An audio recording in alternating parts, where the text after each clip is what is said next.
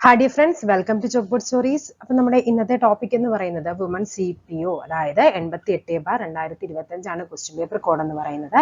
അതിന്റെ English, Malayalam, maths, special topic അങ്ങനെ ഉൾപ്പെടെയുള്ള 100 ചോദ്യങ്ങളും അടങ്ങിയ ഒരു ക്ലാസ് ആണ് നമ്മൾ ഇന്ന് വർക്കൗട്ട് ചെയ്യുന്നത്. അതായത് നമുക്ക് 20-ാം തീയതി CPO എക്സാം ഉള്ളവർക്കൊക്കെ എന്ത് ചെയ്യും, ഇത് ഉപകാരപ്പെടും. അപ്പോൾ നമുക്ക് എന്ത് ചെയ്യാം, ക്ലാസ്സിലോട്ട് പോകാം. അപ്പോൾ ഇത് ലേറ്റസ്റ്റ് ആയ ക്വസ്റ്റ്യൻ പേപ്പർ ആയിരുന്നു. അപ്പോൾ അതനുസരിച്ചിട്ടായിരിക്കും, നമുക്ക് എപ്പോഴും അറിയാം പി എസ് സിയുടെ ഒരു പാറ്റേൺ എന്ന് പറയുന്ന ഒരു ഏരിയ കണ്ടുപിടിച്ച ഒരു ക്വസ്റ്റ്യൻ ആണെന്ന് പറഞ്ഞു കഴിഞ്ഞാൽ മാക്സിമം അതിൽ നിന്ന് ക്വസ്റ്റ്യൻസ് വരാറുണ്ട്. അപ്പോൾ അതുമായി ബന്ധപ്പെട്ട കണക്റ്റഡ് ഫാക്ട്സും ഒക്കെ നമുക്ക് ഈ വീഡിയോയിലൂടെ പഠിക്കാം. ഓക്കെ, ഫ്രഞ്ച് വിപ്ലവത്തിന്റെ പ്രവാചകൻ എന്നറിയപ്പെടുന്നത് വോൾട്ടയർ, റൂസോ, മൊണ്ടസ്ക്യൂ, ലൂയി 14. ആരാണ് ഫ്രഞ്ച് വിപ്ലവത്തിന്റെ പ്രവാചകൻ എന്നറിയപ്പെടുന്നത്? അപ്പൊ നമുക്കറിയാം, ഫ്രഞ്ച് വിപ്ലവമായിട്ട് ബന്ധപ്പെട്ട് നമ്മൾ പഠിക്കുന്ന തത്വചിന്തകന്മാരുടെ പേരാണ് എന്താ, വോൾട്ടയർ, റൂസോ, മൊണ്ടസ്ക്യൂ എന്നുള്ളത്. അങ്ങനെയാണെങ്കിൽ ഇവിടെ ആരാണ് പ്രവാചകൻ എന്ന് ചോദിച്ചാൽ പഠിച്ചു വെച്ചു, അതാരാണ്? റൂസോയാണ്. പ്രവാചകൻ റൂസോയാണ്. എങ്കിൽ ഫ്രഞ്ച് വിപ്ലവത്തിന്റെ പിതാവ് എന്ന് ചോദിച്ചു കഴിഞ്ഞാൽ അതാരാണ്? അത് വോൾട്ടയർ ആണ്. ഓക്കെ, റൂസോയായിട്ട് ബന്ധപ്പെട്ട് നമുക്ക് പഠിക്കേണ്ട മറ്റൊരു കോട്ടുണ്ട്. എന്താണ്?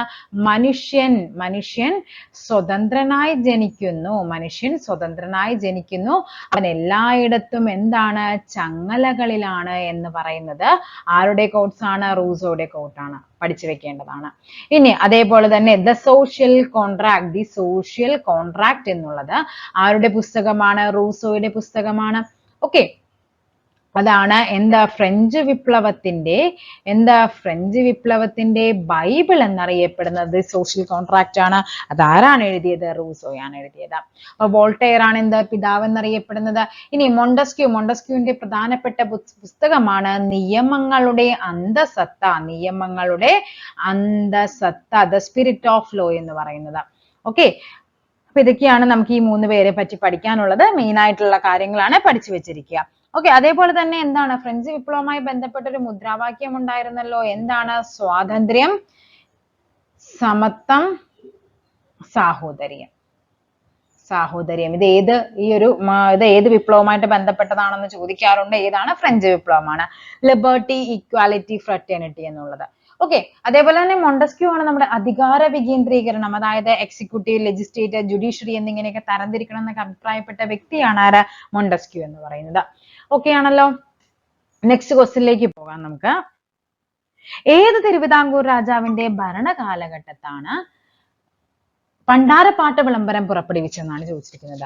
മാർത്താണ്ഡവർമ്മ, ആയില്യം തിരുനാൾ, അനിഴം തിരുനാൾ, വിശാഖം തിരുനാൾ. ഏതാണ്? ആയില്യം തിരുനാളിന്റെ കാലഘട്ടത്താണ്. 1865 ആയില്യം തിരുനാളാണ് പണ്ടാരപ്പാട്ട് വിളംബരം പുറപ്പെടുവിക്കുന്നത്.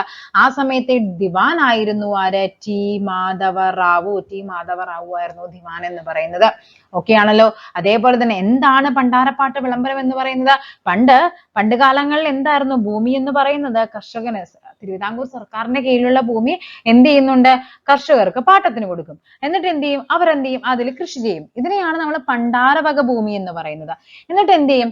ഈ ഒരു വിളംബരം പുറപ്പെടുവിച്ചതിലൂടെ ഒരു നിശ്ചിത തുക നൽകിക്കൊണ്ട് ഈ കർഷകർക്ക് ഇത് ഏറ്റെടുക്കാനായിട്ട് പറ്റുമായിരുന്നു, ആ ഒരു ഭൂമി. ഇതിനെയാണ് പണ്ടാരപ്പാട്ട് വിളംബരം എന്ന് പറയുന്നത്. തിരുവിതാംകൂറിന്റെ മാഗ്ന കാർട്ട എന്താണ്? തിരുവിതാംകൂറിന്റെ മാഗ്ന കാർട്ട എന്നറിയപ്പെട്ട വിളംബരമാണ് ഏത്? പണ്ടാരപ്പാട്ട് വിളംബരം എന്ന് പറയുന്നത്.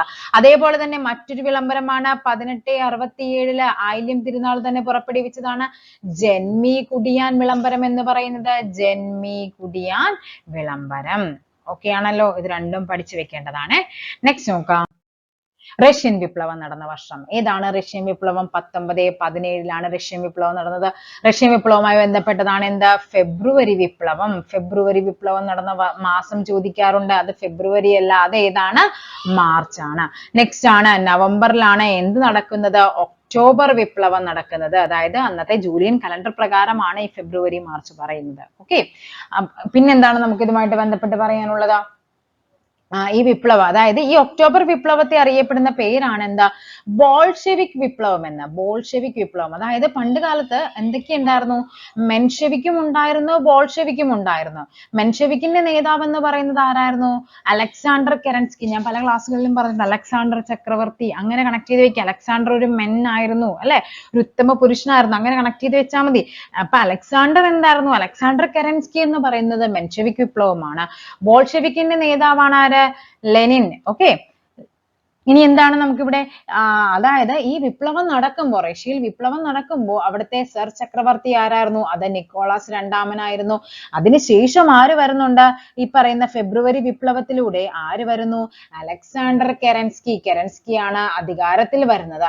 അതിനുശേഷം ആര് വരുന്നു, അതിനുശേഷം വരുന്ന വ്യക്തിയാണ് ഒക്ടോബർ വിപ്ലവം അഥവാ ബോൾഷെവിക് വിപ്ലവത്തിന് ശേഷം ആര് വരുന്നു, വ്ളാഡിമിർ ലെനിൻ. ലെനിനാണ് അധികാരത്തിൽ വരുന്നത്. ഓക്കെ, ഇതാണ്.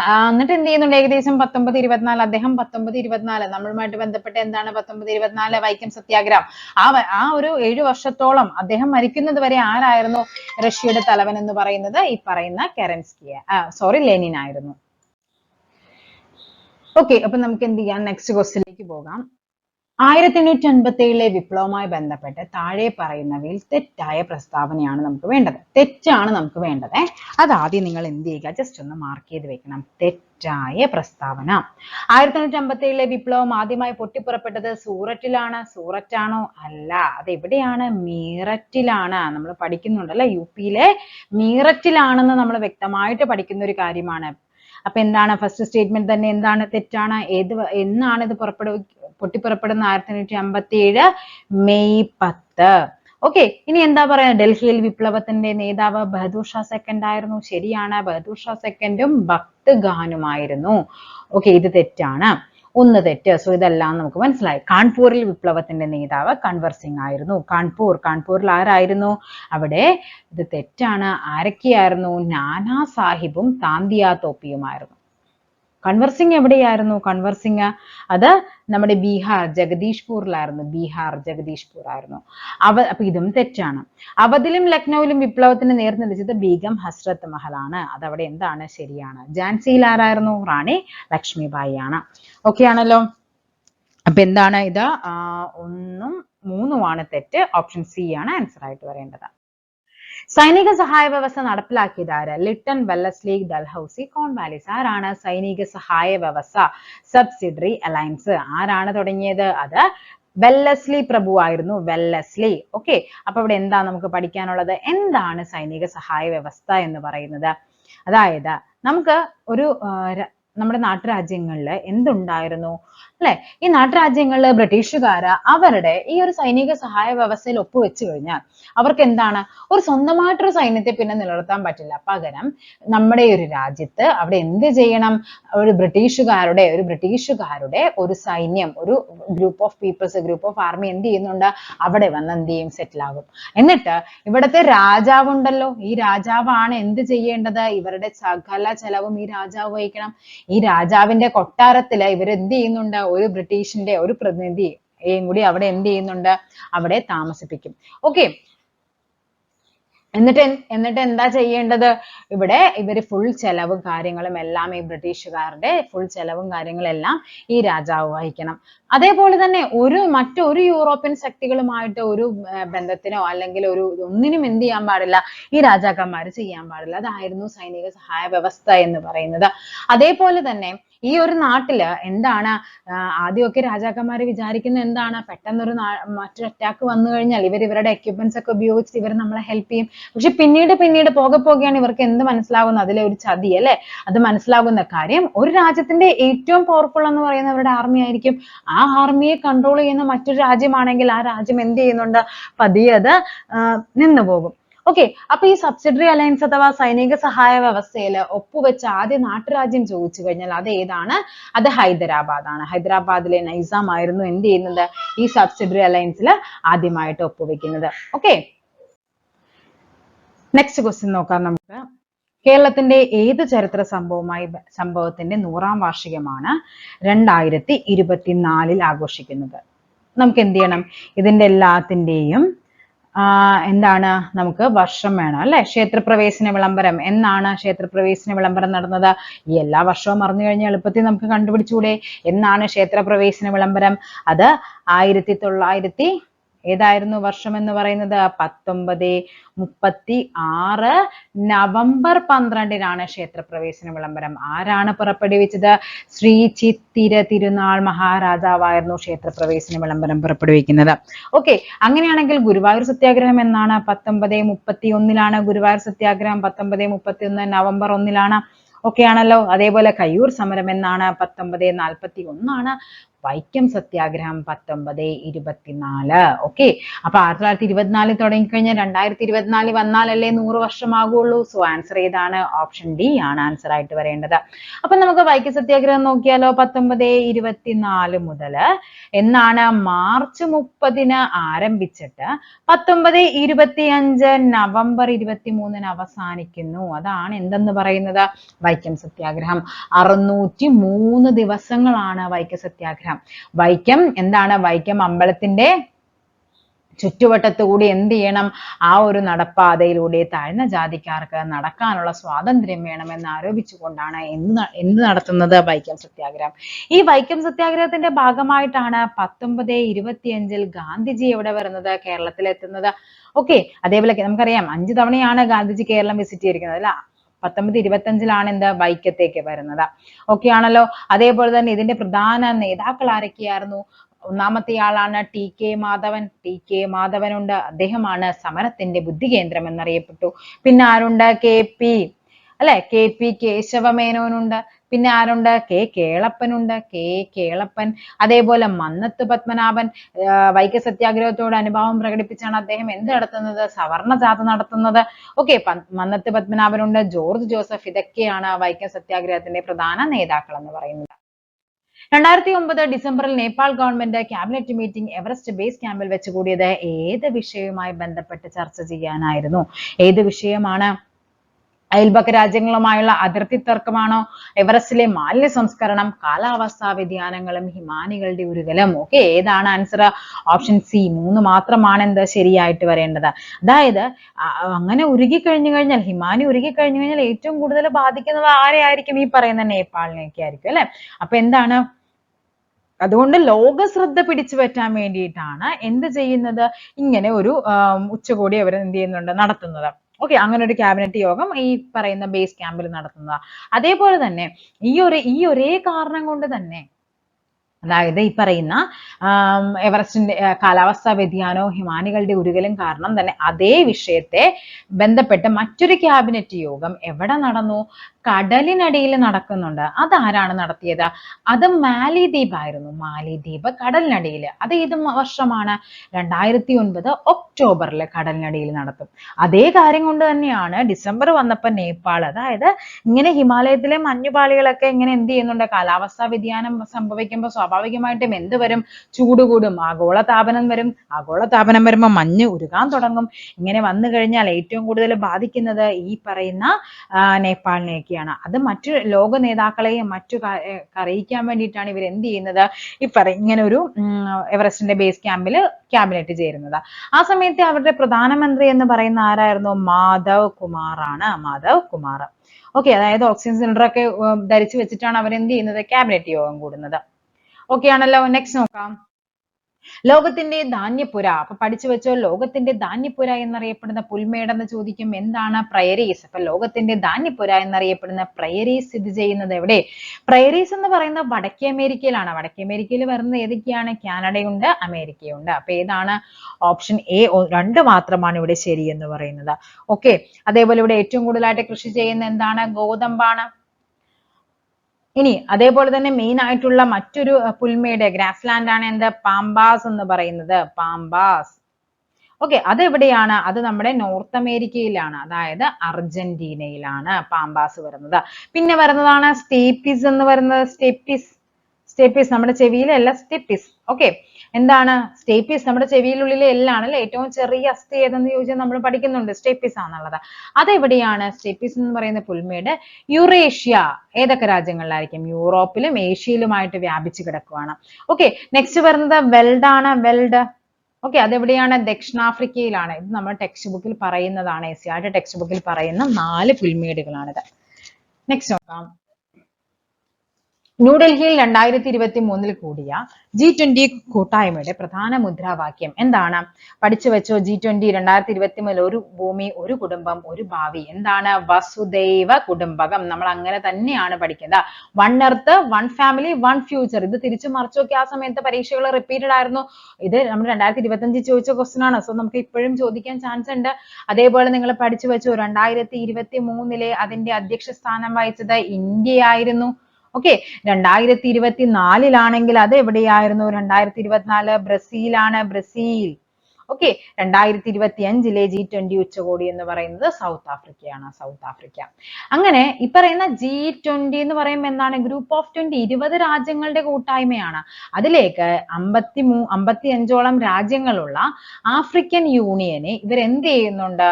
അതിലേക്ക് ജോയിൻ ആകുന്നുണ്ട്. അപ്പൊ ഇപ്പൊ എന്തായിട്ട് മാറി? G20 എന്നുള്ളത് G21, ഗ്രൂപ്പ് ഓഫ് 21 കൺട്രീസ് എന്നായിട്ട് മാറി. ഓക്കെ, അപ്പൊ ഇമ്പോർട്ടന്റ് ആണ്. ഒരു ഭൂമി, ഒരു കുടുംബം, ഒരു ഭാവി, വസുദൈവ കുടുംബകം. അത് എങ്ങനെ വേണമെങ്കിലും കയറി ചോദിക്കാം കേട്ടോ. നെക്സ്റ്റ് നോക്കാം.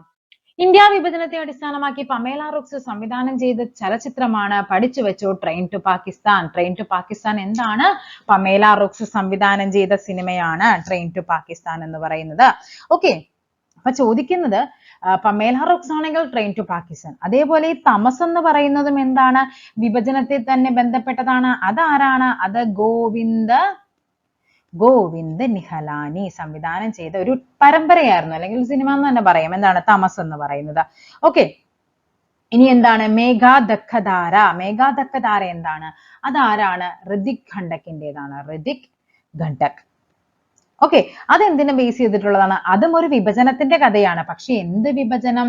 അത് ബംഗാൾ വിഭജനത്തിനെ പറ്റി എഴുതിയ കഥയാണെന്ത്? ഒരു സിനിമയാണെന്ത്? ഏത്? നമ്മുടെ ആ ബംഗാൾ വിഭജനത്തിന്റെ പ്രത്യാഘാതങ്ങളൊക്കെ അനുഭവിക്കുന്ന അഭയാർത്ഥികളെയൊക്കെ പറ്റിയുള്ള ഒരു കഥയാണ് മേഘാദക്കധാര എന്ന് പറയുന്നത്. ഓക്കെ ആണല്ലോ. അപ്പൊ അതാരാണ്? ഋതിക് ഘട്ടക്കാണ്. നെക്സ്റ്റ് നോക്കാം. ജമ്മു കാശ്മീരിൽ ഇന്ത്യ പാകിസ്ഥാൻ അതിർത്തിയിലുള്ള ബഗ്ലിഹാർ അണക്കെട്ട് ഏത് നദിയിൽ സ്ഥിതി ചെയ്യുന്നു? ബഗ്ലിഹാർ എവിടെയാണ്? പഠിച്ചു വെച്ച്. ബഗ്ലിഹാർ ചിനാബിലാണ്. ചിനാബ്, ബഗ്ലിഹാർ. ഓക്കെ, അതായത് നമ്മുടെ ജമ്മു കാശ്മീരിലെ റംബാൻ ജില്ലയിലാണ്. അതായത് എന്ത് നദിയിലായിരിക്കും? ചെനാബ് നദിയിലാണ് എന്ത് വരുന്നത്? ഈ പറയുന്ന ബഗ്ലിഹാർ അണക്കെട്ട് വരുന്നത്. ഓക്കെ, ഇതുമായിട്ട് ബന്ധപ്പെട്ടാണ് ഇന്ത്യ പാകിസ്ഥാനായിട്ട് ബന്ധപ്പെട്ട് നദീജല കരാറും തർക്കങ്ങളും ഒക്കെ ഉണ്ടായിരുന്നത്. ഓക്കെ, അപ്പൊ ചിനാബിൽ വരുന്നത് മറ്റെന്തൊക്കെയാണ്? ദുൽഹസ്തി. ഓക്കെ, നമ്മൾ പഠിക്കുന്നുണ്ട് ദുൽഹസ്തി. ഈ ചിനാബിന്റെ മറ്റൊരു പ്രത്യേകത എന്താണ്? സിന്ധുവിന്റെ ഏറ്റവും വലിയ പോഷക നദി, ഏറ്റവും വലിയ പോഷക നദിയാണ് എന്ത്? ഈ പറയുന്ന ചിനാബ് എന്ന് പറയുന്നത്. ചലം നദിയിലാണ് ഉറി പ്രൊജക്ട്. ഉറി ഡാം എവിടെയാണെന്ന് ചോദിക്കാറുണ്ട്. അത് ചലം നദിയിലാണ്. ഓക്കെ, അതേപോലെ സത്ലജിൽ വരുന്നതാണ് ബക്രാനങ്കൽ. ഓക്കെ, അതെവിടെയാണ്? സത്ലജിലാണ്. ഇനി ഏതാണ്? ബിയാസിൽ വരുന്നതാണ്. ബിയാസ് പോങ്ങനാണ്. അങ്ങനെ തന്നെ പഠിച്ചു വെച്ചോ. ബിയാസിൽ വരുന്നതാണ് പോങ് ഡാം എന്ന് പറയുന്നത്, ഹിമാചൽ പ്രദേശ്. ബിയാസ് പോങ്ങനാണ്. ബിയാസ് ഒരു നമ്മൾ ബിയാസ് എന്നൊക്കെ പറയത്തില്ലേ, അതൊരു ബിയാസ് പോങ്ങനാണെന്ന് പഠിച്ചു വെച്ചോ. പോങ് ഡാം എവിടെയാണ്? ബിയാസിലാണ്. ഉറി ഡാം എവിടെയാണ്? സത്ലജ്, ഉറി ചലം. സത്ലജിലെ ബക്രാനങ്കൽ. ബഗ്ലിഹാർ എവിടെയാണ്? ചിനാബിലാണ്. ഓക്കെ, നെക്സ്റ്റ് നോക്കാം. 2025 മെയ് 2 പ്രധാനമന്ത്രി നരേന്ദ്രമോദി ഉദ്ഘാടനം ചെയ്ത വിഴിഞ്ഞം തുറമുഖത്തിന്റെ പ്രധാന സവിശേഷതകൾ. ഇന്ത്യയിലെ ആദ്യത്തെ ആഴക്കടൽ ഷിപ്മെന്റ് തുറമുഖം, ഇന്ത്യയിലെ ആദ്യത്തെ ഓട്ടോമേറ്റഡ് തുറമുഖം, അന്താരാഷ്ട്ര ഷിപ്പിംഗ് പാതയോട് നേരിട്ട് സ്ഥിതി ചെയ്യുന്ന ഏക ഇന്ത്യൻ തുറമുഖം, ഇന്ത്യയിലെ ഏറ്റവും വലിയ ആഴമേറിയ ബ്രേക്ക് വാട്ടർ. ഓക്കെ, ഇതെല്ലാം എന്താണ്? ശരിയാണ്. അപ്പൊ നിങ്ങൾ എന്ത് ചെയ്യണം? ഇതെല്ലാം പഠിച്ചു വെച്ചോ. ഇന്ത്യയിലെ ആദ്യത്തെ ആഴക്കടൽ ഷിപ്മെന്റ് തുറമുഖം എന്താണ്? നമ്മുടെ വിഴിഞ്ഞം തുറമുഖമാണ്. ഇന്ത്യയിലെ ആദ്യത്തെ ഓട്ടോമേറ്റഡ് തുറമുഖം. അതായത് എന്താണ് ഡീപ്പ് വാട്ടർ തുറമുഖം എന്ന് പറയുന്നത്? അതായത് വലിയ മദർഷിപ്പുകൾക്കൊക്കെ എന്താണ്? സുഖമായിട്ട് അവിടെ എന്ത് ചെയ്യാൻ പറ്റും? അവിടെ നമുക്ക് അവിടെ നമുക്ക് അടുക്കാനായിട്ട് പറ്റും. ഓക്കെ, ഇനി ഓട്ടോമേറ്റഡ് എന്ന് പറയുമ്പോൾ എന്താണ് വരുന്നത്? അതായത് ചരക്കുകൾ കയറ്റുന്നതിനും ഇറക്കുന്നതിനും ഒക്കെ മൊത്തത്തിൽ ഓട്ടോമേറ്റഡ് ആയിട്ടുള്ള സംവിധാനമായിരിക്കും. അതാണ് ഓട്ടോമേറ്റഡ് തുറമുഖം എന്ന് പറയുന്നത്. ഇനി ഷിപ്പിംഗ് പാത എന്ന് പറഞ്ഞാൽ എന്താണ്? അതായത് നമ്മുടെ മെയിൻ ആയിട്ടുള്ള അന്താരാഷ്ട്രമായിട്ട് കപ്പലുകൾ പോകുന്ന ഒരു ചാലുണ്ട്. അവിടെ നിന്ന് ജസ്റ്റ് 10 നോട്ടിക്കൽ മൈലാണ് കണ്ട, അതിനോട് അടുത്ത് തന്നെയാണ് സ്ഥിതി ചെയ്യുന്നത്. അതുകൊണ്ട് അങ്ങനെ അടുത്ത് സ്ഥിതി ചെയ്യുന്ന ഒരു തുറമുഖമാണ് എന്ത്, വിഴിഞ്ഞം എന്ന് പറയുന്നത്. ഇനി ബ്രേക്ക് വാട്ടർ എന്ന് പറഞ്ഞാൽ എന്താണ്? അതായത് നമുക്ക് എന്താ പെട്ടെന്നൊക്കെ ഒരു കടൽക്ഷോഭം ഉണ്ടായാലും എന്ത് ചെയ്യാൻ പറ്റും? പെട്ടെന്ന് എന്താണ്, ഈ വിഴിഞ്ഞം തുറമുഖത്തിന് പെട്ടെന്നൊന്നും പറ്റില്ല. അതിനെയാണ് പുലിമുട്ടെന്ന് പറയാം. അതിനെയാണ് ബ്രേക്ക് വാട്ടർ തുറമുഖം എന്ന് പറയുന്നത്. ഓക്കെ, അപ്പൊ എന്തൊക്കെയാണ് നിങ്ങൾ പഠിച്ചു വെക്കേണ്ടത്? വിഴിഞ്ഞം തുറമുഖവുമായി ബന്ധപ്പെട്ട 2025 മെയ് 2 പ്രധാനമന്ത്രി നരേന്ദ്രമോദി ഉദ്ഘാടനം ചെയ്തു. ആദ്യത്തെ ആഴക്കടൽ ഷിപ്മെന്റ് തുറമുഖമാണ്, ആദ്യത്തെ ഓട്ടോമേറ്റഡ് തുറമുഖമാണ്, ആദ്യത്തെ അന്താരാഷ്ട്ര ഷിപ്പിംഗ് പാതയോട് നേരിട്ട് സ്ഥിതി ചെയ്യുന്ന ഏക ഇന്ത്യൻ തുറമുഖമാണ്, ഏറ്റവും ആഴമേറിയ ബ്രേക്ക് വാട്ടർ തുറമുഖമാണ്. ഓക്കെ, നെക്സ്റ്റ് നോക്കാം. ഇന്ത്യയിലെ പുത്തൻ സാമ്പത്തിക നയവുമായി ബന്ധമില്ലാത്ത പ്രസ്താവന. ബന്ധമില്ലാത്തത്, നോട്ട് ദ പോയിന്റ്, ബന്ധമില്ലാത്തത്. 91 ആരംഭിച്ചു ആഗോളവൽക്കരണം, നരസിംഹ റിപ്പോർട്ട്, കാർവേ കമ്മിറ്റി. അപ്പൊ നമുക്ക് നോക്കാം എന്താണ്. അതായത് പുത്തൻ സാമ്പത്തിക നയവുമായിട്ട് ബന്ധമില്ലാത്തത് ഈ പറയുന്ന കാർവേ കമ്മിറ്റിയാണ്. കാർവേ കമ്മിറ്റി എന്ന് പറഞ്ഞാൽ എന്താണ്?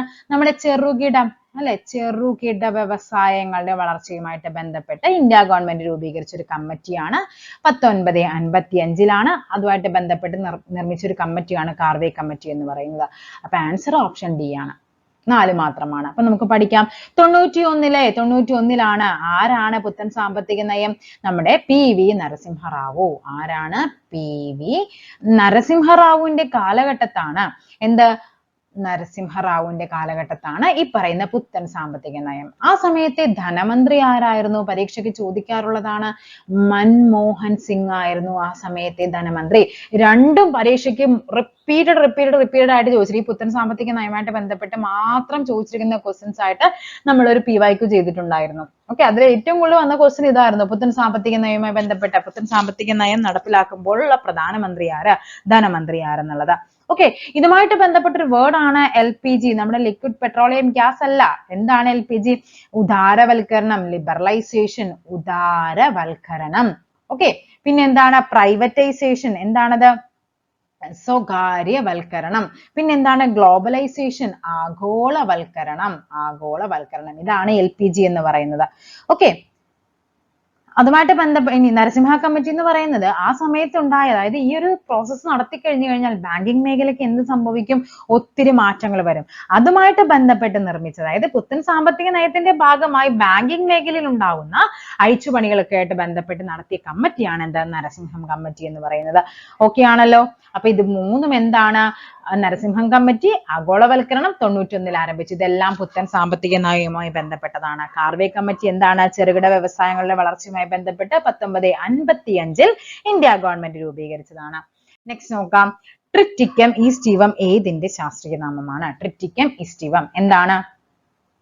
നമ്മുടെ ഏതാണ്? ഗോതമ്പിന്റേതാണ് ട്രിറ്റിക്കം ഈസ്റ്റിവം എന്ന് പറയുന്നത്. അങ്ങനെയാണെങ്കിൽ നെല്ല് നിങ്ങൾ ഉറപ്പായിട്ടും പഠിച്ചു വെച്ചിട്ടുണ്ടാവും അല്ലെ? എന്താണ്? Oryza sativa. ഒറൈസ സറ്റൈവ എന്തിൻ്റെതാണ്? നെല്ലിൻ്റെതാണ്. ചോളം എന്താണ്? സിയാമെയ്സ്. നമുക്ക് എളുപ്പമുണ്ടല്ലേ? മെയ്സ് എന്ന് പറഞ്ഞാൽ നമ്മൾ ചോളം തന്നെയല്ലേ പഠിക്കുന്നത്. അപ്പൊ സിയാമെയ്സ് എന്താണ്? ചോളത്തിന്റെ എന്നാണ്. എള്ള് എന്താണ്? എള്ളിൻ്റേത് സെസാമം ഇൻഡിക്ക. സെസാമം ഇൻഡിക്കം എന്ന് ഓർത്ത് വെക്കുക. അപ്പൊ എന്താണ്? ട്രിറ്റിക്കം ഈസ്റ്റിവം എന്താണ്? ഗോതമ്പിന്റേതാണ്. പഠിച്ചു വെക്കണം. ട്രിറ്റിക്കം ഈസ്റ്റിവം എന്താണ്? ഗോതമ്പിന്റെ ശാസ്ത്രീയ നാമമാണ്. നമ്മുടെ ലോകത്ത് ഏറ്റവും കൂടുതൽ ഉൽപ്പാദിപ്പിക്കുന്ന ഒരു സംഭവമാണ് എന്തെന്ന് പറയുന്നത്? ഈ പറയുന്ന നമ്മുടെ ഗോതമ്പ് എന്ന് പറയുന്നത്. ഓക്കെ, നെക്സ്റ്റ് നോക്കാം.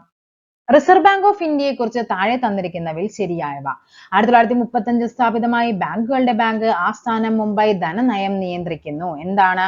നമുക്കറിയാം 35 സ്ഥാപിതമായത്. ശരിയാണ്, 1 ശരിയാണ്. ബാങ്കുകളുടെ ബാങ്ക് എന്നറിയപ്പെടുന്നു, ആസ്ഥാനം മുംബൈ ആണ്, ധനനയം നിയന്ത്രിക്കുന്നു. സോ ഓപ്ഷൻ ഡി എല്ലാം ശരിയാണ്. ഓക്കെ, അപ്പൊ നമുക്ക് നോക്കാം എന്താണ് നമ്മുടെ ഈ പറയുന്ന ഇതുമായിട്ട് ബന്ധപ്പെട്ട കുറച്ച് കാര്യങ്ങൾ നോക്കാം. 1935 ഏത് മാസമാണ്? ഏപ്രിൽ 1-ാം തീയതിയാണ് എന്ത് വരുന്നത്? നമ്മുടെ RBI എന്ത്? ഹിൽട്ടൺ യങ് കമ്മീഷന്റെ ശുപാർശ പ്രകാരം എന്ത് രൂപവൽക്കരിക്കുന്നത്? Reserve Bank of India രൂപവൽക്കരിക്കുന്നത്.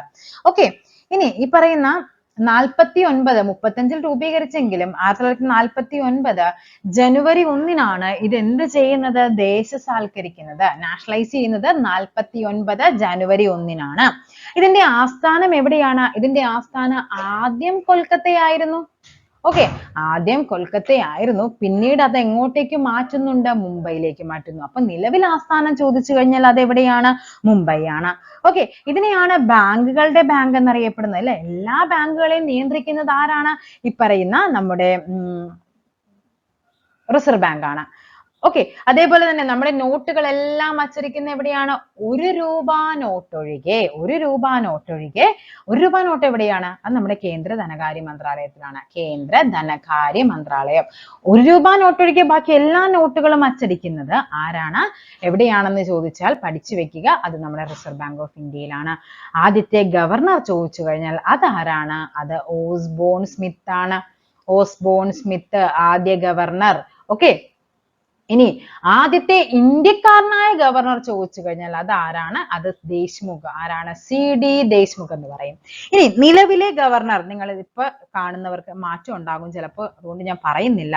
നിങ്ങൾ ഒന്ന് കമന്റ് ചെയ്യുക, നിങ്ങൾ കാണുന്ന സമയത്ത്, നിങ്ങൾ ഈ വീഡിയോ നിങ്ങൾ കാണുന്ന സമയത്ത് ആരാണ് നിലവിലെ RBI ഗവർണർ എന്നുള്ളത്. ഓക്കെ, അപ്പൊ നിങ്ങൾ പഠിച്ചു വെച്ചു എന്തൊക്കെയാണ് റിസർവ് ബാങ്ക് ഓഫ് ഇന്ത്യയുമായിട്ട് ബന്ധപ്പെട്ട് 35 സ്ഥാപിതമായി, 35 ഏപ്രിൽ 1 സ്ഥാപിതമായി, 41 ജനുവരി 1 അത് നാഷണലൈസ് ചെയ്യുന്നുണ്ട്. ആദ്യത്തെ ആസ്ഥാനം എന്ന് പറയുന്നത് കൊൽക്കത്തയായിരുന്നു, പിന്നീട് അത് മുംബൈയിലേക്ക് മാറി. ഹിൽട്ടൺ യങ് കമ്മീഷന്റെ ശുപാർശ പ്രകാരമാണ് വന്നത്. ഓസ്ബോൺ സ്മിത്ത് ആയിരുന്നു അതിന്റെ ആദ്യത്തെ ഗവർണർ എന്ന് പറയുന്നത്. CD ദേശ്മുഖ് ആണ് ആദ്യത്തെ ഇന്ത്യക്കാരനായ ഗവർണർ. നെക്സ്റ്റ് നോക്കാം. ഏഷ്യൻ ഗെയിംസ് 2023 ആയി താഴെ തന്നിരിക്കുന്നവയിൽ ശരിയല്ലാത്തത് ഏഷ്യൻ ഗെയിംസുമായി ബന്ധപ്പെട്ടതാണ്. ഇന്ത്യ 28 സ്വർണം നേടി. ഓക്കെ, ഇനി എന്താണ്? ഇന്ത്യയുടെ സ്ഥാനം 3-മതാണ്. ചൈനയിലെ ഹാങ്ഫോയിൽ നടന്നു, അടുത്തത് ജപ്പാനിൽ നടക്കും. ഇന്ത്യ 28 സ്വർണം നേടിയത് ശരിയാണ്, പക്ഷെ ഇന്ത്യ 3-ാം സ്ഥാനം ആയിരുന്നില്ല. ഇന്ത്യയുടെ സ്ഥാനം എന്ന് പറയുന്നത് 4 ആയിരുന്നു. ഓക്കെ, 4-ാം സ്ഥാനമായിരുന്നു ഇന്ത്യയുടേത്. ഇനി 2026-ലാണ് ഇനി അടുത്ത ഏഷ്യൻ ഗെയിംസ്, അതായത് നമ്മുടെ ഈ വർഷമാണ് നടക്കുന്നത്. അത് നടക്കുന്നത് എവിടെന്ന് ചോദിച്ചു കഴിഞ്ഞാൽ പഠിച്ചു വെച്ചു, അത് എവിടെയാണ്? ജപ്പാനിലെ, ഓക്കെ, ജപ്പാനിലെ ആ സ്ഥലത്തിന്റെ പേര് പഠിച്ചു വെക്കൂ. ഐച്ചി നഗോയയിലാണ് എന്ത് നടക്കുന്നത്? അടുത്ത ഏഷ്യൻ ഗെയിംസ്. അത് എത്രാമത്തേതാണ്? 20-ാമത് ഏഷ്യൻ ഗെയിംസ് നടക്കുന്നത് ജപ്പാനിലാണ്, ഐച്ചി നഗോയയിലാണ്. ഓക്കെ, നെക്സ്റ്റ് നോക്കാം. ഹരിത വിപ്ലവവുമായി ബന്ധപ്പെട്ട് ശരി അല്ലാത്തതേത്? ഹരിത വിപ്ലവവുമായി ബന്ധപ്പെട്ട് ശരിയല്ലാത്തതാണല്ലോ നമുക്ക് വേണ്ടത്. അത് ആദ്യം മാർക്ക് ചെയ്യണം. അല്ലാത്തത്, അത്യുൽപാദന ശേഷിയുള്ള വിത്തിനങ്ങൾ ഉപയോഗിച്ചു. ഓക്കെ, പഠിച്ചു വെച്ചു, ശരിയാണ്.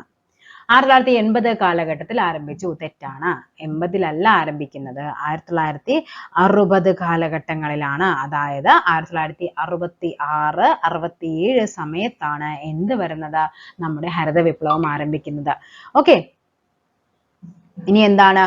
ഡോക്ടർ S സ്വാമിനാഥൻ നയിച്ചു. ശരിയാണല്ലോ. MS സ്വാമിനാഥനാണ് ഹരിത വിപ്ലവത്തിന്റെ പിതാവ് എന്ന് തന്നെ അറിയപ്പെടുന്നത്.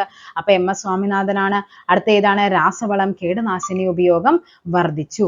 ഓക്കെ, അപ്പൊ എന്താ? അതും ശരിയാണ്. അപ്പൊ ഇവിടുത്തെ ആൻസർ ആയിട്ട് നമുക്ക് വരേണ്ടത് ഏതാണ്? ശരിയല്ലാത്തതാണല്ലോ. സോ 2 മാത്രമാണ് ശരിയല്ലാത്തതെന്ന് പറയുന്നത്. അപ്പൊ എന്തൊക്കെയാണ്? നമ്മുടെ ഏകദേശം 1966 സമയങ്ങളിൽ കടുത്ത ഭക്ഷ്യക്ഷാമം നേരിടുന്ന സാഹചര്യത്തിലാണ് എന്ത് വരുന്നത്? ഹരിത വിപ്ലവം വരുന്നത്. അത് നമ്മുടെ ഡോക്ടർ MS സ്വാമിനാഥനാണ് ഹരിത വിപ്ലവത്തിന്റെ പിതാവ് എന്നറിയപ്പെടുന്നത്. അങ്ങനെയാണെങ്കിൽ ലോക ഹരിത വിപ്ലവത്തിന്റെ പിതാവ് ആരാണ്? അത് നോർമൻ ബോർലോഗ് ആണ്. പഠിച്ചു വെക്കണം, നോർമൻ ബോർലോഗ് ആണ്. അതിന്റെ പ്രധാന സവിശേഷത എന്ന് പറയുന്നത് ഹൈ ഈൽഡ് വെറൈറ്റി എന്ന് പറയും. HYV ഹൈ ഈൽഡ് വെറൈറ്റി ആണ്. അത്യുൽപാദന ശേഷിയുള്ള വിത്തിനങ്ങളാണ് ആ സമയത്ത് ഉപയോഗിക്കുന്നത്. പിന്നെന്താണ്? രാസവളങ്ങൾ ഉപയോഗിച്ചു, രാസകീടനാശിനികളൊക്കെ ഉപയോഗിച്ചു, ജലസേചന സൗകര്യങ്ങൾ, യന്ത്രങ്ങളൊക്കെ ഉപയോഗിച്ചു. അതായത് എങ്ങനെയും എന്ത് വേണം? നല്ല രീതിക്ക് നമുക്ക് പ്രൊഡക്ഷൻ കൂട്ടണം എന്നൊരൊറ്റ ലക്ഷ്യത്തോടു കൂടിയാണ് ഹരിത വിപ്ലവം തുടങ്ങുന്നത്. ഹരിത വിപ്ലവത്തിലൂടെ ഏറ്റവും അധികം എന്താണ് ഉൽപാദനം കൂട്ടിയത് ഏതിനായിരുന്നു? ഗോതമ്പിനായിരുന്നേ. നെക്സ്റ്റ് നോക്കാം.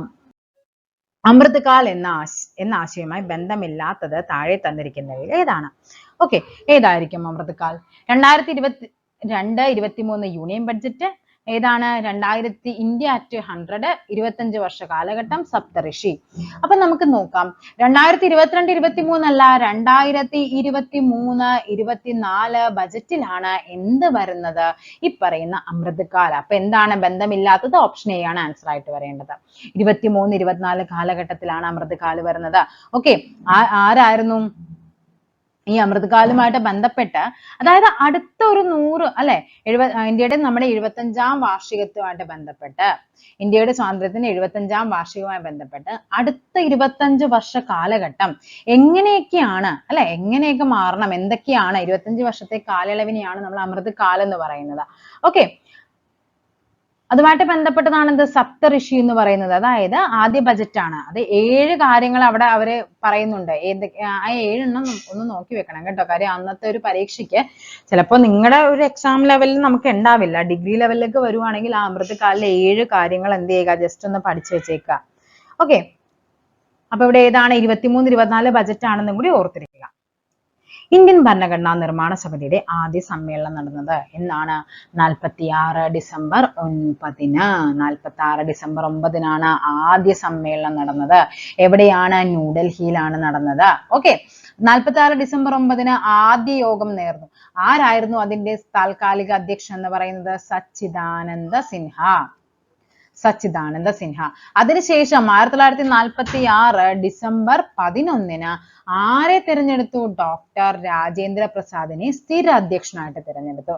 ഓക്കെ, അതേപോലെ അതായത് പ്രസിഡന്റ് ആയിട്ട്, വൈസ് പ്രസിഡന്റ് ആയിട്ട് ആരൊക്കെയായിരുന്നു? HC മുഖർജി, പിന്നെ ആരാണ്? VT കൃഷ്ണമാചാരി എന്നിവരെയൊക്കെ തിരഞ്ഞെടുത്തു. 1946 ഡിസംബർ 13 എന്താണ് പ്രത്യേകത? അപ്പൊ നിങ്ങൾ പഠിക്കേണ്ട ഡേറ്റുകൾ എന്തൊക്കെയാണ്? 1946 ഡിസംബർ 9 പഠിക്കണം, 1946 ഡിസംബർ 11 പഠിക്കണം, 1946 ഡിസംബർ 13 പഠിക്കണം. എന്താണ് 13? ലക്ഷ്യപ്രമേയം, ഒബ്ജക്റ്റീവ് റെസൊല്യൂഷൻ ഇമ്പോർട്ടന്റ് ആണ്. ആരാണ് അവതരിപ്പിക്കുന്നത് എന്നൊക്കെ നമ്മളോട് ചോദിക്കാറുണ്ട്. ആരാണ്? ജവഹർലാൽ നെഹ്റു ആണ്. അതാണ് പിന്നീട് നമ്മുടെ ആമുഖമായിട്ട് എന്ത് ചെയ്യുന്നത്, മാറുന്നത്. ഓക്കെ, ഇനി എന്താണ് 1949 നവംബർ 26-ന്റെ പ്രത്യേകത എന്താണ്? എന്നാണ് നമ്മുടെ ഭരണഘടനയെ അംഗീകരിക്കുന്നത്. അതുകൊണ്ടാണ് ഈ നവംബർ 26 ഭരണഘടനാ ദിനം, നിയമദിനമായിട്ടും ഭരണഘടനാ ദിനമായിട്ടും ഒക്കെ ആചരിക്കാൻ കാരണം എന്ന് പറയുന്നത് ഈ പറയുന്ന അന്നാണ് നവംബർ 26 അംഗീകരിച്ചത് കൊണ്ടാണ്.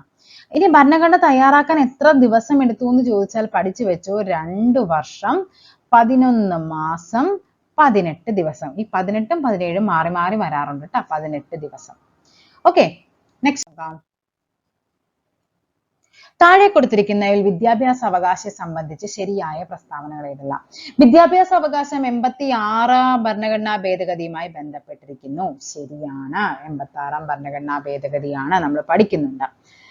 2008-ലാണ് ഈ നിയമം വന്നത്. ഈ നിയമം വന്നത് എന്നാണ്? 2008-ലാണോ ഈ നിയമം വന്നത്?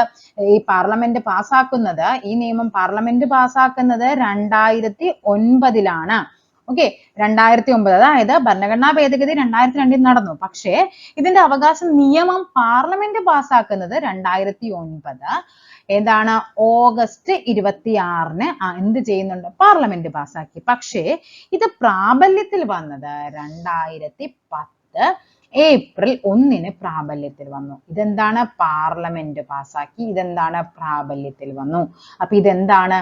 തെറ്റാണ്. 1 ശരിയാണെന്ന് മനസ്സിലായി, 1 ശരി. അപ്പൊ ഇതല്ല എന്ന് മനസ്സിലായി. 2 തെറ്റാണെന്ന് മനസ്സിലായി. അപ്പൊ ഇതുമല്ല. ആൻസർ ഏതായിരിക്കും? 1ഉം 3ഉമാണ്. ഭരണഘടനയുടെ 21A-ലാണ് ഇത് ഉൾപ്പെടുത്തിയിരിക്കുന്നത്. ശരിയാണ്. 21A പ്രകാരം 6 വയസ്സ് മുതൽ 14 വയസ്സ് വരെയുള്ള എല്ലാ കുട്ടികൾക്കും സൗജന്യവും നിർബന്ധിതവുമായ വിദ്യാഭ്യാസം ഉറപ്പു നൽകണമെന്നാണ് പറയുന്നത്. അപ്പൊ 21A, ആർട്ടിക്കിൾ 21A വിദ്യാഭ്യാസ അവകാശവും ആയിട്ട് ബന്ധപ്പെട്ടതാണ്. ഓക്കെ, അതൊരു മൗലിക അവകാശമായിട്ട് മാറ്റുന്നുണ്ട്. നെക്സ്റ്റ് നോക്കാം. ഇതുമായിട്ട് ബന്ധപ്പെട്ട് ഈ 86-ാം ഭരണഘടനാ ഭേദഗതിയുമായി ബന്ധപ്പെട്ട് നമ്മുടെ 51 നമ്മുടെ ഏതാണ്? മൗലിക കടമകളില് 51A-യില് Kയും കൂടി ചേർത്തിട്ടുണ്ട്. എന്താണ് അത്? കുട്ടികൾക്ക് വിദ്യാഭ്യാസം നൽകേണ്ടത് മാതാപിതാക്കളുടെ ചുമതലയാണെന്നും കൂടി പറയുന്നുണ്ട് കേട്ടോ. അതും കൂടി ഉൾപ്പെടുത്തിയിട്ടുണ്ട് 86-ാം ഭരണഘടനാ ഭേദഗതി 2002. ഇന്ത്യൻ ഭരണഘടനയിലെ നീതിന്യായ പുനരവലോകനം എന്ന ആശയം ഏതുമായി ബന്ധപ്പെട്ടിരിക്കുന്നു? എന്താണ്? Judicial review. ജുഡീഷ്യൽ റിവ്യൂ എന്തുമായിട്ട് ബന്ധപ്പെട്ടതാണ്? ജുഡീഷ്യൽ റിവ്യൂ എന്തുമായിട്ടാണ്? അത് നമ്മുടെ അമേരിക്കയുമായിട്ട് ബന്ധപ്പെട്ടതാണ്. ഓക്കെ, അമേരിക്കയിൽ നിന്ന് നമ്മൾ കടം കൊണ്ട ആശയങ്ങൾ കുറെ ഉണ്ടല്ലോ. എന്തൊക്കെയാണ്? ഫണ്ടമെന്റൽ റൈറ്റ്സ്, അല്ലെ, മൗലിക അവകാശങ്ങൾ. പിന്നെ ജുഡീഷ്യൽ റിവ്യൂ, പിന്നെന്താണ് ആമുഖം. ആമുഖം എന്ന ആശയം കടം കൊണ്ടത് അമേരിക്കയിൽ നിന്നാണ്. പിന്നെ എന്താണ് പ്രസിഡന്റിന്റെ ഇംപീച്ച്മെന്റ്. ഓക്കെ, ആരുടെ? പ്രസിഡന്റിന്റെ ഇംപീച്ച്മെന്റ് ആണ്. പിന്നെ അതേപോലെ തന്നെ സ്വതന്ത്ര നീതിന്യായ വ്യവസ്ഥ. സ്വതന്ത്ര നീതിന്യായ വ്യവസ്ഥ ഇതെല്ലാം എവിടെ നിന്ന് നമ്മൾ കടം കൊണ്ടതാണ്? അമേരിക്കയിൽ നിന്ന്. അങ്ങനെയാണെങ്കിൽ ബ്രിട്ടനിൽ നിന്ന് കടം കൊണ്ട എന്തൊക്കെയാണ്? ആദ്യത്തേതാണ് ഏക പൗരത്വം, സിംഗിൾ സിറ്റിസൺഷിപ്പ് അല്ലെ, ഏക പൗരത്വം ബ്രിട്ടനിൽ നിന്നാണ്. അതേപോലെ തന്നെ റൂൾ ഓഫ് ലോ, നിയമവാഴ്ചയുണ്ട്. പിന്നെന്താണ്? റിട്ട്, റിട്ട് കണക്ട് ചെയ്ത് പഠിക്കണം എന്നൊക്കെ പറഞ്ഞിട്ടുള്ളതാണ്. പിന്നെയുള്ളത് ഏതാണ്? പാർലമെന്ററി ഭരണ സംവിധാനം. ഇതെല്ലാം ബ്രിട്ടനുമായിട്ട് ബന്ധപ്പെട്ടതാണ്. ഫ്രാൻസിൽ നിന്നാണെങ്കിൽ നമ്മൾ കുറച്ചു മുമ്പ് പറഞ്ഞല്ലോ, എന്തായിരുന്നു? റിപ്പബ്ലിക് എന്ന ആശയം. റിപ്പബ്ലിക് ഫ്രാൻസിൽ നിന്നാണ്. കൂടാതെ എന്താണ്? സ്വാതന്ത്ര്യം, സമത്വം, സാഹോദര്യം. ഫ്രഞ്ച് വിപ്ലവത്തിന്റെ മുദ്രാവാക്യമായിരുന്നു സ്വാതന്ത്ര്യം, സമത്വം, സാഹോദര്യം അല്ലെ. അതും എവിടെ നിന്നാണ്? നമ്മൾ ഫ്രാൻസിൽ നിന്നാണ് കടം കൊണ്ടത്. അയർലൻഡ് ആണെങ്കിലോ, അയർലൻഡിൽ നിന്നാണ് നമ്മൾ DPSP അല്ലെ, DPSP നിർദ്ദേശക തത്വങ്ങൾ എന്ന് പറയുന്നത് എവിടെ നിന്നാണ്? അയർലൻഡിൽ നിന്നാണ്. അതേപോലെ തന്നെ രാഷ്ട്രപതിയുടെ ഇംപീച്ച്മെന്റ് അമേരിക്കയിൽ നിന്നാണെങ്കിൽ രാഷ്ട്രപതിയുടെ തിരഞ്ഞെടുപ്പ്, പ്രസിഡന്റിന്റെ തിരഞ്ഞെടുപ്പ് അയർലൻഡിൽ നിന്നാണ്. ഓക്കെ, ഇതൊക്കെ ഒന്ന് പഠിച്ചു വെക്കണ്ട കേട്ടോ, എല്ലാം കടമെടുത്ത ആശയങ്ങൾ എന്തൊക്കെയാണെന്നുള്ളത്. നെക്സ്റ്റ് നോക്കാം. ഇന്ത്യയുടെ ഇപ്പോഴത്തെ ദേശീയ മനുഷ്യാവകാശ കമ്മീഷൻ ചെയർമാൻ ആരാണ്? വി രാമസുബ്രഹ്മണ്യൻ. ഓക്കെ, നിങ്ങൾ ക്ലാസ് കാണുന്ന സമയത്ത് ചേഞ്ച് എന്തെങ്കിലും ഉണ്ടെങ്കിൽ ജസ്റ്റ് ഒന്ന് കമന്റ് ചെയ്യുക. ഇപ്പൊ നിലവിൽ ആരാണ്? വി രാമസുബ്രഹ്മണ്യൻ ആണ്. ആരാണ്? KG ബാലകൃഷ്ണൻ. ദേശീയ മനുഷ്യാവകാശ കമ്മീഷൻ NHRCയുടെ ചെയർമാനായ ആദ്യ മലയാളിയാണ് ആര്? KG ബാലകൃഷ്ണൻ. ആദ്യ ചെയർമാൻ ആണ് ആര്? നമ്മുടെ രംഗനാഥ മിശ്ര എന്ന് പറയുന്നത്. സുപ്രീം കോടതി ചീഫ് ജസ്റ്റിസിനോ അല്ലെങ്കിൽ സുപ്രീം കോടതിയിലെ ജഡ്ജിക്കോ ആണ് എന്ത് ഈ അധ്യക്ഷനാകാനുള്ള റൈറ്റ്സ് ഉള്ളത്. പിന്നെ എന്താണ്? 93 ഒക്ടോബർ 12-നാണ് കമ്മീഷൻ രൂപീകൃതമാകുന്നത്.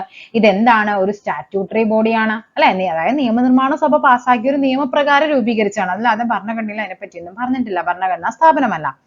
ഇനി അതേപോലെ തന്നെ ഇതിനായിട്ടുള്ള ആരെയാണ് നിയമിക്കുന്നത്? അതായത് ഒരു കമ്മിറ്റി ഉണ്ടാകും, അതിന് ശുപാർശ ചെയ്യുന്ന ഒരു കമ്മിറ്റി, പ്രധാനമന്ത്രി അധ്യക്ഷനായിട്ടൊരു കമ്മിറ്റി ഉണ്ടാകും. നിയമിക്കുന്നതും നീക്കം ചെയ്യുന്നതൊക്കെ ആരാണ്? രാഷ്ട്രപതിയാണ്. അതേപോലെ തന്നെ 70 വയസ്സ് അല്ലെങ്കിൽ 3 വർഷമാണ് ഇവരുടെ കാലാവധി എന്ന് പറയുന്നത്. ഓക്കെ, നെക്സ്റ്റ് നോക്കാം.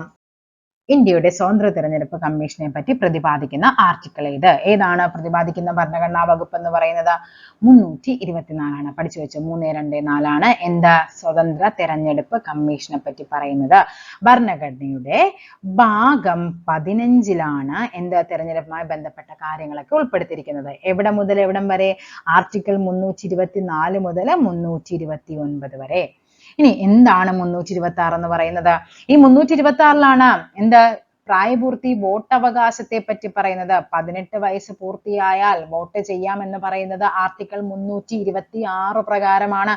ഓക്കെ, 6-2-8 എന്താ ഇങ്ങനെ ഓർത്തിരിക്കുക. 6-2-8 326 18 വയസ്സാകണം.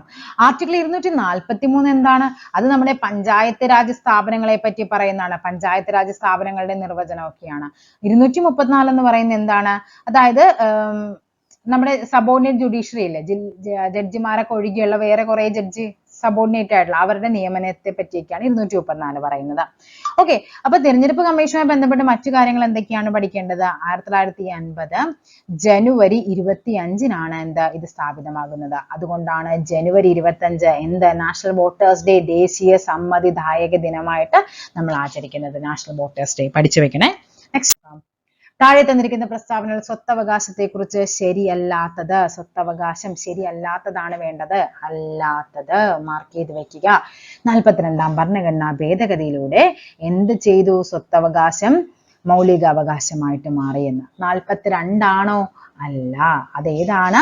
1978-ലെ 44-ാം ഭരണഘടനാ ഭേദഗതിയിലൂടെയാണ് സ്വത്തവകാശം എന്ത് ചെയ്യുന്നത്? നീക്കം ചെയ്യുന്നത്. ആരുടെ കാലഘട്ടത്താണ്? മൊറാർജി ദേശായി ഗവൺമെന്റിന്റെ കാലഘട്ടത്താണ്. അപ്പൊ 42 അല്ല, എന്താണ്? 42-ന് എന്താണ്? ആമുഖത്തെ ഭേദഗതി ചെയ്തു. മിനി കോൺസ്റ്റിറ്റ്യൂഷൻ എന്നൊക്കെ അറിയപ്പെടുന്ന 42-ാം ഭേദഗതിയാണ്. ഓക്കെ, അപ്പൊ 78-ലെ 44-ാം ഭേദഗതിയാണ്. ഒന്ന് തെറ്റാണ്. നമുക്ക് തെറ്റാണല്ലോ വേണ്ടത്. അപ്പൊ ഇവിടെ നമുക്കറിയാം 1 തെറ്റെന്ന് പറയുമ്പോൾ നമുക്കിത് ഇതല്ല എന്ന് മനസ്സിലായി. അവിടെ ഒന്നില്ല. ഇനി എന്താണ് രണ്ടിന്റെ കാര്യം നോക്കണം അല്ലെ. ഇപ്പോൾ ഭരണഘടനയുടെ 200A എന്ന വകുപ്പ് സ്വത്തവകാശം നിലനിൽക്കുന്നു. 200A ആണോ? അല്ല. അത് ഏതാണ്? 300A ആണ്. 300A. ഓക്കെ. അപ്പൊ എന്താണ് 1, 3 മാത്രം എന്നുള്ളതുമല്ല, ഇതും തെറ്റാണ്. ഓക്കെ, നെക്സ്റ്റ് നോക്കാം. 73-ലെ സുപ്രീം കോടതി വിധി പ്രകാരം സ്വത്തവകാശം ഭരണഘടനയുടെ അടിസ്ഥാന ഘടനയിൽ ഉൾപ്പെടുന്നതല്ല. 73-ലാണ് എന്ത് നടക്കുന്നത്? കേശവാനന്ദ ഭാരതി കേസ്. അവിടെയാണ് ബേസിക് സ്ട്രക്ചർ പറയുന്നത്.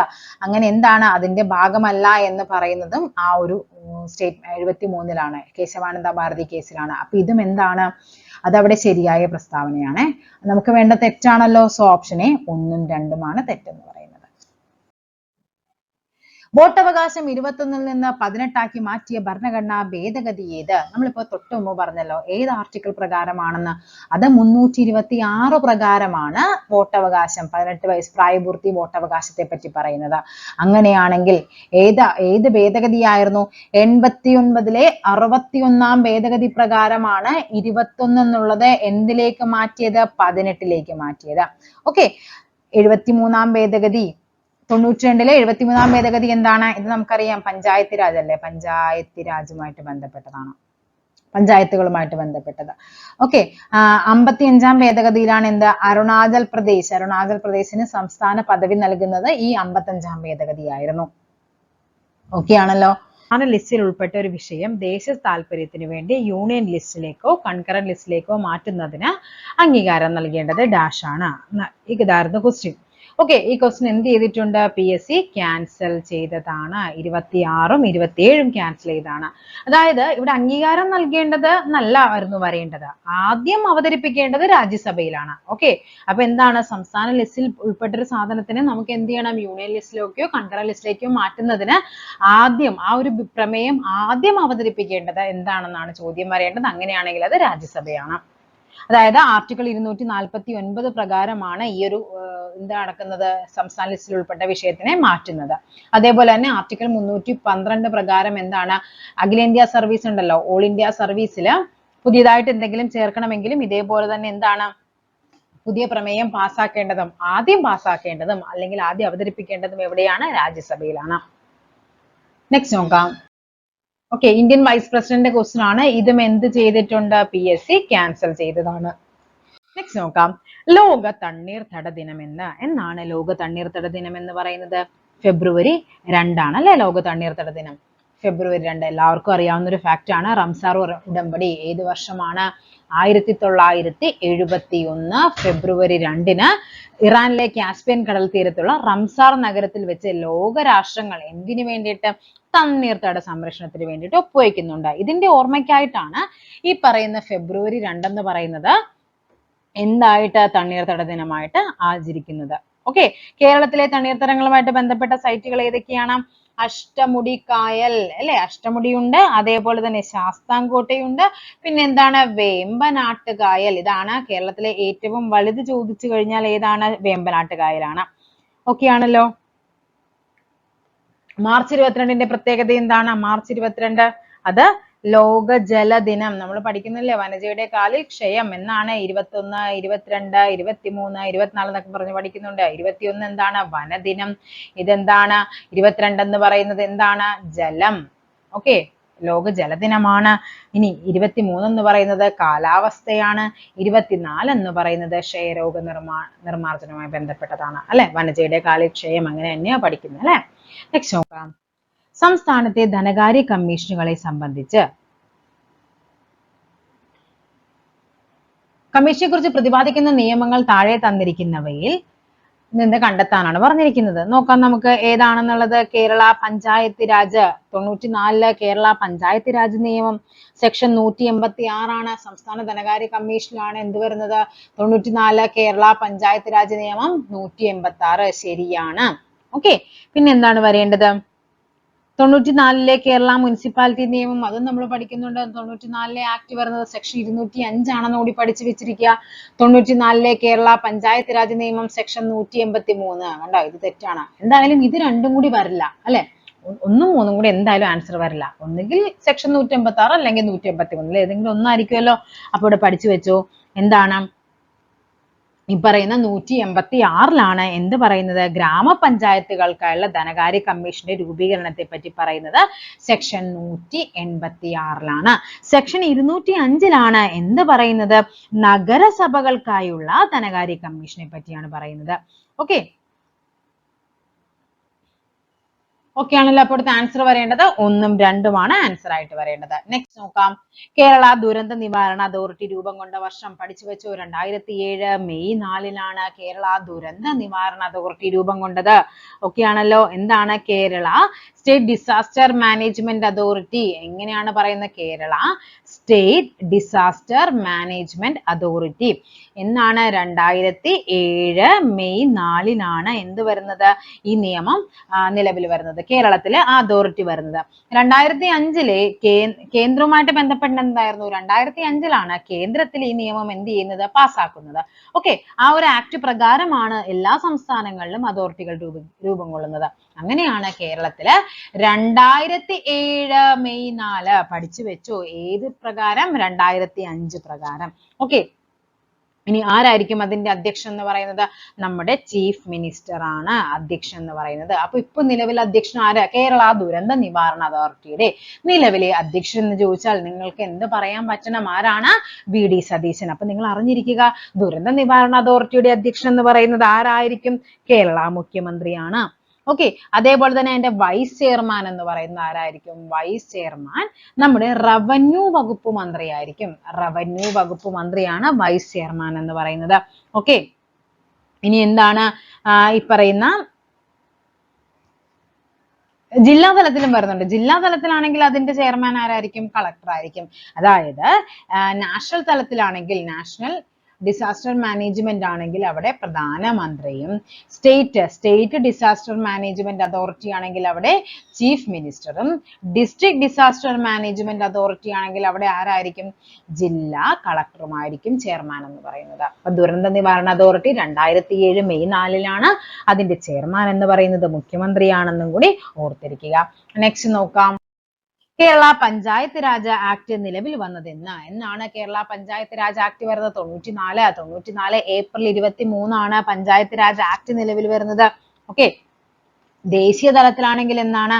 അത് 1993 ഏപ്രിൽ 24 ഏപ്രിൽ 24 എന്ത് വരുന്നത്? ദേശീയ തലത്തില് പഞ്ചായത്ത് രാജ് നിയമം വരുന്നത്. ഏത് അമെൻമെന്റ്? 73ാം ഭേദഗതി പ്രകാരമാണ് പഞ്ചായത്ത് രാജ് വരുന്നത്. ഓക്കെ, അതുകൊണ്ടാണ് നമ്മൾ ഈ പറയുന്ന ഏപ്രിൽ 24 എന്തായിട്ട് ആചരിക്കുന്നത്? ഏപ്രിൽ 24 പഞ്ചായത്ത് രാജ് ദിനമായിട്ട് ആചരിക്കുന്നത്. ഏപ്രിൽ 24 പഞ്ചായത്ത് രാജ് ദിനം. ഓക്കെ, നെക്സ്റ്റ് നോക്കാം. നെക്സ്റ്റ് ക്വസ്റ്റ്യൻ നോക്കിയാലോ നമുക്ക്. മലമ്പനിയുടെ പ്രധാന ലക്ഷണമാണ് ഒന്നിടവിട്ട ദിവസങ്ങളിൽ വരുന്ന വിറയലോട് കൂടിയ പനി. ഇതിന് കാരണം താഴെ കൊടുത്തിരിക്കുന്നവയിൽ ഏതാണെന്നാണ് ചോദിച്ചിരിക്കുന്നത്. ഏതാണ്? Haemoglobin, haemozoin, haemocoel, haemophilia. എന്താണ്? ഇത് നമ്മുടെ ടെക്സ്റ്റ് ബുക്ക് SCRT ഫാക്ട് ആണ് കേട്ടോ. വ്യക്തമായിട്ട് SCRT പറയുന്ന ഒരു ഫാക്ട് ആണ്. അത് ഹീമോസോയിൽ ആണ്. ഓക്കെ, അപ്പൊ അതിനുള്ള കാരണം എന്താണ്? ഹീമോസോയിൻ. അത് എന്താണ്? ഹീമോസോയിൽ അല്ല, ശരിക്കും ഹീമോസോയിൻ ആണ്. അതൊരു വിഷവസ്തുവാണ്. ഓക്കെ ആണല്ലോ. അപ്പൊ നമുക്കറിയാം മലമ്പനിയായിട്ട് റിപ്പീറ്റഡ് ആയിട്ട് ചോദിക്കുന്ന ക്വസ്റ്റ്യൻസ് എന്തൊക്കെയായിരുന്നു? പ്ലാസ്മോഡിയം എന്ന പ്രോട്ടോസോവ അല്ലെ? മലമ്പനി പരത്തുന്നത് എന്താണ്? പ്രോട്ടോസോവയാണ്. അതിന്റെ പേരെന്താണ്? പ്ലാസ്മോഡിയം എന്ന പ്രോട്ടോസോവയാണ് പരത്തുന്നത്. അതേപോലെ തന്നെ അത് പരത്തുന്ന കൊതുക് ഏതാണ്? അനോഫിലസ് എന്ന പെൺകൊതുകുകളാണ് എന്ത് പരത്തുന്നത്? മലമ്പനി പടർത്തുന്നത്. ഓക്കെ, അതേപോലെ തന്നെ എന്താണ് ഈ പറയുന്ന നമ്മുടെ ഹീമോസോയിൻ എന്ന് പറയുന്നത് നമ്മുടെ മനുഷ്യന്റെ ശരീരത്തിൽ പ്ലാസ്മോഡിയം എന്ന് പറയുന്ന ആ ഒരു എന്ത് ചെയ്യുന്നുണ്ട്? നമ്മുടെ ബ്ലഡിലേക്ക് എത്തിച്ചേർന്നിട്ട് എന്താണ് ധാരാളമായിട്ട് അവ പൊട്ടിപ്പുറപ്പെടുകയും അത് നമ്മുടെ രക്തത്തിൽ കലർന്നിട്ട് അത് വിഷവസ്തുവായിട്ട് മാറും. അതാണ് ഹീമോസോയിൻ എന്ന് പറയുന്നത്. അങ്ങനെയാണ് നമുക്ക് എന്താണ് ഇടവിട്ട ദിവസങ്ങളിൽ പനിയൊക്കെ വരുന്നത്. അപ്പൊ എന്താണ് ഹീമോഗ്ലോബിൻ? അല്ലെ, നമുക്കറിയാം രക്തത്തിന് ചുവപ്പ് നിറം നൽകുന്ന വർണ്ണവസ്തുവാണ് എന്താ ഹീമോഗ്ലോബിൻ എന്ന് പറയുന്നത്. ഹീമോഫീലിയ എന്ന് പറയുന്നത് എന്താണ്? ഹീമോഫീലിയ അതായത് മുറിവുണ്ടായാൽ രക്തം കട്ട പിടിക്കാത്ത അവസ്ഥ അല്ലെ, ജനിതക രോഗമാണ് ഹീമോഫീലിയ എന്ന് പറയുന്നത്. അപ്പൊ എന്താ ഹീമോസീൽ എന്ന് പറഞ്ഞാൽ? സീൽ എന്ന് പറഞ്ഞാൽ എന്താണ്? ഈ പറയുന്ന നമ്മുടെ ഷഡ്പദങ്ങളൊക്കെ ഉണ്ടല്ലോ അതിന്റെ അകത്തുള്ള രക്തം നിറഞ്ഞ അറകളെ പറയുന്ന പേരാണ് സീല്. എന്താണ്? ഹീമോഗ്ലോബിൻ സീൽ ചെയ്ത് വെച്ചേക്കുക, അങ്ങനെ എന്തെങ്കിലും കണക്ട് ചെയ്ത് വെക്കുക. രക്തം നിറഞ്ഞ അറകളെ സീൽ ചെയ്ത് വെച്ചു, അപ്പൊ അറകളാണ്. അപ്പൊ എല്ലാം മനസ്സിലായല്ലോ എന്തൊക്കെയാണ്? ഹീമോസോയിൻ ആണ് ആ ഒരു മലമ്പനിക്ക് കാരണമാകുന്ന എന്താണ് ആ ഒരു റീസൺ. മലമ്പനിക്ക് അതായത് ഒന്നിടവിട്ട ദിവസങ്ങളിൽ പനി വരാനുള്ള റീസൺ എന്ന് പറയുന്നത് ഹീമോസോയിൻ ആണ്. നെക്സ്റ്റ് നോക്കാം. HIV ബാധ കണ്ടെത്താൻ വേണ്ടി ചെയ്യുന്ന ടെസ്റ്റ് ആണ് എന്തെന്ന് പറയുന്നത്? ELISA test. പഠിച്ചു വെച്ചു. എലിസ ടെസ്റ്റ് എന്താണ്? HIV വേണ്ടിയിട്ടുള്ളതാണ് അല്ലെ? ബയോപ്സി എന്താണ്? അത് ക്യാൻസർ നിർണയമാണ് ബയോപ്സി എന്ന് പറയുന്നത്. പാപ്പ് ടെസ്റ്റ് അഥവാ പാപ്സ്മിയർ ടെസ്റ്റ് എന്ന് പറഞ്ഞാൽ എന്താണ്? സ്ത്രീകളിലെ ഗർഭാശയകള ക്യാൻസറിന് അറിയാനാണ് എന്ത് വരുന്നത്? പാപ്പ് ടെസ്റ്റ് അഥവാ പാപ്സ്മിയർ ടെസ്റ്റ് എന്ന് പറയുന്നത്.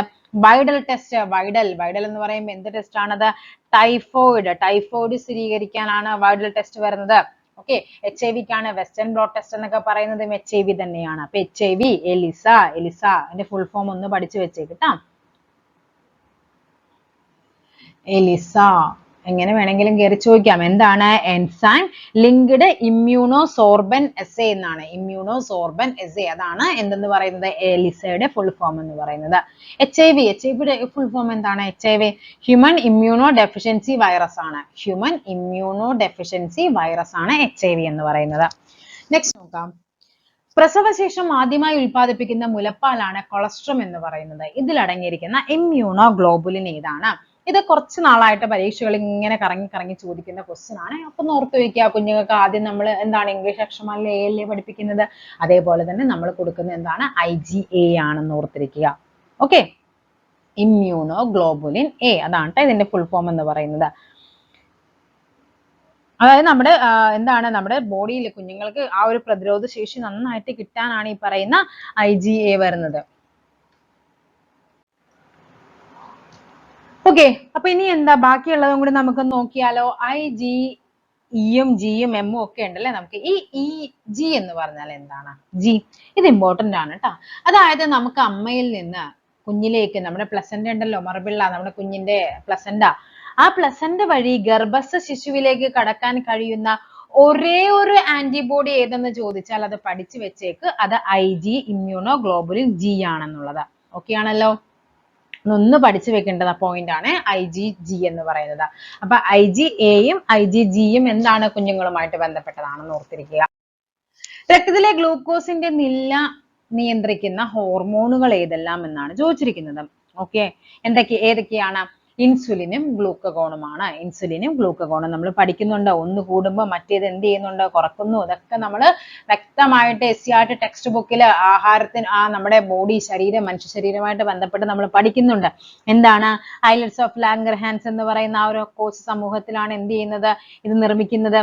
ഓക്കെ, ബീറ്റാ കോശങ്ങളുമുണ്ട്, എന്താണ്? ബീറ്റയും ഉണ്ട്, അതേപോലെ തന്നെ ആൽഫയും ഉണ്ട്. ബീറ്റാ കോശങ്ങൾ ഉൽപ്പാദിപ്പിക്കുന്നതാണ് എന്തെന്ന് പറയുന്നത്? ഇൻസുലിൻ ഉൽപ്പാദിപ്പിക്കുന്നത് ബീറ്റാ കോശങ്ങളാണ്. ആൽഫ കോശങ്ങൾ ഉൽപ്പാദിപ്പിക്കുന്നതാണ് എന്ത്? ഗ്ലൂക്കഗോൺ എന്ന് പറയുന്നത് ആൽഫ കോശങ്ങളാണ്. ഓക്കെ, ഇത് ഗ്ലൂക്കോസിന്റെ അളവ് കുറയ്ക്കുന്നു, മറ്റേത് എന്ത് ചെയ്യുന്നുണ്ട്? ഗ്ലൂക്കോസിന്റെ അളവ് കൂട്ടുന്നു. അങ്ങോട്ടും ഇങ്ങോട്ടും അത് എന്ത് ചെയ്യുന്നുണ്ട്? ഗ്ലൂക്കോസ് കുറയുമ്പോൾ, അതായത് ഈ ആൽഫ കോശങ്ങൾ എന്ത് ചെയ്യും? ബ്ലഡിൽ ഗ്ലൂക്കോസിന്റെ അളവ് കുറയുമ്പോൾ അത് എന്ത് പറ്റും? കരളിൽ സംഭരിച്ചു വെച്ചിരിക്കുന്ന ഗ്ലൈക്കോജനെ ഗ്ലൂക്കോസ് ആക്കി മാറ്റി രക്തത്തിലേക്ക് വിടും. അങ്ങനെ എന്ത് ചെയ്യും? ഈ പറയുന്ന ഗ്ലൂക്കോസിന്റെ അളവ് ശരീരത്തിൽ കൂട്ടുന്നതിന്റെ ധർമ്മമാണ് ഗ്ലൂക്കഗോൺ ചെയ്യുന്നത്. അങ്ങനെയാണെങ്കിൽ ഇതെന്താണ്? ഇൻസുലിൻ എന്തായിരിക്കും? രക്തത്തില് ഗ്ലൂക്കോസിന്റെ അളവ് വളരെ കൂടി നിൽക്കുമ്പോൾ അത് എന്ത് സംഭവിക്കും? ഇതെന്ത് ചെയ്യുന്നുണ്ട്? ഗ്ലൈക്കോജൻ ആക്കി മാറ്റിയിട്ട് കരള് നമ്മുടെ ലിവറിൽ കൊണ്ടുപോയിട്ട് എന്ത് ചെയ്യുന്നുണ്ട്? അത് സംഭരിച്ചു വെക്കും. അപ്പൊ എന്ത് സംഭവിക്കും? ബ്ലഡില് ഗ്ലൂക്കോസിന്റെ അളവ് കുറയും. അപ്പൊ അതാണ് ഇൻസുലിൻ ചെയ്യുന്നത്. ഓക്കെ ആണല്ലോ, മനസ്സിലായല്ലോ എന്താണുള്ളത്? ബീറ്റാ കോശങ്ങളുമുണ്ട്, ആൽഫ കോശങ്ങളുമുണ്ട്. ഓക്കെ, അതെന്താ ചെയ്യുന്നത്? ബീറ്റാ കോശങ്ങൾ ഇൻസുലിൻ ഉൽപ്പാദിപ്പിക്കും. ശരീരത്തിലെ ബ്ലഡില് ഗ്ലൂക്കോസിന്റെ അളവ് കൂടുമ്പോൾ ആ അധികമായി വരുന്ന ഗ്ലൂക്കോസിനെ ഗ്ലൈക്കോജൻ ആക്കി മാറ്റിയിട്ട് കരളിൽ സംഭരിച്ച് ബ്ലഡിലെ ഗ്ലൂക്കോസിന്റെ അളവ് കുറയ്ക്കും. ഇനി ആൽഫ കോശങ്ങളിലെ ഗ്ലൂക്കഗോൺ എന്താണ് ചെയ്യുന്നത്? ബ്ലഡിൽ പെട്ടെന്ന് ഗ്ലൂക്കോസിന്റെ അളവ് കുറഞ്ഞാൽ നമ്മുടെ കരളിൽ സംഭരിച്ചു വെച്ചിരിക്കുന്ന എന്താണ്? ഗ്ലൈക്കോജൻ ആക്കി സംഭരിച്ചു വെച്ചിട്ടില്ലേ, ആ ഗ്ലൈക്കോജൻ എടുത്തിട്ട് ഗ്ലൂക്കോസ് ആക്കി മാറ്റി വീണ്ടും ബ്ലഡിലോട്ട് കൊടുക്കും. ഓക്കെ, ഇതാണ് ആ പ്രോസസ് എന്ന് പറയുന്നത്. ഓക്കെ ആണല്ലോ. നെക്സ്റ്റ് നോക്കാം. ക്യാൻസറിനെ പ്രതിരോധിക്കാനായി 9 മുതൽ 14 വയസ്സ് വരെയുള്ള കുട്ടികൾക്ക് നൽകുന്ന വാക്സിനേഷൻ ആണ് എന്തെന്ന് പറയുന്നത്? HPV vaccine. പഠിച്ചു വെക്കണേ. ഇത് നമ്മുടെ ടെക്സ്റ്റിൽ CRT ടെക്സ്റ്റിൽ തന്നെ നമുക്ക് ഇങ്ങനെ ഒരു പിക്ചർ വെച്ച് തന്നെ പഠിക്കുന്നുണ്ട് ഏതൊക്കെയാണെന്നുള്ള. 7ാം ക്ലാസ്സിലോ 5ാം ക്ലാസ്സിലോ മറ്റോ ആണ്. CRT നമ്മൾ ഓൾറെഡി ക്ലാസ് ചെയ്തതാണ്. ആ ഒരു മനുഷ്യ ശരീരവുമായിട്ട് ബന്ധപ്പെട്ട ചാപ്റ്റേഴ്സ് കണ്ടിന്യൂസ് ആയിട്ട് അതിന്റെ മോക്ക് ടെസ്റ്റും ഒക്കെ നമുക്ക് എന്ത് ചെയ്യും, നമ്മുടെ ചാനലിൽ അവൈലബിൾ ആയിരിക്കും. അപ്പൊ HPV എന്ന് പറഞ്ഞാൽ എന്താണ്? HPV ഹ്യൂമൻ പാപ്പിലോ വൈറസ് വാക്സിൻ ആണ്. ഹ്യൂമൻ പാപ്പിലോ വൈറസ് വാക്സിൻ ആണ്. അതായത് ക്യാൻസറിനെ പ്രതിരോധിക്കാനാണ്. ഓക്കെ, അതായത് നമ്മുടെ ഗർഭാശയകളെ ക്യാൻസറിന് കാരണമാകുന്ന വൈറസ് ആണ് HPV എന്ന് പറയുന്നത്. അപ്പൊ അതിനാണ് 9 മുതൽ 14 വയസ്സ് വരെയുള്ള കുട്ടികൾക്കാണ് ഈ ഒരു വാക്സിൻ എടുക്കുന്നത്. ഓക്കെ, HIV എന്തിനാണ്? HIV എന്ന് പറയുന്ന കുട്ടികളുടെ മെനിഞ്ചസ് രോഗവുമായിട്ട് ബന്ധപ്പെട്ടതാണ്. ഓക്കെ ആണല്ലോ. IPV എന്താണ്? ഇതാണ് ആൻസർ കേട്ടോ. IPV എന്ന് പറഞ്ഞാൽ എന്താണ്? IPV പോളിയോ വാക്സിൻ ആണ്. ഇനാക്ടിവേറ്റഡ് പോളിയോ, അതായത് നമ്മുടെ പോളിയോ രോഗത്തിനെതിരെയാണ് IPV വരുന്നത്. പോളിയോ. റോട്ടാ വൈറസ് എന്ന് പറഞ്ഞ കുട്ടികളിൽ വയറിളക്കത്തിന് വേണ്ടിയിട്ടുള്ള വൈറസ് എന്താണ്? വാക്സിൻ ആണ് വയറിളക്കം. ഇപ്പൊ എല്ലായിടത്തും കൊടുത്തു വരുന്നുണ്ട്. നേരത്തെ ഗവൺമെന്റിൽ എന്തുണ്ടായിരുന്നില്ല? ഈ റോട്ടാ വൈറസ് ഉണ്ടായിരുന്നില്ല. ഇപ്പൊ ഗവൺമെന്റിലും ഈ റോട്ടാ വൈറസ് അവൈലബിൾ ആണ്. നെക്സ്റ്റ് നോക്കാം. വംശനാശ ഭീഷണി നേരിടുന്ന കേരളത്തിലെ ഭൂഗർഭ മീനുകൾ താഴെ കൊടുത്തിരിക്കുന്നവയിൽ ഏതൊക്കെയാണ്? പഠിച്ചു വെക്കേണ്ട പോയിന്റ് ആണ്. ഈ പേരുകൾ നിങ്ങൾ എന്ത് ചെയ്യുക? ഒന്ന് പഠിച്ചു വെക്കുക. ക്രിപ്റ്റോഗ്ലാനിസ് ഷാജി, എന്താണ്? ഹൊറാഗ്ലാനിസ് അബ്ദുൽ കലാമി, പാൻജിയോ ബുജിയ, എനിഗ്മ ചന്ന കൊല്ലം. കണ്ട, ഈ പേര് തന്നെ ഭയങ്കര വെറൈറ്റി ആയിട്ടുണ്ട് അല്ലെ. ഈ പേരുകളാണ് എന്താണിത്? ഭൂഗർഭ മീനുകളാണ്. ഭൂഗർഭ മീനുകൾ, അതായത് നമ്മുടെ ഭൂഗർഭ മീനുകളാണ് കേട്ടോ എല്ലാം. അതായത് എന്താണ്? ഫസ്റ്റ് വൺ വരുന്ന ഏതാണ്? ക്രിപ്റ്റോഗ്ലാനിസ് ഷാജി എന്ന് പറയുന്നത്. ഇത് ഭൂഗർഭ ജലത്തിൽ കാണപ്പെടുന്ന ഒരു മത്സ്യമാണ്. ഹൊറാഗ്ലാനിസ് അബ്ദുൽ കലാമി എന്ന് പറയുന്ന എന്താണ്? നമ്മുടെ രാഷ്ട്രപതിയായ അബ്ദുൽ കലാമിന്റെ പേരിൽ അറിയപ്പെടുന്നതാണിത്. അന്ധനാണ് ഈ മത്സ്യം എന്ന് പറയുന്നത്. പാൻജിയോ ബുജിയ അത് എവിടെയാണ്? കോഴിക്കോട് കിണറ്റിൽ നിന്നാണ് ഈ ഒരു മത്സ്യത്തിനെ കിട്ടുന്നത്. അതും എന്താണ്? ഈ പറയുന്ന അതിന്റെ ഒരു മത്സ്യത്തിന്റെ ആ ഒരു ഷേപ്പുമായിട്ട് ബന്ധപ്പെട്ടാണ്. ബുജിയ എന്ന് പറയുന്നത് ഒരു ഫുഡ് ഐറ്റംസ് ഉണ്ട്, ഗുജറാത്തി ഫുഡ്, സ്വീറ്റ്സ്. അതുമായിട്ട് അങ്ങനെയാണ് ഇതിന്റെ ഷേപ്പ് ഇരിക്കുന്നത്. അതുകൊണ്ടാണ് ആ പേര് വരുന്നത്. പിന്നെ ഏതാണ്? എനിഗ്മ ചന്ന കൊല്ലം. അതും എന്താണ്? ഈ പറയുന്ന ഏതോ ഒരു മൂവി ക്യാരക്ടറുമായിട്ട്, കൊല്ലം അങ്ങനെ എന്തോ ഒരു മൂവി ക്യാരക്ടറുമായിട്ട് ബന്ധപ്പെട്ടതാണ് ഇതിനും പേര് വന്നത്. ഇതും മലപ്പുറത്തുള്ള ഒരു കിണറ്റിൽ നിന്നാണ്. അപ്പൊ എന്താണ്? ABCD ഇതെല്ലാം എന്താണ്? മീനുകൾ, കേരളത്തിലെ ഭൂഗർഭ മീനുകളാണെന്ന് പഠിച്ചു വെച്ചേക്കുക. ഷാജി, കലാമി, ബുജിയ, കൊല്ലം. ഓക്കെ, നെക്സ്റ്റ് നോക്കാം. ഒരു വലിയ വെള്ളച്ചാട്ടത്തിന്റെ അടിയിലെ വെള്ളത്തിന്റെ താപനില മുകളിലുള്ള വെള്ളത്തിന്റെ താപനിലയേക്കാൾ കൂടുതലാണ്. ഓക്കെ ആണല്ലോ. എന്താണ് പറഞ്ഞിരിക്കുന്നത്? നമുക്കറിയാം, വെള്ളം ഇങ്ങനെ വരുവാണ് അല്ലെ. ഇങ്ങനെ വന്നിട്ട് ഇവിടെ കൂടിയാണ് ഇതിങ്ങനെ വെള്ളം വരുവാണ്, വെള്ളച്ചാട്ടം. ഈ വെള്ളത്തിന് താപനില കുറവായിരിക്കും. ഈ വെള്ളത്തിന് താപനില കൂടുതലായിരിക്കും താഴെയുള്ള വെള്ളത്തിന്. എന്തായിരിക്കും റീസൺ? കാരണം നമുക്കറിയാം ഇവിടം വരെ വെള്ളം ഇങ്ങനെ കിടക്കുവാണ്. ഇതിന് പെട്ടെന്നൊരു മൂവ്മെന്റ് വരുവാണ്. അതായത് അവിടെ എന്താണ്? അവിടെ പെട്ടെന്ന് അതിനൊരു ഗതികോർജമാണ് അവിടെ ഉണ്ടാകുന്നത് അല്ലെ. ഒരു ചലനം സംഭവിക്കുകയാണ്, ഗതികോർജം വരുവാണ്. ഗതികോർജം വരുമ്പോൾ സ്വാഭാവികമായിട്ടും അവിടെ എന്ത് സംഭവിക്കുന്നുണ്ട്? ഈ പറയുന്ന എന്താണ് മാറുന്നത്? സ്ഥിതികോർജം ഗതികോർജമായിട്ട് മാറുമ്പോൾ അവിടെ വരുന്ന ആ ഊർജം എന്തായിട്ട് മാറുന്നു? താപമായിട്ട് പരിവർത്തനം ചെയ്യപ്പെടുന്നു. അതുകൊണ്ടാണ് അവിടെ എന്ത് സംഭവിക്കുന്നത്? അവിടെ ചൂട് വളരെ കൂടുതലാകുന്നത്. ഓക്കെ, അപ്പൊ വളരെ കൂടുതലല്ല, മുകളിലത്തെ അപേക്ഷിച്ച് താഴെ എന്തായിരിക്കും? കൂടുതലായിരിക്കും. അപ്പൊ എന്താണ്? വീഴുന്ന വെള്ളത്തിന്റെ ഗതികോർജം താപമായി പരിവർത്തനം ചെയ്യപ്പെടുന്നു. അതുകൊണ്ടാണ്. അന്തരീക്ഷ മർദ്ദത്തിൽ വെള്ളം 100 ഡിഗ്രി സെൽഷ്യസിൽ തിളയ്ക്കുന്നു. മർദ്ദം കുറഞ്ഞാൽ എന്ത് പറയുന്നു? എന്താ സംഭവിക്കുന്നത്? മർദ്ദം കുറഞ്ഞാലും അത് എന്ത് സംഭവിക്കും? കുറഞ്ഞ താപനിലയിൽ തിളക്കും. ഓക്കെ, മർദ്ദം കുറച്ചു കഴിഞ്ഞാൽ അവിടെ കുറഞ്ഞ താപനിലയിൽ തിളയ്ക്കും. അപ്പൊ അന്തരീക്ഷ മർദ്ദത്തിൽ എത്രയാണ്? 100 ഡിഗ്രി. അവിടെ മർദ്ദം കുറയ്ക്കുന്നതനുസരിച്ചിട്ട് അവിടെ കുറഞ്ഞ താപനിലയിൽ എന്ത് സംഭവിക്കുന്നുണ്ട്? വെള്ളം തിളക്കുന്നുണ്ട്. ഓക്കെ, അതായത് ഈ പറയുന്ന മർദ്ദത്തിന്റെ, അതായത് അന്തരീക്ഷ മർദ്ദവും അല്ലെങ്കിൽ തിളനിലയും അതേപോലെ തന്നെ മർദ്ദവും തമ്മിൽ എന്താണ്? ഡയറക്റ്റ് കണക്ഷൻ ആണ്. മർദ്ദം കുറയുമ്പോൾ എന്ത് പറ്റും? തിളനിലയും കുറയും. രണ്ടും എന്താണ്? ഡയറക്ട്ലി പ്രൊപ്പോർഷണൽ ആണ്. നമ്മൾ ഇൻവേഴ്സ്ലി പ്രൊപ്പോർഷണൽ പറയുന്നത് എന്താണ്? ഒന്ന് കുറയുമ്പോൾ മറ്റേത് കൂടുന്നതിനെയാണ് ഇൻവേഴ്സ്ലി പ്രൊപ്പോർഷണൽ പറയുന്നത്. ഓക്കെ, അപ്പൊ എന്തുകൊണ്ടായിരിക്കും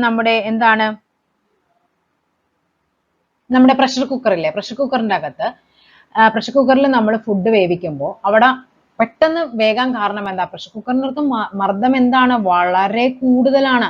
സ്വാഭാവികമായിട്ടും അവിടെ 100 ഡിഗ്രി സെൽഷ്യസിൽ എന്ത് പറ്റില്ല? വെള്ളം തിളക്കില്ല. അവിടെ വെള്ളം തിളക്കണമെങ്കിൽ ഏകദേശം 120 ഡിഗ്രി സെൽഷ്യസ് ടെമ്പറേച്ചർ വേണം. ആ ടെമ്പറേച്ചർ അവിടെ വളരെ കൂടുതലായിട്ട് കൊടുക്കുന്നതുകൊണ്ടാണ് ഫുഡ് ഐറ്റംസ് പെട്ടെന്ന് പാകമാകുന്നത്. ഓക്കെ, അപ്പൊ എന്താണ് പറഞ്ഞത്? മർദ്ദം അവിടെ കൂടുന്നതനുസരിച്ചിട്ട് താപനില, തിളനിലയും അവിടെ കൂടും. അപ്പൊ ഇവിടെ എന്താണ് പറഞ്ഞിരിക്കുന്നത്? മർദ്ദം കുറഞ്ഞാൽ കുറഞ്ഞ താപനിലയിൽ തിളക്കുന്നു. ഓക്കെ, നെക്സ്റ്റ് നോക്കാം. താഴെ പറയുന്നവയിൽ പ്രകാശത്തിന്റെ സ്വഭാവം അല്ലാത്തതാണ് നമുക്ക് വേണ്ടത്. ശൂന്യതയിലൂടെ സഞ്ചരിക്കാൻ കഴിവുണ്ട്. ശരിയാണ്, വേഗതയുണ്ട്. പ്രകാശത്തിന്റെ വേഗത നമ്മൾ എങ്ങനെയാണ് പഠിക്കുന്നത്? 3 × 10⁸ മീറ്റർ/സെക്കൻഡ് ആണെന്ന് നമ്മൾ പഠിക്കുന്നുണ്ട്. ഓക്കെ, അതേപോലെ പ്രകാശം എന്ന് പറയുന്നത് എന്താണ്? കഴിഞ്ഞ സൗണ്ടിന്റെ ക്ലാസ്സിൽ നമ്മൾ പറഞ്ഞു, പ്രകാശം ഒരു അനുപ്രസ്ഥ തരംഗമാണ്. ശബ്ദം ഒരു അനുദൈർഘ്യ തരംഗമാണ്. ശബ്ദത്തിന് സഞ്ചരിക്കാൻ എന്ത് വേണം? മാധ്യമം ആവശ്യമാണ്. അതുകൊണ്ടാണ് എന്താണ് നമ്മുടെ ബഹിരാകാശത്തൊക്കെ പോകുന്നവർക്ക് സംസാരിക്കുമ്പോൾ അവർ എന്താണ് തൊട്ടടുത്ത് സംസാരിച്ചാൽ പോലും കേൾക്കാൻ പറ്റാത്തത് അവിടെ ഒരു മാധ്യമം ഇല്ലാത്തത് കൊണ്ടാണ്. ഓക്കെ, അപ്പൊ ഇവിടെ എന്താണ്? സഞ്ചരിക്കാൻ മാധ്യമം ആവശ്യമാണെന്നുള്ളത് ഇവിടെ തെറ്റാണ്. കാര്യം പ്രകാശത്തിന് സഞ്ചരിക്കണമെങ്കിൽ എന്ത് വേണ്ട? മാധ്യമം ആവശ്യമില്ല. ഓക്കെ, അതേപോലെ തന്നെ അതിന് എന്താണ് പറയുന്ന ഊർജത്തെ വഹിച്ചു കൊണ്ടുപോകാനും എന്ത് ചെയ്യുന്നുണ്ട്? കഴിയുന്നുണ്ട്. ഓക്കെ, നെക്സ്റ്റ് നോക്കാം. സ്റ്റാർഷിപ്പ് ബഹിരാകാശ പേടകം ഏത് ബഹിരാകാശ ഏജൻസിയാണ് നിർമ്മിച്ചതെന്നാണ് ചോദിച്ചിരിക്കുന്നത്. സ്റ്റാർഷിപ്പ് ഏതായിരിക്കും? സ്റ്റാർഷിപ്പ് പേടകം space X, NASA, DRDO, Skyroot aerospace ഏതാണ്? അത് സ്പേസ് എക്സിന്റേതാണ് സ്റ്റാർഷിപ്പ് എന്ന് പറയുന്നത്. പഠിച്ചു വെച്ചോ, നമ്മുടെ ഇലോൺ മസ്കിന്റെ ഉടമസ്ഥതയിലുള്ള സ്വകാര്യ കമ്പനിയാണ് എന്ത്? സ്പേസ് എക്സ് എന്ന് പറയുന്നത്, അല്ലെ? ഇപ്പം ഇലോൺ മസ്കിന്റെ ഏറ്റവും കറണ്ട് അഫയർ എന്തായിരുന്നു? ട്രില്യണർ ആയില്ലേ? ട്രില്യണർ ആയിട്ട് മാറാൻ പോവുകയാണ് അദ്ദേഹം. ലോകത്തിലെ ആദ്യത്തെ ട്രില്യണർ. അതായത് നമ്മൾ ബില്യണർ, മില്യണർ എന്നൊക്കെ പറഞ്ഞ് കേട്ടിട്ടുണ്ട്. ട്രില്യണർ ആകാൻ പോവുകയാണ് ആര്? നമ്മുടെ ഇലോൺ മസ്ക്. അദ്ദേഹത്തിന്റെ സമ്പത്ത് അത്രയ്ക്ക് വലുതാണ്. അപ്പൊ അദ്ദേഹത്തിൻ്റെതാണ് എന്തെന്ന് പറയുന്നത്? സ്പേസ് എക്സ് എന്ന് പറയുന്നത്. ഓക്കെ, നെക്സ്റ്റ് നോക്കാം. സോഡിയം കാർബണേറ്റ് ലായനിയുടെ pH മൂല്യം എത്രയെന്നാണ് ചോദിച്ചിരിക്കുന്നത്. എത്രയായിരിക്കും pH മൂല്യം വരേണ്ടത്? 0.7, 7-നേക്കാൾ 7-ന് മുകളിൽ, 7-ന് താഴെ, അങ്ങനെയാണ് തന്നിരിക്കുന്നത്, അല്ലെ? അപ്പൊ നമുക്ക് ആദ്യം അറിയേണ്ടത് സോഡിയം കാർബണേറ്റ് എന്ന് പറയുന്നത് എന്താണെന്ന് നമുക്ക് ആദ്യം അറിയണം. സോഡിയം കാർബണേറ്റ് അതെന്താണ്? അലക്കുകാരം. സോഡിയം കാർബണേറ്റ് അലക്കുകാരം. ഞാൻ കഴിഞ്ഞ ദിവസം ഒരു ഷോർട്സ് ചെയ്തിരുന്നു, അല്ലെ? അലക്കുകാരം, സോഡിയം കാർബണേറ്റ് അലക്കുകാരമാണ്. അതേപോലെ sodium bicarbonate baking soda, bake ചെയ്യാൻ ബൈകാർബണേറ്റ്, അലക്കാൻ കാർബണേറ്റ്. ഓക്കെ, അതെന്താണ്? Sodium carbonate. ഇങ്ങനെയാണ് പറയുന്നത്. അതിന്റെ pH സ്കെയിൽ നമ്മൾ പറയുന്നത്, pH സ്കെയിലിൽ 7 എന്ന് പറയുന്നത് ന്യൂട്രൽ ആണ്. 7-നേക്കാൾ താഴെയാണെങ്കിൽ അത് അസിഡിക് നേച്ചറും, 7-നേക്കാൾ മുകളിലാണെങ്കിൽ അത് ആൽക്കലി നേച്ചറുമാണ്. ഓക്കെ, അപ്പൊ എന്തായിരിക്കും? Sodium bicarbonate. സോഡിയം കാർബണേറ്റ് എന്ന് പറയുന്നത് ഒരു ആൽക്കലി ആണ്. സോ അത് 7-ന് മുകളിലായിരിക്കും. ഓക്കെ ആണല്ലോ. നെക്സ്റ്റ് നോക്കാം. ആറ്റോമിക സംഖ്യ 23 മൂലകം ആവർത്തന പട്ടികയിൽ ഏത് ബ്ലോക്കിൽ പെടുന്നു? അങ്ങനെ ചോദിക്കുമ്പോൾ നമ്മൾ ആദ്യം എന്താ ചെയ്യേണ്ടത്? ആറ്റോമിക നമ്പർ 23 എന്ന് പറയുന്നത് നമ്മൾ വനേഡിയം ആണ്. നമുക്ക് അറിയണമെന്നൊന്നുമില്ല. 23 എന്ന് പറയുമ്പോൾ നമുക്ക് ആദ്യം അതിന് എന്ത് ചെയ്യണം? അതിന്റെ ഇലക്ട്രോണിക് സബ്ഷെൽ ഇലക്ട്രോണിക് കോൺഫിഗറേഷൻ എഴുതാം. എങ്ങനെയാണ്? 1s2, s-ൽ 2 ഇലക്ട്രോൺ ഫില്ല് ചെയ്തു. 2s2, s-ൽ വീണ്ടും 2 ചെയ്തു. 2s, 1s, 2s, 2p വരും. അങ്ങനെയല്ലേ പോകേണ്ടത്? അപ്പൊ അടുത്ത ഏതാണ് വരേണ്ടത്? നമുക്ക് 2s കഴിഞ്ഞാൽ 2p എത്ര വേണം? p-ൽ 6 ഇലക്ട്രോൺസ് ആണ് p-ൽ ഫിൽ ആകുന്നത്. അതും കഴിഞ്ഞു. ഇനി എത്രയാണ്? 3-ൽ 3s2. ഓക്കെ, ഇവിടെ 6 4 10, 10 2 12 ആയി. ഇനി എന്താണ്? 3p, അല്ലെ? 3p6 വന്നു. ഓക്കെ, നെക്സ്റ്റ് d ആണ് വരേണ്ടത്. പക്ഷെ നമുക്കറിയാം 1 ഇങ്ങനെയാണ് നമ്മൾ പഠിക്കുന്നത്.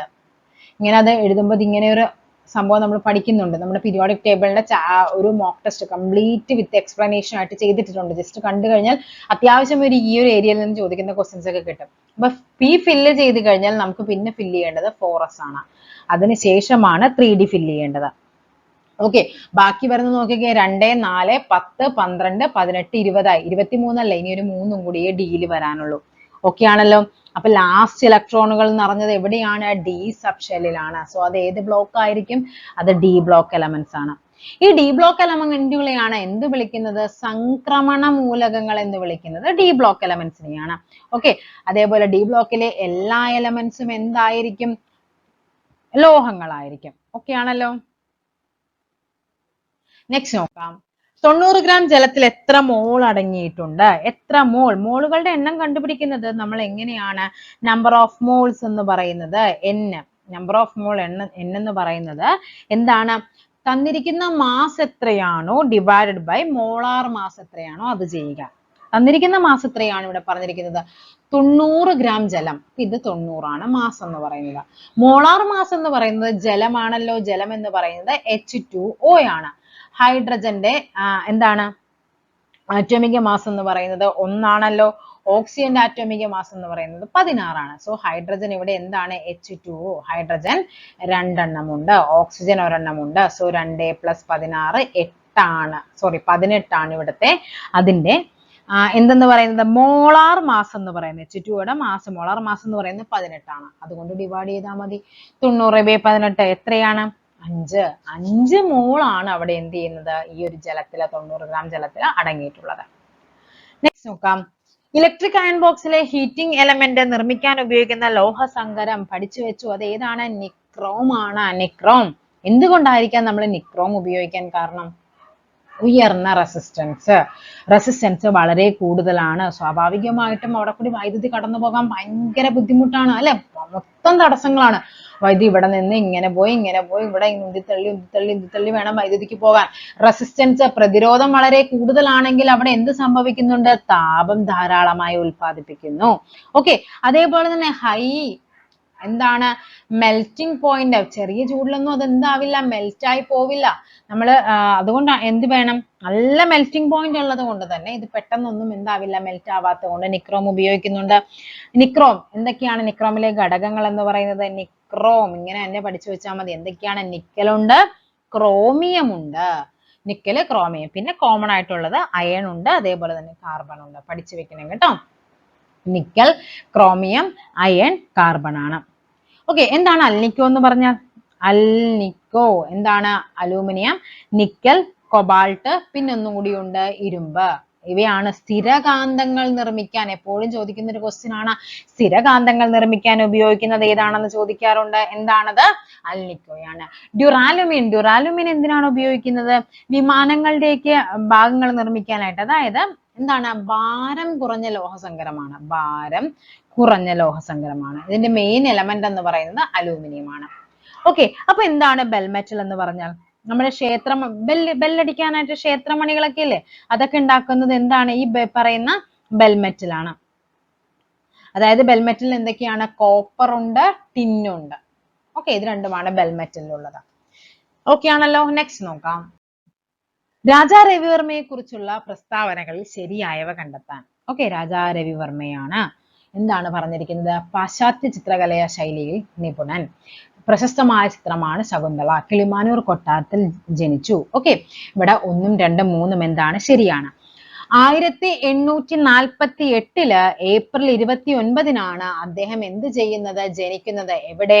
നമ്മുടെ തിരുവനന്തപുരം ജില്ലയിലെ കിളിമാനൂർ കൊട്ടാരത്തിലാണ്. ഓക്കെ, അതേപോലെ തന്നെ പുരാണങ്ങളെയും പാശ്ചാത്യ ചിത്രകലയിലും ഒക്കെ എന്ത് ചെയ്യുന്നുണ്ട്? അദ്ദേഹം എന്ത് ചെയ്യുന്നതാണ്? ഭയങ്കര പ്രഗത്ഭനായിരുന്നു അല്ലെ. അതേപോലെ തന്നെ അദ്ദേഹത്തിന്റെ പ്രശസ്തമായ ചിത്രങ്ങളാണ് എന്ത്? ശകുന്തള പത്രലേഖനമുണ്ട്. പിന്നെ ഏതാണ്? ഹംസദയമയന്തി, സീതാ സ്വയംവരം, ജടായുവധം. ഇതെല്ലാം രാജാ രവിവർമ്മയുടെ പ്രശസ്തമായ ചിത്രമാണ്. രാജാക്കന്മാർക്കിടയിലെ ചിത്രകാരനെന്നും ചിത്രകാരന്മാർക്കിടയിലെ രാജാവെന്നും അറിയപ്പെടുന്ന ആരാണ്? രാജാ രവിവർമ്മയാണ്.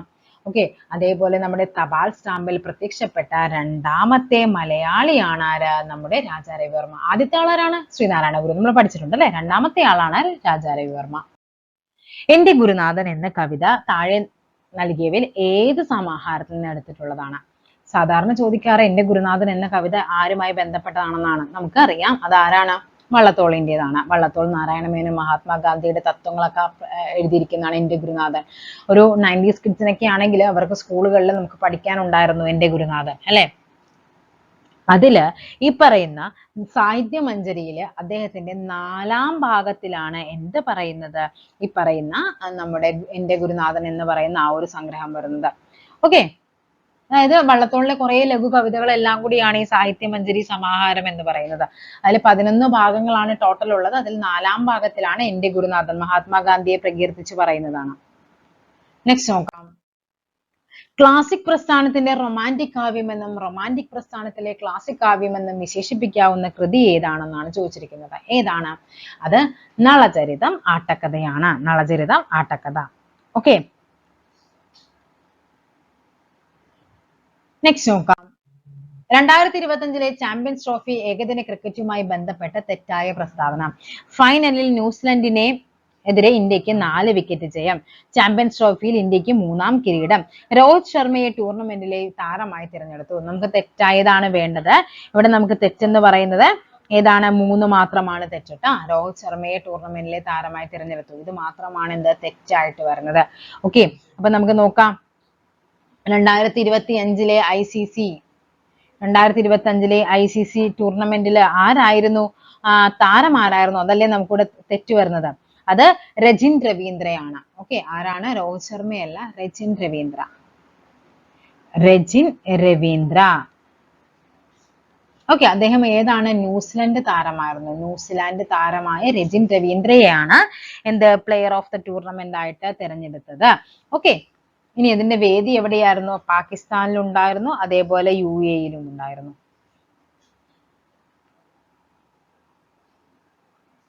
ഓക്കെ ആണല്ലോ. ഇതിൽ ആരായിരുന്നു വിജയിച്ചത്?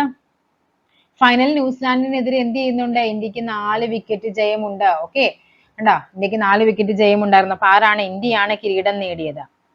ഓക്കെ ആണല്ലോ. ഈ രോഹിത് ശർമ്മയായിട്ട് ബന്ധപ്പെട്ട് എന്തായിരുന്നു? പ്ലെയർ ഓഫ് ദ മാച്ച് ആയിരുന്നു രോഹിത് ശർമ്മ കേട്ടോ. പ്ലെയർ ഓഫ് ദി മാച്ച് ആയിരുന്നു രോഹിത് ശർമ്മ. ഓക്കെ ആണല്ലോ. നെക്സ്റ്റ് നോക്കാം. ശരിയായ പ്രസ്താവന കണ്ടെത്തുക.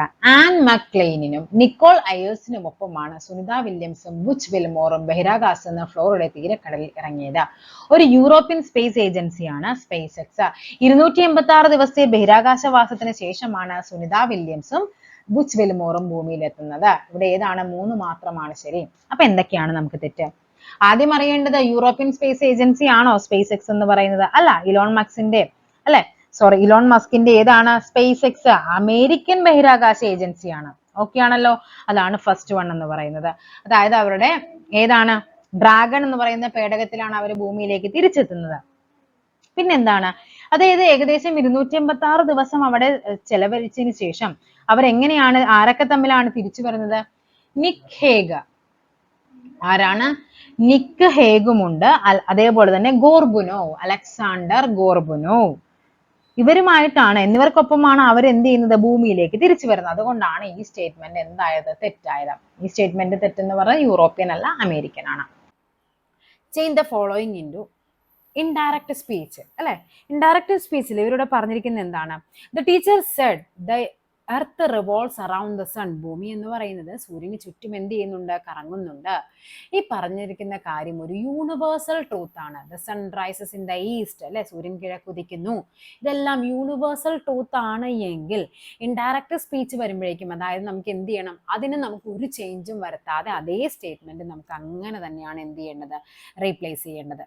ഓക്കെ ആണല്ലോ. അപ്പൊ ഇവിടെ നോക്കിക്കേ, the teacher said that the earth revolves എന്നാണ് പറഞ്ഞിരിക്കുന്നത്. ഇവിടെ റിവോൾവ്ഡ് എന്നാ തന്നിരിക്കുന്നത്, തെറ്റാണ്. ഇവിടെ ഹാഡ് റിവോൾവ്ഡ്, അതും തെറ്റാണ്. ഈസ് റിവോൾവിങ്, അതും വേണ്ട. നമുക്ക് എന്താണ് വേണ്ടത്?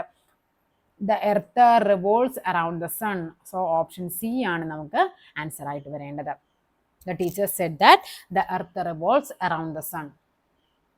Find the error and write the correct sentence. Error and correct sentence. ഇവിടെ സിൻസ് യൂസ് ചെയ്തിട്ടുണ്ട്. ഇവിടെ നമുക്ക് ഏറ്റവും വലിയ കീവേഡ് എന്ന് പറയുന്നത് സിൻസ് ആണ്. അതായത് എന്താണ് പറയുന്നത്? ഞാനിവിടെ എന്താണ് 2019 മുതൽ വർക്കിംഗ് ആണ് എന്നുള്ള ഇതാണ്. അപ്പൊ ഇവിടെ വരേണ്ടത് ഹാവ് ബീൻ, ഹാസ് ബീൻ, അങ്ങനത്തെ ഒരു വേർഡ് എപ്പോഴും അവിടെ ഉണ്ടാവണം സിൻസ് യൂസ് ചെയ്യുമ്പോഴേക്കും. നിങ്ങൾക്ക് അതൊരു ഒരു ഇതായിട്ട് നിങ്ങൾ യൂസ് ചെയ്ത് വെച്ചു. അപ്പൊ ഇവിടെ എന്താണ്? I have been working here since. അപ്പൊ സിൻസ് നമുക്കറിയാം എന്താണ്? പോയിന്റ് ഓഫ് ടൈമിനെയാണ് സിൻസ് യൂസ് ചെയ്യുന്നത് അല്ലെ. പോയിന്റ് ഓഫ് ടൈം നമ്മളോട് ചോദിക്കും ചോദിക്കുവാണ് എന്ന് മുതൽ ആ ഒരു ആൻസർ, അതായത് ആ ഒരു സെന്റൻസിൽ നമ്മൾ ചോദിക്കുവാണ് നീ അവിടെ എന്ന് മുതൽ വർക്ക് ചെയ്യുന്നു? 2019 മുതൽ. അതാണ് അതിന്റെ ആ ഒരു എന്ന് മുതൽ എന്ന് ചോദിക്കുമ്പോൾ നമുക്ക് വ്യക്തമായ ആൻസർ കിട്ടണം. എത്ര കാലം, അല്ലെ? ഇപ്പൊ എന്താണ്, I have been working here for 10 years എന്ന് പറയുകയാണ്. അപ്പൊ നമുക്കറിയാം 10 വർഷമായി ഞാൻ അവിടെ വർക്ക് ചെയ്യുന്നു. അവിടെ നമുക്ക് എന്ന് മുതലെന്ന് ചോദിച്ചാൽ 10 വർഷമായിട്ട് ഞാൻ അവിടെ വർക്ക് ചെയ്യുന്നു. അപ്പൊ ഒരു കറക്റ്റ് ഒരു പോയിന്റ് ഓഫ് ടൈം നമുക്ക് അവിടെ പറയാൻ പറ്റില്ല, 10 വർഷമായിട്ട്. അപ്പൊ എത്ര കാലമാണ് ക്വസ്റ്റ്യൻ ആയിട്ട് വരണമെങ്കിൽ അവിടെ 4 ആണ് വരേണ്ടത്. അപ്പൊ സിൻസ് എന്ന് പറയുന്ന പോയിന്റ് ഓഫ് ടൈമും 4 എന്ന് പറയുന്നത് എന്താണ്, പീരിയഡ് ഓഫ് ടൈമും ആണ്. 6 മാസം, അല്ലെ? 4 6 months, അല്ലെങ്കിൽ 4 2 hours, അല്ലെ? അല്ലെങ്കിൽ സിൻസ് 9 AM 9 മണി മുതൽ, ആ ഒരു കറക്റ്റ് പോയിന്റ് ടൈം പറയുവാണെങ്കിൽ അവിടെ സിൻസും, അല്ലാത്തപ്പോൾ ഇവിടെ 4 ആണ് വരേണ്ടത്. Pic the correct comparative degree ആണ്. കമ്പാരിറ്റീവ്, അല്ലെ? നമുക്കറിയാം പോസിറ്റീവ്, കമ്പാരിറ്റീവ്, സൂപ്പർലേറ്റീവ് വരും. അവിടെ എങ്ങനെയാ വരേണ്ടത്? ഫാസ്റ്റ് ആണ്, അല്ലെ? Fast, faster. അടുത്ത എന്താണ്? സൂപ്പർലേറ്റീവ് വരുമ്പോൾ ഫാസ്റ്റസ്റ്റ് എന്ന് വരും. ഇവിടെ ഫാസ്റ്റർ ആണ് വരേണ്ടത്. ഇത് രണ്ടും അങ്ങ് വെട്ടിക്കോ. ഫാസ്റ്റർ ഉള്ള 2 എണ്ണം ഉണ്ട്. നമുക്കറിയാം കമ്പാരിറ്റീവ് ഡിഗ്രി വരുമ്പോൾ faster than, taller than, shorter than, younger than, അല്ലെ? ബ്രൈറ്റർ ദാൻ എന്നൊക്കെ അങ്ങനെയാ വരേണ്ടത്. അപ്പൊ എല്ലാം എന്താണ്? ദാൻ വേണമെന്നറിയാം. സോ ഓപ്ഷൻ ഡി ആണ് ആൻസർ ആയിട്ട് വരേണ്ടത്. Add suitable question tag. Question ടാഗിൽ നമ്മൾ ഏറ്റവും കൂടുതൽ പഠിച്ചു വെച്ചിരിക്കുന്ന കാര്യമാണ് ലെറ്റ്സ് വന്നാൽ എന്ത് വരണം? Shall be. Let's go for a walk, shall be. അതാണ് അവിടെ കാര്യം. ഇവിടെ എന്താണ്, അല്ലെ? ഇവിടെ നമുക്ക് ലെറ്റ്സ് വരുമ്പോൾ ഒന്നും നോക്കണ്ട, ഷാൽ ബി, ഷാൽ ബി അത് ഓർത്ത് തന്നെ പഠിച്ചിരിക്കുക. Complete the sentence by adding a suitable word given below. If she had studied harder, she dash passed the exam. ഇവിടെ എന്താ പറഞ്ഞിരിക്കുന്നത്? had V3 ഫോം ആണ്. had വരുമ്പോൾ എന്ത് വരണം നമുക്ക്? would have plus V3 ആണ്. അപ്പോൾ ഇവിടെ എന്ത് വരണം? had studied വരുമ്പോഴേക്കും had V3 ആണ്. സോ ആൻസറിൽ എന്ത് വരണം? would have. she would have passed the exam എന്നാണ്. Select the sentence with correct collective noun. നമ്മൾ പഠിച്ചിട്ടുണ്ട് പ്രൈഡ് ഓഫ് ലയൺ, അല്ലെ? ലയൺ, സിംഹം. എന്താണ് പ്രൈഡ്? കാടിന് അഭിമാനമാണെന്നുള്ളത് ഓർത്താൽ മതി. അപ്പൊ എന്താണ് പ്രൈഡ്? ലയൺസിന്റെ കൂട്ടമാണ് എന്ത്? പ്രൈഡ് എന്ന് പറയുന്നത്. Pride of lion. Fleet, cows. Cows എന്താ പറയുന്നത് നമ്മൾ? ഹേർഡ് ഓഫ് കൗസ് ആണ് പറയുന്നത്. HERD, herd of cows. Birds, ബേർഡ്സിന് എന്താണ് നമ്മൾ പറയേണ്ടത്? ഫ്ലോക്ക് ഓഫ് ബേർഡ്സ് എന്നാ പറയുന്നത്, അല്ലെങ്കിൽ ഫ്ലൈറ്റ് ഓഫ് ബേർഡ്സ് എന്ന് പറയും. ഇനി ഫിഷ് ആണെങ്കിൽ എന്തൊക്കെ പറയാം? സ്കൂൾ ഓഫ് ഫിഷ് പറയാം, ഷോൾ ഓഫ് ഫിഷ് പറയാം, school of fish. Flock of birds, herd of കാറ്റിൽ. കണ്ട അവിടെ കാറ്റിൽസ് എന്നല്ല, കാറ്റിൽ, കന്നുകാലി കൂട്ടത്തെയാണ് നമ്മൾ കാറ്റിൽസ് എന്ന് പറയുന്നത്. അപ്പൊ എന്താണ് കാറ്റിൽ? ഇനി ഫ്ലീറ്റ് ഓഫ് ഷിപ്പ് പഠിച്ചു വെച്ചു. Pack of wolves, swarm of bees, forest of trees, bouquet of flowers, bunch of grapes, stack of books, pride of lion, litter of puppies, loaf of bread, gaggle of geese, tribe of monkeys. ഇതൊക്കെയാണ് നമ്മൾ normally പറയുന്നത്. Okay, ഇതെല്ലാം നമ്മൾ already ഇത്രയും question paper discuss ചെയ്തിട്ടുള്ളതാണ്. ഇത് just ഒന്ന് ഓർമ്മപ്പെടുത്തുന്നേ ഉള്ളൂ. Choose the correct one word substitute. A person who does not believe in the existence of God is called. എന്താണ്? ദൈവത്തിൽ വിശ്വാസമില്ലാത്തവനെ പറയുന്ന പേരാണ് ആര്? എത്തിസ്റ്റ്. തീസ്റ്റ് എന്ന് പറയുമ്പോൾ എന്താണ്? വിശ്വാസി, ദൈവവിശ്വാസിയാണ് എത്തിസ്റ്റ്, ദൈവവിശ്വാസി. ഫാറ്റലിസ്റ്റ് എന്ന് പറഞ്ഞാൽ ഫെയ്ത്ത്, അതായത് എല്ലാം വിധിയിൽ വിശ്വസിക്കുന്നവനാണ്. വിധി പോലെ നടക്കുള്ളൂ, എല്ലാം വിധിയാണ്, അല്ലെ? ആ ഒരു അപ്പൊ ഫെയ്ത്തിൽ വിശ്വസിക്കുന്നവനാണ് എന്ത്? ഫാറ്റലിസ്റ്റ് എന്ന് പറയുന്നത്. അഗ്നോസ്റ്റിക് എന്ന് പറയുന്നത് എന്താണ്? ആ മൊത്തത്തിലൊരു ഡൗട്ടാണ്. ദൈവം ഉണ്ടോ ഇല്ലയോ എന്ന് ചോദിച്ചു കഴിഞ്ഞാൽ അവൻ എപ്പോഴും എന്താണ്? ഡൗട്ട് വരുന്ന ഒരാളാണ്. അതായത് ഉണ്ടെന്നും പറയാൻ പറ്റില്ല, എന്താണ് ഇല്ല എന്നും പറയാൻ പറ്റില്ല. ആ ഒരു കൺസെപ്റ്റിലാണ് നമ്മൾ പറയുന്നത് അഗ്നോസ്റ്റിക് എന്ന് പറയുന്നത്. ഓക്കെ, നെക്സ്റ്റ് നോക്കാം. Choose the antonym of the word abundant. Abundant എന്ന് പറഞ്ഞാൽ എന്താ? ധാരാളം. അപ്പൊ എക്സസ് അവിടെ എന്താണ്? അബൻഡന്റിന്റെ സിനോണിം ആണ്. ആംബിൾ എന്താണ്? സിനോണിം ആണ്. ഓവർഫ്ലോയിങ് എന്താണ്? സിനോണിം ആണ്. സ്കാൻഡി ആണ് ഇവിടെ ആന്റോണിം ആയിട്ട് വരേണ്ടത്. അബൻഡന്റ് എന്ന് പറയുമ്പോൾ ഇത്രയേ ഉള്ളൂ, ഒത്തിരി ഉള്ള, ധാരാളമുള്ള എന്നുള്ള മീനിങ് ആണ്. Choose the correct spelling. Miscellaneous എങ്ങനെയാണ് നമ്മൾ പഠിക്കുന്നത്? Mis cell and EOUS, miscellaneous. Mis cell and EOUS ആണ് മിസലേനിയസ് എന്ന് പറയുന്നത്. ഓക്കെ, അപ്പൊ ഇവിടുത്തെ ആൻസർ എന്ന് പറയുന്നത് ഏതാണ്? ഓപ്ഷൻ എ ആണ് ആൻസർ ആയിട്ട് വരേണ്ടത്. Fill in the blank. The minister presided over the meeting ആണ്. പ്രിസൈഡഡ് ഓവർ, അതായത് അതിന് നയിച്ചു എന്നുള്ള മീനിങ് ആണ്. അപ്പൊ പ്രിസൈഡഡ് വരുമ്പോൾ എന്താണ്? Presided over the meeting. Okay, പ്രേക്ഷകനാണ്. പ്രേക്ഷകനുമുണ്ട്, പ്രേക്ഷകനുമുണ്ട്. പ്രേക്ഷകൻ എന്ന വാക്കിന്റെ സ്ത്രീലിംഗ രൂപം ഏത്? പ്രേക്ഷകൻ എന്ന് പറഞ്ഞാൽ ആരാണ്? പ്രേക്ഷകൻ സ്ത്രീലിംഗ രൂപം പറയേണ്ടത് പ്രേക്ഷകയാണ്. പ്രേക്ഷകൻ, പ്രേക്ഷക. ആരാണ് പ്രേക്ഷകൻ എന്ന് പറയുന്നത്? വെറും ഷായ് ആണെങ്കിൽ അത് എന്താണ് പറയേണ്ടത്? അയച്ചയാൾ. അയച്ചയാളാണ് പ്രേക്ഷകൻ. അങ്ങനെയാണെങ്കിൽ എന്താണ് പ്രേക്ഷകൻ? ഇക്ഷ വരുമ്പോ എന്താണ് പറയേണ്ടത്? പ്രേക്ഷകൻ എന്ന് പറഞ്ഞാൽ ആരാണ്? കാണുന്നയാൾ. കാണുന്നയാളാണ് പ്രേക്ഷകൻ എന്ന് പറയുന്നത്. എങ്കിൽ പ്രേഷിതൻ ആരാണ്? പ്രേഷിതൻ, കണ്ടോ ഇവിടെ ഷാ ഒരുമിച്ച് വരുന്ന ആള്.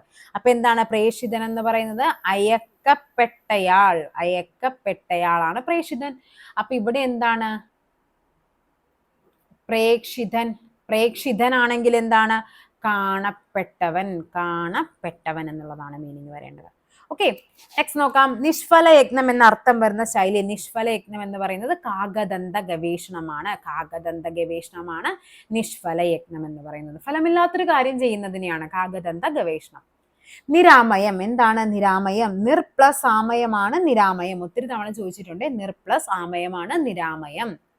സമത. സമത അല്ലെ, ഇക്വാലിറ്റി, ഇക്വൽ. അപ്പൊ എന്താണ് സമത എന്ന വാക്കിന്റെ സമാനാർത്ഥമുള്ള പദമാണ്. അപ്പൊ ഇവിടെ എന്ത് വരും? തുല്യത. 12 വർഷക്കാലം എന്നതിന്റെ ഒറ്റപ്പദം 12 വർഷം. എന്താണ്? വ്യാഴവട്ടം അല്ലെ. വ്യാഴവട്ടം എന്ന് പറഞ്ഞാൽ എന്താണ്? 12 വർഷത്തെയാണ് നമ്മൾ വ്യാഴവട്ടം എന്ന് പറയുന്നത്. താഴെ കൊടുത്തിരിക്കുന്നവൽ ബഹുത്വ സൂചന. ബഹുത്വം എന്ന് പറയുന്നത് എന്താണ്? നമുക്കറിയാം, ഒന്നിൽ കൂടുതലുള്ളതായിട്ട് വരേണ്ടത് എന്ത് വരും? സ്വാമികൾ, ഉദ്ധവർ, ചെന്നവർ, വസുദേവർ. എന്താണ് വരേണ്ടത്? ചൊന്നവർ, പറഞ്ഞവർ അല്ലെ, ആ ഒരു മീനിങ്ങിലാണ്. ബാക്കി എല്ലാം എന്താണ്? നമ്മൾ പൂജക ബഹുവചനമായിട്ട് പറയുന്നത്. അപ്പൊ ചൊന്നവർ എന്ന് പറയുമ്പോൾ എന്താണ്? പറഞ്ഞവർ, ആ ഒരു മീനിങ്ങിലാണ്. ശുദ്ധരൂപം തിരഞ്ഞെടുക്കുക. അഷ്ടമുഷ്ടി. അഷ്ടമുഷ്ടിയാണ്. അപ്പൊ എന്താണ്? അഷ്ടം എന്ന് പറഞ്ഞാൽ എന്താണ്? 8. അത് ഈ അഷ്ടം ഇതാണ് വരേണ്ടത്. അഷ്ടം 8 അപ്പൊ ഇവിടെ എന്ത് വരണം? ഇതിലെ അല്ലെ. അപ്പൊ ഇതെല്ലാം നമുക്ക് മനസ്സിലായി. അഷ്ടമുഷ്ടി. മുഷ്ടി എന്ന് പറയുന്നത് നമ്മുടെ കൈയാണ്. കൈ. മുഷ്ടി എന്ന് പറഞ്ഞാൽ ശരിക്കും അളവാണ്. 8 പിടി എന്നുള്ള മീനിങ് ആണ്. സോ ഓപ്ഷൻ ബി ആണ് ആൻസർ ആയിട്ട് വരേണ്ടത്. മുല്ലപ്പോമ്പടി ഏറ്റുകിടക്കും കല്ലിനുമുണ്ടാ സൗരഭ്യം. അതായത് എന്താണ്? മുല്ലപ്പോമ്പടിയുടെ ചുറ്റി കിടക്കുന്ന കല്ലിനും എന്തുണ്ടാകും? ആ ഒരു മണം ഉണ്ടാകും എന്നുള്ളതാണ്. മുള്ളിന്റെ ചുവട്ടിൽ മുള്ളേ മുളയ്ക്കൂ. അതല്ല. ഒന്നായിരുന്നാലും നന്നായിരിക്കണം. അതുമല്ല. കുന്നിക്കൊരു കുപ്പിയിലിട്ടാലും മിന്നും. അതുമല്ല. പാലോട് ചേർന്ന വെള്ളവും എന്തായിട്ട് മാറും? പാലാകും. അതായത് മുല്ലപ്പൂ കിടക്കുന്ന കല്ലിനും എന്തുണ്ടാകും? ആ മുല്ലപ്പൂവിന്റെ മണം ഉണ്ടാകും. പാലിലേക്ക് ചേർന്ന വെള്ളവും എന്തായിട്ട് മാറും? അത് പാലായിട്ട് മാറും എന്നുള്ളത്. പ്രിമിറ്റീവ് എന്നതിന്റെ പരിഭാഷ. പ്രിമിറ്റീവ് എന്ന് പറയുമ്പോൾ എന്താണ്? പ്രാകൃതമായ. പ്രിമിറ്റീവ് മാൻ എന്ന് പറഞ്ഞാൽ എന്താണ്? നമ്മുടെ പുരാതന മനുഷ്യരെയൊക്കെ പറയുന്നത്. അപ്പൊ എന്താണ്? പ്രാകൃതമായ, പണ്ടത്തെ ആൾക്കാരാണ്. പ്രാകൃതമായ, അതാണ് പ്രിമിറ്റീവ് എന്നതിന്റെ മീനിങ്. കറക്റ്റ് പരിഭാഷയാണ് ചോദിച്ചിരിക്കുന്നത്. താഴെ കൊടുത്തിരിക്കുന്ന കാട് എന്ന പദത്തിന്റെ പര്യായ പദക്കൂട്ടം എന്താണ്? കാട്. വിപിനം, ആനനം, കാനനം. വിപിനം എന്താണ്? കാടാണ്. കാനനവും കാടാണ്. ആനനം എന്ന് പറഞ്ഞാൽ എന്താണ്? മുഖമാണ്. അപ്പൊ ഇതല്ല എന്ന് മനസ്സിലായി. ആനനമുള്ള ദേ വേറൊരെണ്ണം കൂടി കിടപ്പുണ്ട്. അപ്പൊ ഇതുമല്ല എന്ന് മനസ്സിലായി. ഇനി ഇത് രണ്ടിലാണ് നോക്കേണ്ടത്.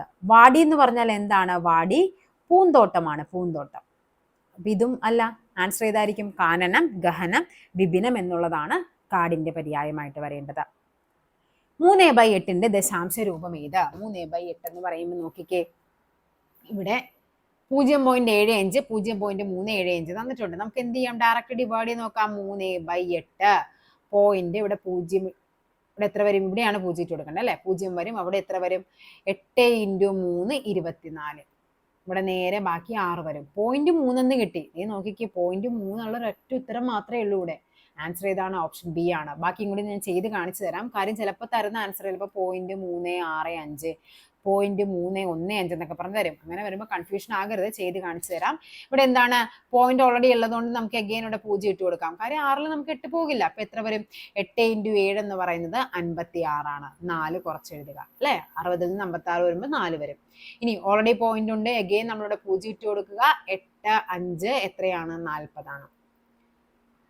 ഓക്കെ, അപ്പൊ ആൻസർ 0.375 ആണ്. ഇനി നമ്മൾ ജസ്റ്റ് ഈ ഒരു ആൻസർ കൂടി ഞാൻ ചെയ്ത് കാണിച്ചു തരാം. 13/125 നമ്മുടെ ഡേ വണ്ണിലെ ക്വസ്റ്റ്യൻ പേപ്പറിലാണ് ഇത് ചോദിച്ചിട്ടുണ്ടായിരുന്നത്. 13/125 ദശാംശ രൂപം എന്താണെന്ന് ചോദിച്ചിട്ടുണ്ടായിരുന്നു. അപ്പൊ അതില് ഞാനത് ഡയറക്റ്റ് എന്താണ് 125നെ 1000ത്തിലേക്ക് മാറ്റിയാണ് ചെയ്ത് കാണിച്ചത്. അപ്പൊ അവിടെ ഡിവൈഡ് ചെയ്തും കൂടി കാണിച്ചു തരാമോ എന്ന് ചോദിച്ചിട്ടുണ്ടായിരുന്നു. അപ്പൊ അതിന്റെ ആൻസറിൽ ഇവിടെ നമുക്ക് എന്ത് ചെയ്യണം? 13 നമുക്കറിയാം 125 കൊണ്ട് ഒരിക്കലും ഡിവൈഡ് ചെയ്യാം അല്ലെ. ചെറിയ നമ്പർ ആണ്. സോ നമ്മുടെ പോയിന്റ് ഇട്ട് കൊടുത്തു. എന്നിട്ട് എന്ത് ചെയ്തു? ഇവിടെ നമ്മൾ 0 ഇട്ട് കൊടുത്തു. അല്ലെ. 130 എത്ര തവണയാണ്? ഒരു തവണ. ബാക്കി ഹരിക്കുമ്പോൾ എത്ര വരും ഇവിടെ? 125. ബാക്കി ഇവിടെ 5 ഇട്ട് കൊടുത്തു അല്ലെ. 5 ബാക്കി വരുന്നുള്ളൂ. ഇവിടെ ഓൾറെഡി ഒരു പോയിന്റ് ഉണ്ട്, നമുക്ക് എന്ത് ചെയ്യാം? ഇവിടെ ഒരു 0 ഇട്ട് കൊടുക്കാം. പക്ഷേ ഇവിടെ എന്താണ് വ്യത്യാസം എന്ന് പറയുന്നത്? ഇവിടെ എഗെയിൻ നമുക്ക് എന്ത് ചെയ്യാൻ പറ്റില്ല? ഇവിടെ 50 കൊണ്ട് ചെയ്യാനായിട്ട് പറ്റില്ല. അപ്പൊ നമുക്ക് വീണ്ടും 0 വേണം. ഇനിയും നമ്മൾ 0 ഇട്ട് കൊടുക്കുമ്പോൾ നമ്മളവിടെ ചെയ്യേണ്ട ഒരു കാര്യമുണ്ട്. ഇവിടെ ഒരു 0 ഇട്ട് കൊടുത്തിട്ട് മാത്രമേ നമ്മൾ എന്ത് ചെയ്യാൻ പാടുള്ളൂ? ഇനിയും 0 ഇട്ട് കൊടുക്കാൻ പറ്റുള്ളൂ. അപ്പൊ 125 500ലാണ് ചോദിച്ചിരിക്കുന്നത്. 125 നമുക്കറിയാം എത്രയാണ്? 250 ആണ്. 250 നമുക്കറിയാം എത്രയാണ്? 500 ആണെന്നറിയാം. അപ്പൊ മൊത്തം എത്ര വരും? 4 വരും. 0.104 നമുക്കിവിടെ ആൻസർ ആയിട്ട് വരേണ്ടത്. ഓക്കെ. അപ്പൊ അതിൽ ആ ക്വസ്റ്റ്യനിൽ അതിങ്ങനെ ചോദിച്ചിട്ടുണ്ടായിരുന്നു, ഒന്ന് ഡിവൈഡ് ചെയ്ത് കാണിച്ചു തരാനായിട്ട് പറഞ്ഞിട്ടുണ്ടായിരുന്നു. അതുകൊണ്ട് മാത്രമാണ് ജസ്റ്റ് ഒന്ന് അത് മെൻഷൻ ചെയ്തതേ. ഇവിടുത്തെ ആൻസർ എന്ന് പറയുന്നത് 0.104 ഓക്കെ. നെക്സ്റ്റ് നോക്കാം. 5% വാർഷിക നിരക്കിൽ ഒരു തുകയ്ക്ക് 2 വർഷത്തേക്ക് സാധാരണ പലിശയായി 200 രൂപ ലഭിച്ചു. അതേ തുകയ്ക്ക് അതേ നിരക്കിൽ 2 വർഷത്തേക്ക് ലഭിക്കുന്ന കൂട്ടുപലിശ എത്ര? സാധാരണ പലിശ എന്ന് പറയുമ്പോൾ എന്താ അതിന്റെ മീനിങ്? ഞാൻ ഇടുന്നത് 1000 രൂപയാണ്. എനിക്ക് 1-ാം വർഷം അതിന് പലിശയായിട്ട് 100 രൂപ കിട്ടി. 2-ാം വർഷം എനിക്ക് 100 രൂപ കിട്ടും. അത് ഞാൻ എത്ര വർഷം ഇടുന്നോ എല്ലാ വർഷവും എനിക്ക് കിട്ടുന്ന പലിശയുടെ ആ ഒരു എമൗണ്ട് എന്ന് പറയുന്നത് ഫിക്സഡ് ആയിരിക്കും. കൂട്ടുപലിശ എന്ന് പറയുമ്പോൾ എന്താ വ്യത്യാസം? 1-ാം വർഷം ഞാൻ 1000 ഇട്ടു, അതിന് എനിക്ക് 100 രൂപ പലിശ കിട്ടി. 2-ാം വർഷം ആയപ്പോഴേക്കും എൻ്റെ എമൗണ്ട് 1100 ആയി, അതിനാണ് എനിക്ക് പലിശ കിട്ടുന്നത്. അപ്പൊ ഇപ്പൊ 10% ആണെങ്കിൽ അത് 110 ആയിട്ട് മാറും. ഓക്കെ. എഗെയിൻ നമ്മൾ എന്ത് ചെയ്യും? ഈ 110 ഇതിന്റെ കൂട്ടത്തിൽ കൂട്ടിയിട്ട് എന്ത് വരും? നമ്മുടെ അടുത്ത എമൗണ്ട് എന്ന് പറയുന്നത് 1210 ആണ്. അപ്പൊ അവിടുത്തെ പലിശ എത്രയാ? 121 ആകും. പലിശ കൂടി കൂടി കൂടി വരും. അതാണ് കൂട്ടുപലിശയും സാധാരണ പലിശയും തമ്മിലുള്ള വ്യത്യാസം എന്ന് പറയുന്നത്. അപ്പൊ ആ ഒരു കൺസെപ്റ്റിൽ നമ്മളിവിടെ നോക്കിക്കേ, എനിക്ക് മൊത്തം കിട്ടിയത് 200 രൂപയാണ് പലിശയായിട്ട് കിട്ടിയത്. അതായത് 2 വർഷത്തേക്കല്ലേ. അപ്പൊ എനിക്ക് 1-ാം വർഷം കിട്ടി 100, 2-ാം വർഷവും 100 കിട്ടിയത് കൊണ്ടാണല്ലോ എനിക്ക് ടോട്ടൽ 200 ആയിട്ട് മാറിയത്. ഓക്കെ. ഇനി അതേപോലെ തന്നെ എന്താണ് ഇത്? കൂട്ടുപലിശ ആണെങ്കിൽ എനിക്ക് 1-ാം വർഷം 100 കിട്ടും. ഈ 100ന്റെ 5% വാർഷിക നിരക്കിലാണ് യോജിച്ചിരിക്കുന്നത്. 5% കണ്ടുപിടിക്കണം. അപ്പൊ അത് എത്ര വരും? 5 രൂപ. ഈ 5 രൂപയും കൂടി എനിക്ക് എന്താണ് ഇതിന്റെ കൂട്ടത്തിൽ കൂട്ടിക്കിട്ടും. ഓക്കെ. അപ്പൊ ആൻസർ വരുന്നത് 205 ആണ്. ഈ ക്വസ്റ്റ്യൻ എന്ത് ചെയ്തു? ആൻസർ ഇല്ലാത്തത് കൊണ്ട് തന്നെ ഇത് അവര് ക്യാൻസൽ ചെയ്തതാണ്. നെക്സ്റ്റ് നോക്കാം. ഒരു ദ്രാവകത്തിൽ ആസിഡും വെള്ളവും 4:3 എന്ന അംശബന്ധത്തിലാണ്. 10 ലിറ്റർ ആസിഡ് കൂടി ഒഴിച്ചപ്പോൾ 3:1 എന്ന അംശബന്ധത്തിലായി.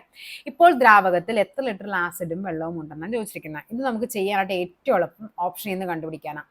അതായത് ആസിഡും ഉണ്ട്, വാട്ടറും ഉണ്ട് അല്ലേ. ഇവിടെ ആദ്യം പറഞ്ഞത് 4:3, പിന്നെയുള്ളത് 3:1. ഇതിന്റെ വ്യത്യാസം നമുക്ക് വേണ്ട. ഇവിടെ നമ്മൾ എന്ത് ചെയ്തു? 10 ലിറ്റർ കൂട്ടി ഒഴിച്ചു. ഇവിടെ എത്രയായിക്കോട്ടെ, എത്രയായാൽ പോലും നമ്മൾ 10 ലിറ്റർ കൂട്ടി ഒഴിക്കുമ്പോൾ ആസിഡിന്റെ അളവ് എന്തായിരിക്കും? 10ൽ കൂടുതലായിരിക്കും. അപ്പൊ ഇതാണ് ആസിഡ്, ഇത് വാട്ടർ അല്ലെ. അങ്ങനെയല്ലേ വരേണ്ടത്? അങ്ങനെയല്ലേ അംശബന്ധം തന്നിരിക്കുന്നത്? ആദ്യം ആസിഡ്, പിന്നെ വാട്ടറാ പറഞ്ഞിരിക്കുന്നത്. സോ ഒബ്വിയസ്ലി നമുക്ക് എന്താവണം? ഈ ആസിഡിന്റെ കണ്ടന്റ് എന്ന് പറയുന്ന 10ൽ കൂടുതലായിരിക്കണം. അപ്പൊ ഇത് രണ്ടും നേരെ അങ്ങ് വെട്ടിക്കോ. ഇനി ഇത് രണ്ടും മാത്രം നോക്കിയാൽ മതി. 18ഉം 6ഉം നേരെ ഒന്ന് കട്ട് ചെയ്ത് നോക്കിക്കേ. ഇത് കട്ട് ചെയ്യുമ്പോഴേക്കും ഇവിടെ എത്ര വരും? നമുക്ക് വേണ്ടത് 3:1 ആണ്. 18നെ 6 കൊണ്ട് ഹരിക്കുമ്പോൾ നമുക്ക് 3 തവണ കിട്ടും അല്ലെ. 6നെ 6 കൊണ്ട് ഹരിക്കുമ്പോൾ 1, 3:1 എന്ന അംശബന്ധത്തിലാകും. നെക്സ്റ്റ് നമുക്കുള്ളത് ഏതാണ്? 12ഉം 3ഉമാണ്. ഇവിടെയും നമുക്ക് എന്ത് ചെയ്യാം? 3 കൊണ്ട് ഹരിക്കുമ്പോഴേക്കും ഇവിടെ 4 വരും, ഇവിടെ എന്താണ്? 1 വരും. 4:1. നമ്മളോട് പറഞ്ഞിരിക്കുന്ന അംശബന്ധം 3:1 അല്ലേ. സോ ഒബ്വിയസ്ലി നമ്മുടെ ആൻസർ എത്രയായിരിക്കണം? 18ഉം 6ഉം ആയിരിക്കണം. 18 ലിറ്റർ ആസിഡും 6 ലിറ്റർ വെള്ളവുമാണ് ഉള്ളത്. അപ്പുവിന്റെ അമ്മയുടെ പ്രായം അപ്പുവിന്റെ പ്രായത്തിന്റെ 9 മടങ്ങാണ്. 9 വർഷം കഴിയുമ്പോൾ ഇത് 3 മടങ്ങായി മാറും. എന്നാൽ അപ്പുവിന്റെ ഇപ്പോഴത്തെ പ്രായം എത്ര? ഇവിടെയും നമുക്ക് സെയിം എന്ത് ചെയ്യാം? ഓപ്ഷൻ വെച്ച് ചെയ്യാൻ പറ്റും. നമുക്കിവിടെ പറയാണ് അപ്പുവിന്റെ പ്രായം ഇപ്പോൾ 6 ആണെങ്കിൽ എന്താ പറഞ്ഞിരിക്കുന്നത്? അമ്മയുടെ പ്രായം എന്ന് പറയുന്നത് 9 മടങ്ങാണ്. അപ്പൊ എത്ര വരും? 9 × 6 54 വരും. ഇനി എന്താ പറയുന്നത്? പ്ലസ് 9 വർഷം കഴിഞ്ഞു. 9 വർഷം കഴിയുമ്പോൾ അപ്പുവിന്റെ പ്രായം എത്രയായിട്ട് മാറും? 9ഉം 6ഉം കൂടി കൂട്ടുമ്പോൾ നമുക്കറിയാം 15 ആണ്. അത് 3 മടങ്ങ്. അപ്പൊ അമ്മയുടെ പ്രായം ഇപ്പോൾ ഓൾറെഡി കറണ്ടിൽ എത്രയാണ്? 84 ആണ്. അതിനോടുകൂടി നമുക്ക് എത്രയാണ്? 9 അല്ലേ കൂട്ടേണ്ടത്. 9 കൂട്ടുമ്പോഴേക്കും അമ്മയുടെ പ്രായം 63 ആകും. ഇതെന്ന് പറയുന്നത് ഇതിന്റെ 3 ഇരട്ടിയാണോ? അല്ല. അപ്പൊ ഇതല്ല ആൻസർ. നമ്മളോട് പറഞ്ഞിരിക്കുന്നത് 3 മടങ്ങെന്നാണ്. നെക്സ്റ്റ് നോക്കാം. അപ്പുവിന്റെ പ്രായം 3 ആണെങ്കിൽ അമ്മയുടെ പ്രായം 9 മടങ്ങെന്ന് പറയുമ്പോൾ 9 × 3 27 ആകും. 9 വർഷം കഴിഞ്ഞു. 9 വർഷം കഴിയുമ്പോൾ അപ്പുവിന്റെ പ്രായം എത്രയാകും? 9ഉം 3ഉം കൂടി കൂട്ടുമ്പോൾ 12 കിട്ടും. 27ഉം 9ഉം കൂടി കൂട്ടുമ്പോഴേക്കും 27നോട് 9 കൂട്ടുമ്പോൾ നമുക്ക് 36 കിട്ടും. ഈ 12ന്റെ 3 മടങ്ങാണ് എന്തെന്ന് പറയുന്നത്? 36. അപ്പൊ ഇതെന്താകും? ആൻസർ ആയിട്ട് വരും. അപ്പുവിന്റെ ഇപ്പോഴത്തെ പ്രായം ചോദിച്ചാൽ എത്രയാണ്? 3 വയസ്സാണ് അപ്പുവിന്റെ പ്രായം എന്ന് പറയുന്നത്. അടുത്ത വേണേൽ നമുക്ക് ജസ്റ്റ് ഒന്ന് നോക്കാം. 2 9 മടങ്ങെന്ന് പറയുമ്പോൾ 18 ആയി. ഇവിടെ എത്ര വരും? 9 വർഷം കഴിയുമ്പോൾ എത്ര വരും? 2ഉം 9ഉം കൂടി കൂട്ടുമ്പോൾ 11. ഇവിടെ 9 കൂട്ടുമ്പോൾ ഇവിടെ എത്രയാണ് വരേണ്ടത്? 27. ഇതിന്റെ 3 മടങ്ങെന്ന് പറയുമ്പോൾ ഇവിടെ 33 ആയിരുന്നു വരേണ്ടത്. അപ്പൊ അതൊന്നും ആൻസർ ആയിട്ട് വരില്ല. ആൻസർ എന്ന് പറയുന്നത് ഓപ്ഷൻ ബി ആണ് ആൻസർ ആയിട്ട് വരേണ്ടത്. ഓക്കെ, നെക്സ്റ്റ് നോക്കാം. കോണുകളുടെ തുക 8100 ആയ ബഹുഭുജത്തിന് എത്ര വശങ്ങളുണ്ട്? ആന്തര കോണുകളുടെ തുക കണ്ടുപിടിക്കാനായിട്ട് നമ്മുടെ ഇക്വേഷൻ എന്താണ്? ആന്തര കോണുകളുടെ തുക n-2 × 180 ആണ് ഇക്വേഷൻ എന്ന് പറയുന്നത്. ഇവിടെ തന്നിട്ടുണ്ട് 8100 എന്ന് പറയുന്നത് n-2 ആണ്. ഇവിടുത്തെ 180നെ നമുക്ക് നേരെ ഇവിടെ കൊണ്ടുവന്ന് ഹരിക്കാം. 0 കട്ടായി പോയി. 18 9ൽ 2 തവണ, 81ൽ 9 തവണ, അപ്പൊ 90/2 എന്ന് വരും. 45 = n-2 എന്ന് കിട്ടി. ഇവിടെ 45 കിട്ടി നേരെ പോയി ഇത് മാർക്ക് ചെയ്യരുത്, തെറ്റാണ്. നമുക്ക് എത്രയാണ് n എന്ന് പറയുന്നത്? 45 + 2 47 ആണ് എന്നിന്റെ വാല്യൂ എന്ന് പറയുന്നത്. ഓപ്ഷൻ സി ആണ് നമ്മുടെ ആൻസർ ആയിട്ട് വരേണ്ടത്. ഒരു സമചതുരത്തിന്റെ വികരണത്തിന്റെ നീളം വശത്തിന്റെ നീളത്തിന്റെ എത്ര മടങ്ങാണ്? ഇതൊരു സമചതുരമാണ് എങ്കിൽ, ഇത് എ ആണ് എങ്കിൽ വികരണം എന്ന് പറയുന്നത് a√2 ആണ്. നമുക്കൊരു ഇക്വേഷൻ ഉണ്ട് പഠിക്കാനായിട്ട്, പഠിച്ചു വെച്ചോളാം. സമചതുരത്തിന്റെ വശം a ആയ സമചതുരത്തിന്റെ വികരണം എന്ന് പറയുന്നത് a√2 ആണ്. അപ്പൊ അത് എത്ര മടങ്ങായിരിക്കും? √2 മടങ്ങായിരിക്കും. ക്ലോക്കിലെ സമയം 10:30. ക്ലോക്കിലെ സമയം 10:30 ആണെങ്കിൽ മണിക്കൂർ സൂചിയും മിനിറ്റ് സൂചിയും തമ്മിലുള്ള വ്യത്യാസം 30h - 11/2m ആണ്. 30 × h എന്ന് പറയുന്ന മണിക്കൂർ, 10 മണിക്കൂർ 30 മിനിറ്റ്, മിനിറ്റ് 30 ആണ്. ഇതുകൂടി കട്ടായി പോകും. 15 തവണ. 11 × 15 എന്ന് പറയുന്നത് എത്ര വരും? 165. 300ൽ നിന്ന് 125 കുറക്കുമ്പോൾ 135 ഡിഗ്രി. ഇതാണ് ഇവിടുത്തെ കോണളവെന്ന് പറയുന്നത്. 135 ഡിഗ്രിയാണ്. 0.25 the whole power 6നെ ഏത് സംഖ്യ കൊണ്ട് ഗുണിച്ചാലാണ് 0.25 the whole power 4 കിട്ടുന്നത്? 0.25 the whole power 6നെ ഏതോ ഒരു സംഖ്യ കൊണ്ട് ഗുണിച്ചപ്പോൾ 0.25 the whole power 4 കിട്ടി. ഈ സംഖ്യ കണ്ടുപിടിക്കാൻ നമ്മൾ പറയൂ 10നെ 2 കൊണ്ട് ഗുണിച്ചപ്പോൾ 20 കിട്ടി. ഈ 2 കണ്ടുപിടിക്കാൻ നമ്മൾ 20നെ 10 കൊണ്ട് ഹരിക്കുകയല്ലേ ചെയ്യേണ്ടത്? സെയിം കൺസെപ്റ്റ് ഇവിടെ ചെയ്യുക. ഇവിടെ എന്ത് വരും? 0.25 whole power 4 divide by 0.25 whole power 6. Law of exponents കൃത്യങ്ക നിയമങ്ങൾ അനുസരിച്ച് a⁻m ഡിവൈഡ് ബൈ a⁻n എന്ന് പറയുന്നത് a⁻m - n ആണ്. അപ്പൊ ഇവിടുത്തെ ആൻസർ എങ്ങനെ വരും? 0.25 ഒരു തവണ എഴുതിയാൽ മതി. 4 - 6 എന്ന് വരും. ബേസ് സെയിം ആയതുകൊണ്ടാണ് ഇങ്ങനെ എഴുതാൻ വേണ്ടി പറ്റുന്നത് കേട്ടോ.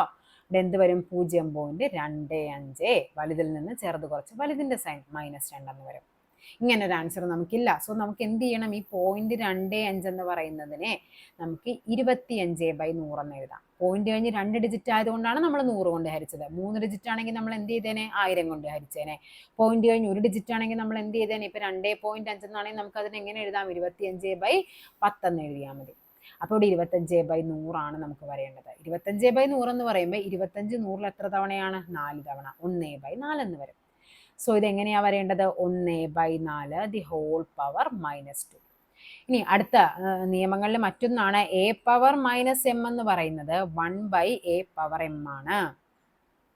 മൈനസ്, അതായത് പവറിനെ മൈനസ് മാറ്റാനായിട്ട് റെസിപ്രോക്കൽ ഇട്ട് പോസിറ്റീവ് ആക്കി എഴുതിയാൽ മതി. സോ ഇവിടുത്തെ ആൻസർ എങ്ങനെ വരും? ഇവിടെ റെസിപ്രോക്കൽ എടുക്കുമ്പോൾ 1/4ന്റെ റെസിപ്രോക്കൽ 4/1, അതായത് 4 തന്നെയാണ്. ദി ഹോൾ പവർ 2 എന്ന് വരും. 4ന്റെ സ്ക്വയർ എന്ന് പറയുന്നത് 16. സോ ഓപ്ഷൻ ബി ആണ് ആൻസർ ആയിട്ട് വരേണ്ടത്. 3നും 81നും ഇടയിൽ 2 സംഖ്യകൾ ചേർക്കുക. അങ്ങനെ ചേർക്കുന്ന ക്രമം ഒരു സമഗുണിത ശ്രേണിയാണ് എങ്കിൽ ആ 2 സംഖ്യകൾ ഏതെല്ലാം? 3നും 81നും ഇടയിൽ 2 സംഖ്യകൾ സമഗുണിതം, ഗുണിച്ചാണ് പോകേണ്ടത്. AR² AR³ etcetera. സമാന്തര ശ്രേണി കൂട്ടിക്കൂട്ടിയാണ് പോകേണ്ടത്. A plus B, A plus 2d, A plus 3d ഇങ്ങനെ. അതായത് ഒരു ഫിക്സഡ് നമ്പറിനെ ഗുണിച്ചു പോകുമ്പോൾ അത് ജോമെട്രിക് പ്രോഗ്രഷൻ അഥവാ സമഗുണിത ശ്രേണിയാകും. ഒരു ഫിക്സഡ് നമ്പറിനെ കൂട്ടിക്കൂട്ടി പോകുമ്പോൾ അത് അരിത്തമെറ്റിക് പ്രോഗ്രഷൻ അഥവാ സമാന്തര ശ്രേണിയായിട്ട് വരും. നമുക്ക് എന്ത് ചെയ്യാം? ഇത് രണ്ടും എല്ലാം നമുക്ക് ഈസിലി മനസ്സിലാവും. കാര്യം എന്താണ്? ഗുണിച്ചു തന്നെ 3നെ 27 ആക്കാനായിട്ട് നമുക്കറിയാം 9 കൊണ്ട് ഗുണിക്കണം അല്ലെ. പിന്നെ എന്താ, ആ 27നെ 3 കൊണ്ട് 9 കൊണ്ട് ഗുണിക്കുമ്പോൾ അതിലും വലിയ നമ്പർ ആയിരിക്കും, ഒരിക്കലും 9 ആയിരിക്കില്ല. അപ്പൊ ഇതെല്ലാം എന്നറിയാം. അതേപോലെ ഇതുമെല്ലാം എന്ന് മനസ്സിലായി. കാര്യം ഈ 236 3നും 81നും ഇടയിലുള്ള സംഖ്യയാണ്. 2 എന്ന് പറയുമ്പോൾ അവിടെയല്ല വരുന്നത്. നമുക്ക് ഫസ്റ്റ് നോക്കാം 9ഉം 27. 3നെ 3 കൊണ്ട് ഗുണിക്കുമ്പോൾ 9 കിട്ടും. 9നെ 3 കൊണ്ട് ഗുണിക്കുമ്പോൾ 27 കിട്ടും. 27ന് 3 കൊണ്ട് ഗുണിക്കുമ്പോൾ 81 കിട്ടും. ഇതാണ് നമ്മുടെ ആൻസർ എന്ന് പറയുന്നത്. നെക്സ്റ്റ് അതും കൂടി നോക്കി കാണിച്ചു തരാം. ഇവിടെ 81. ഇവിടെ 6 ആണെങ്കിൽ 3നെ 2 കൊണ്ട് ഗുണിക്കുമ്പോഴാണ് ഈ പറയുന്ന 6 കിട്ടേണ്ടത്. ഇതിനെ 2 കൊണ്ട് ഗുണിക്കുമ്പോൾ കിട്ടേണ്ടത് 12 ആണ്. പക്ഷെ ഇവിടെ തന്നിരിക്കുന്നത് 15 ആണ്. സോ എന്ത് വരില്ല? ഇതും വരില്ല. ഓക്കെ, ആൻസർ 9ഉം 27ഉമാണ്. ഒരു വാഹനം യാത്രയുടെ ആദ്യത്തെ 120 കിലോമീറ്റർ ദൂരം ശരാശരി 30 കിലോമീറ്റർ വേഗതയിലും അടുത്ത 120 കിലോമീറ്റർ എന്താണ്? ശരാശരി 20 കിലോമീറ്റർ പെർ അവർ വേഗതയിലുമാണ് സഞ്ചരിക്കുന്നത്. ഇവിടെ പറഞ്ഞിരിക്കുന്ന കേസ് എന്താണ്? തുല്യ ദൂരം അല്ലെ. ദൂരം എന്ന് പറയുന്നത് തുല്യവും വ്യത്യസ്ത വേഗത. തുല്യ ദൂരം വ്യത്യസ്ത വേഗത. അങ്ങനെയാണെങ്കിൽ അതിനൊരു ഇക്വേഷൻ ഉണ്ട്. എന്താണ്? 2ab divided by a plus B. ഇവിടെ a എന്ന് പറയുന്നത് ഒന്നാമത്തെ വേഗതയും b എന്ന് പറയുന്നത് രണ്ടാമത്തെ വേഗതയുമാണ്. ഇവിടെ ആൻസർ എങ്ങനെ വരും? 2 × 30 × 20 ഹോൾ ഡിവൈഡഡ് ബൈ 30 പ്ലസ് 20 എന്ന് വരും. ഇവിടെ ആൻസർ എങ്ങനെ വരും? 2 × 30 × 20 ഡിവൈഡഡ് ബൈ 50 എന്ന് വരും. 0 0 കട്ടായി പോയി. 5 30 6 തവണ. 2 × 6 12, 12 × 2 24. 24 കിലോമീറ്റർ പെർ അവർ ആണ്. അതായത് ശരാശരി വേഗത എന്ന് പറയുന്നത് 24 ആണ്. ക്വസ്റ്റ്യൻ നോക്കാം. BNS പ്രകാരം ശിക്ഷ നടപ്പിലാക്കുമ്പോൾ ഏകാന്ത തടവ് ഒരു സാഹചര്യത്തിലും എത്ര ദിവസം അധികരിക്കാൻ പാടില്ല എന്നാണ് പറയുന്നത്. ഓക്കെ, അപ്പൊ നമുക്കറിയാം BNS എന്താണ്? ഭാരതീയ ന്യായ സംഹിത. എന്താണ്? ഭാരതീയ ന്യായ സംഹിതയാണ് BNS എന്ന് പറയുന്നത്. അപ്പൊ എത്ര ദിവസം അധികം പാടില്ല എന്നാണ് പറയുന്നത്? 14 ദിവസത്തിൽ കൂടുതൽ എന്ത് പാടില്ല? ഏകാന്ത തടവിനെ പാടില്ല. അതായത് ഏകാന്ത തടവിനെ പറ്റി പറയുന്ന സെക്ഷൻ ഏതാണ്? ഏകാന്ത തടവ് അത് സെക്ഷൻ 11ലാണ് ഏകാന്ത തടവ് എന്ന് പറയുന്നത്. അതായത് ഒന്നിച്ച് തുടർച്ചയായി നൽകാൻ പാടില്ല. പരമാവധി 14 ദിവസമായിരിക്കണം ഒരു തവണ നൽകേണ്ടത്. അങ്ങനെയുള്ള കാര്യങ്ങളൊക്കെ പറയുന്നുണ്ട്. ഓരോ തവണ ഏകാന്ത തടവ് നൽകുമ്പോഴും അതിനിടയ്ക്ക് എന്തുണ്ടാവണം? ഓരോ ഇന്റർവെൽസ് ഉണ്ടാവണം. അതേപോലെ തടവ് ശിക്ഷ 3 മാസത്തിൽ കൂടുതലാണെങ്കിൽ ഏതെങ്കിലും ഒരു മാസത്തിൽ ഏകാന്ത തടവ് 7 ദിവസമായിട്ട് ചുരുക്കണം എന്നും കൂടി പറയുന്നുണ്ട്. അപ്പൊ എന്താ പറയുന്നത്? ഏകാന്ത തടവ് മാക്സിമം 14 ദിവസം, അതിൽ കൂടാൻ പാടില്ല. അതിൻ്റെ ഇടയ്ക്ക് ഇടവേളകൾ ഉണ്ടാകണം. അതേപോലെ സെക്ഷൻ 11ലാണ് ഇത് പറയുന്നത്. അതേപോലെ തന്നെ എന്താണ്? ഒരാൾക്ക് ജീവിതത്തിൽ പരമാവധി നൽകാവുന്ന ഏകാന്ത തടവിന്റെ കാലാവധി എന്ന് പറയുന്നത് 90 ദിവസമാണ്. ഓക്കെ, ഇതൊക്കെയാണ് നമ്മൾ പറയുന്നത്. പഴയ IPC സെക്ഷൻ ആണിത്. അത് വെച്ചിട്ട് നമുക്ക് എന്താണ്, ഇപ്പൊ IPC ഒക്കെ മാറിയില്ലേ, അതിന് പകരം വന്നതാണ് BNS എന്ന് പറയുന്നത്. ഭാരതീയ ന്യായ സംഹിത BNS. ഓക്കെ ആണല്ലോ. നെക്സ്റ്റ് നോക്കാം. BNSന്റെ ഏത് അധ്യായമാണ് ക്രമസമാധാനവും ശാന്തതയും നിലനിർത്തലിനെ കുറിച്ച് വിശദീകരിക്കുന്നത്? ഓക്കെ, ഏത് അധ്യായമാണ്? അത് BNSS ആണ് ട്ടോ. ഇത് BNSS. ഓക്കെ, അപ്പൊ എന്താണ്? പഴയ CRPSന് പകരമായിട്ട് വന്നതാണ് എന്ത്? BNSS എന്ന് പറയുന്നത്. എന്താണ്? ഭാരതീയ നാഗരിക് സുരക്ഷാ സംഹിത. ഭാരതീയ നാഗരിക് സുരക്ഷാ സംഹിത. മറ്റേത് എന്തായിരുന്നു? BNS എന്താണ്? ഭാരതീയ ന്യായ സംഹിതയാണ്. ഇവിടെ ഭാരതീയ നാഗരിക് സുരക്ഷാ സംഹിതയാണ്. ഓക്കെ, അവിടെ ഏത് അധ്യായമാണ് ക്രമസമാധാനത്തെ പറ്റി പറയുന്നതെന്ന് ചോദിച്ചു കഴിഞ്ഞാൽ പഠിച്ചു വെച്ചു. അത് അധ്യായം എത്രയാണ്? 11ലാണ് ക്രമസമാധാനത്തെ പറ്റി പറയുന്നത്. ഓക്കെ, ഇനി എന്താണ് നമുക്ക് ഇതുമായിട്ട് ബന്ധപ്പെട്ട സെക്ഷൻ 148 മുതൽ 167 വരെയുള്ള വകുപ്പുകളാണ് എന്തിൽ പറയുന്നത്? ഈ ഒരു കാര്യത്തിൽ. അതായത് പൊതുജനങ്ങൾക്ക് ബുദ്ധിമുട്ടുണ്ടാകുന്ന കാര്യങ്ങളെല്ലാം നീക്കം ചെയ്യണം. സമാധാന ലംഘനത്തിലേക്ക് നയിച്ചേക്കാവുന്ന അടിയന്തര സാഹചര്യങ്ങൾ കൈകാര്യം ചെയ്യുന്നതിനൊക്കെ പറ്റിയാണ് എന്ത് പറയുന്നത്? ഇതില് വിശദീകരിക്കുന്നത്. അതായത് എന്താണ്? നിയമവിരുദ്ധമായിട്ടൊക്കെ ഒത്തുചേർന്ന് കഴിഞ്ഞാൽ അതിന് പിരിച്ചുവിടാൻ പോലീസിനും അതേപോലെ തന്നെ മജിസ്ട്രേറ്റിനുള്ള അധികാരത്തെ പറ്റിയൊക്കെ പറയുന്നത് ഈ BNSSന്റെ ഏതാണ്? അധ്യായം 11 148 മുതൽ 167 വരെയാണ്. ഓക്കെ, നെക്സ്റ്റ് നോക്കാം. കേരള പോലീസ് ആക്ട് പ്രകാരം സംസ്ഥാന സുരക്ഷാ കമ്മീഷന്റെ സെക്രട്ടറി ആരാണ്? സെക്രട്ടറി ആരെന്ന് ചോദിച്ചു കഴിഞ്ഞാൽ പഠിച്ചു വെച്ചു. ആരാണ്? അത് നമ്മുടെ സംസ്ഥാന പോലീസ് മേധാവിയാണ്. സംസ്ഥാന പോലീസ് മേധാവി. അതായത് 2011 കേരള പോലീസ് ആക്ടിന്റെ സെക്ഷൻ ഏതാണ്? 24 പ്രകാരം പോലീസിന്റെ പ്രവർത്തനങ്ങളെ നിലനിർത്താനും ഒക്കെ എന്താണ് നമ്മുടെ DGP അല്ലെ, സംസ്ഥാന പോലീസ് മേധാവി, ഡയറക്ടർ ജനറൽ ഓഫ് പോലീസ്, അതാണ് DGP അല്ലെ. അതായത് ഈ കമ്മീഷന്റെ എക്സ് ഒഫീഷ്യോ മെമ്പർ ആയിരിക്കും അദ്ദേഹം എന്ന് പറയുന്നത് അല്ലെ, എക്സ് ഒഫീഷ്യോ സെക്രട്ടറി ആണ്. അതേപോലെ തന്നെ ഇതിന്റെ ചെയർമാൻ ആരാണ്? സുരക്ഷാ കമ്മീഷന്റെ ചെയർമാൻ, അതൊന്ന് പഠിച്ചു വെച്ചോ. ചെയർമാൻ എന്ന് പറയുന്നത് നമ്മുടെ ആഭ്യന്തര മന്ത്രിയാണ് ഈ പറയുന്ന സുരക്ഷാ കമ്മീഷന്റെ ചെയർമാൻ എന്ന് പറയുന്നത്. ഓക്കെ, സെക്രട്ടറി ആരാണ്? സെക്രട്ടറി അതാണ് സംസ്ഥാന പോലീസ് മേധാവി എന്ന് പറയുന്നത്. മറ്റംഗങ്ങൾ ആരൊക്കെ ആയിരിക്കാം മറ്റംഗങ്ങളായിട്ട് വരേണ്ടത്? നിയമസഭയുടെ പ്രതിപക്ഷ നേതാവ് വേണം. ഓക്കെ, അതേപോലെ തന്നെ ചീഫ് സെക്രട്ടറി വേണം. ആഭ്യന്തര വകുപ്പ് സെക്രട്ടറി കണ്ട, ആഭ്യന്തര വകുപ്പ് സെക്രട്ടറിക്ക് ഇതിന്റെ മറ്റംഗങ്ങളായിട്ട് വരുന്നതാണ്. ഓക്കെ ആണല്ലോ. അപ്പൊ എന്താണ്? കേരള പോലീസ് ആക്ട് പ്രകാരം സംസ്ഥാന സുരക്ഷാ കമ്മീഷന്റെ സെക്രട്ടറി DGP സംസ്ഥാന പോലീസ് മേധാവിയായിരിക്കും. ചെയർമാൻ ആഭ്യന്തരമന്ത്രിയാണ്. മറ്റംഗങ്ങളായിട്ട് വരുന്നത് ആരൊക്കെയാണ്? നിയമസഭയുടെ പ്രതിപക്ഷ നേതാവ്, ചീഫ് സെക്രട്ടറി, അതേപോലെ ആഭ്യന്തര വകുപ്പ് സെക്രട്ടറി എന്നിവരൊക്കെയാണ്. ഓക്കെ, നെക്സ്റ്റ് നോക്കാം.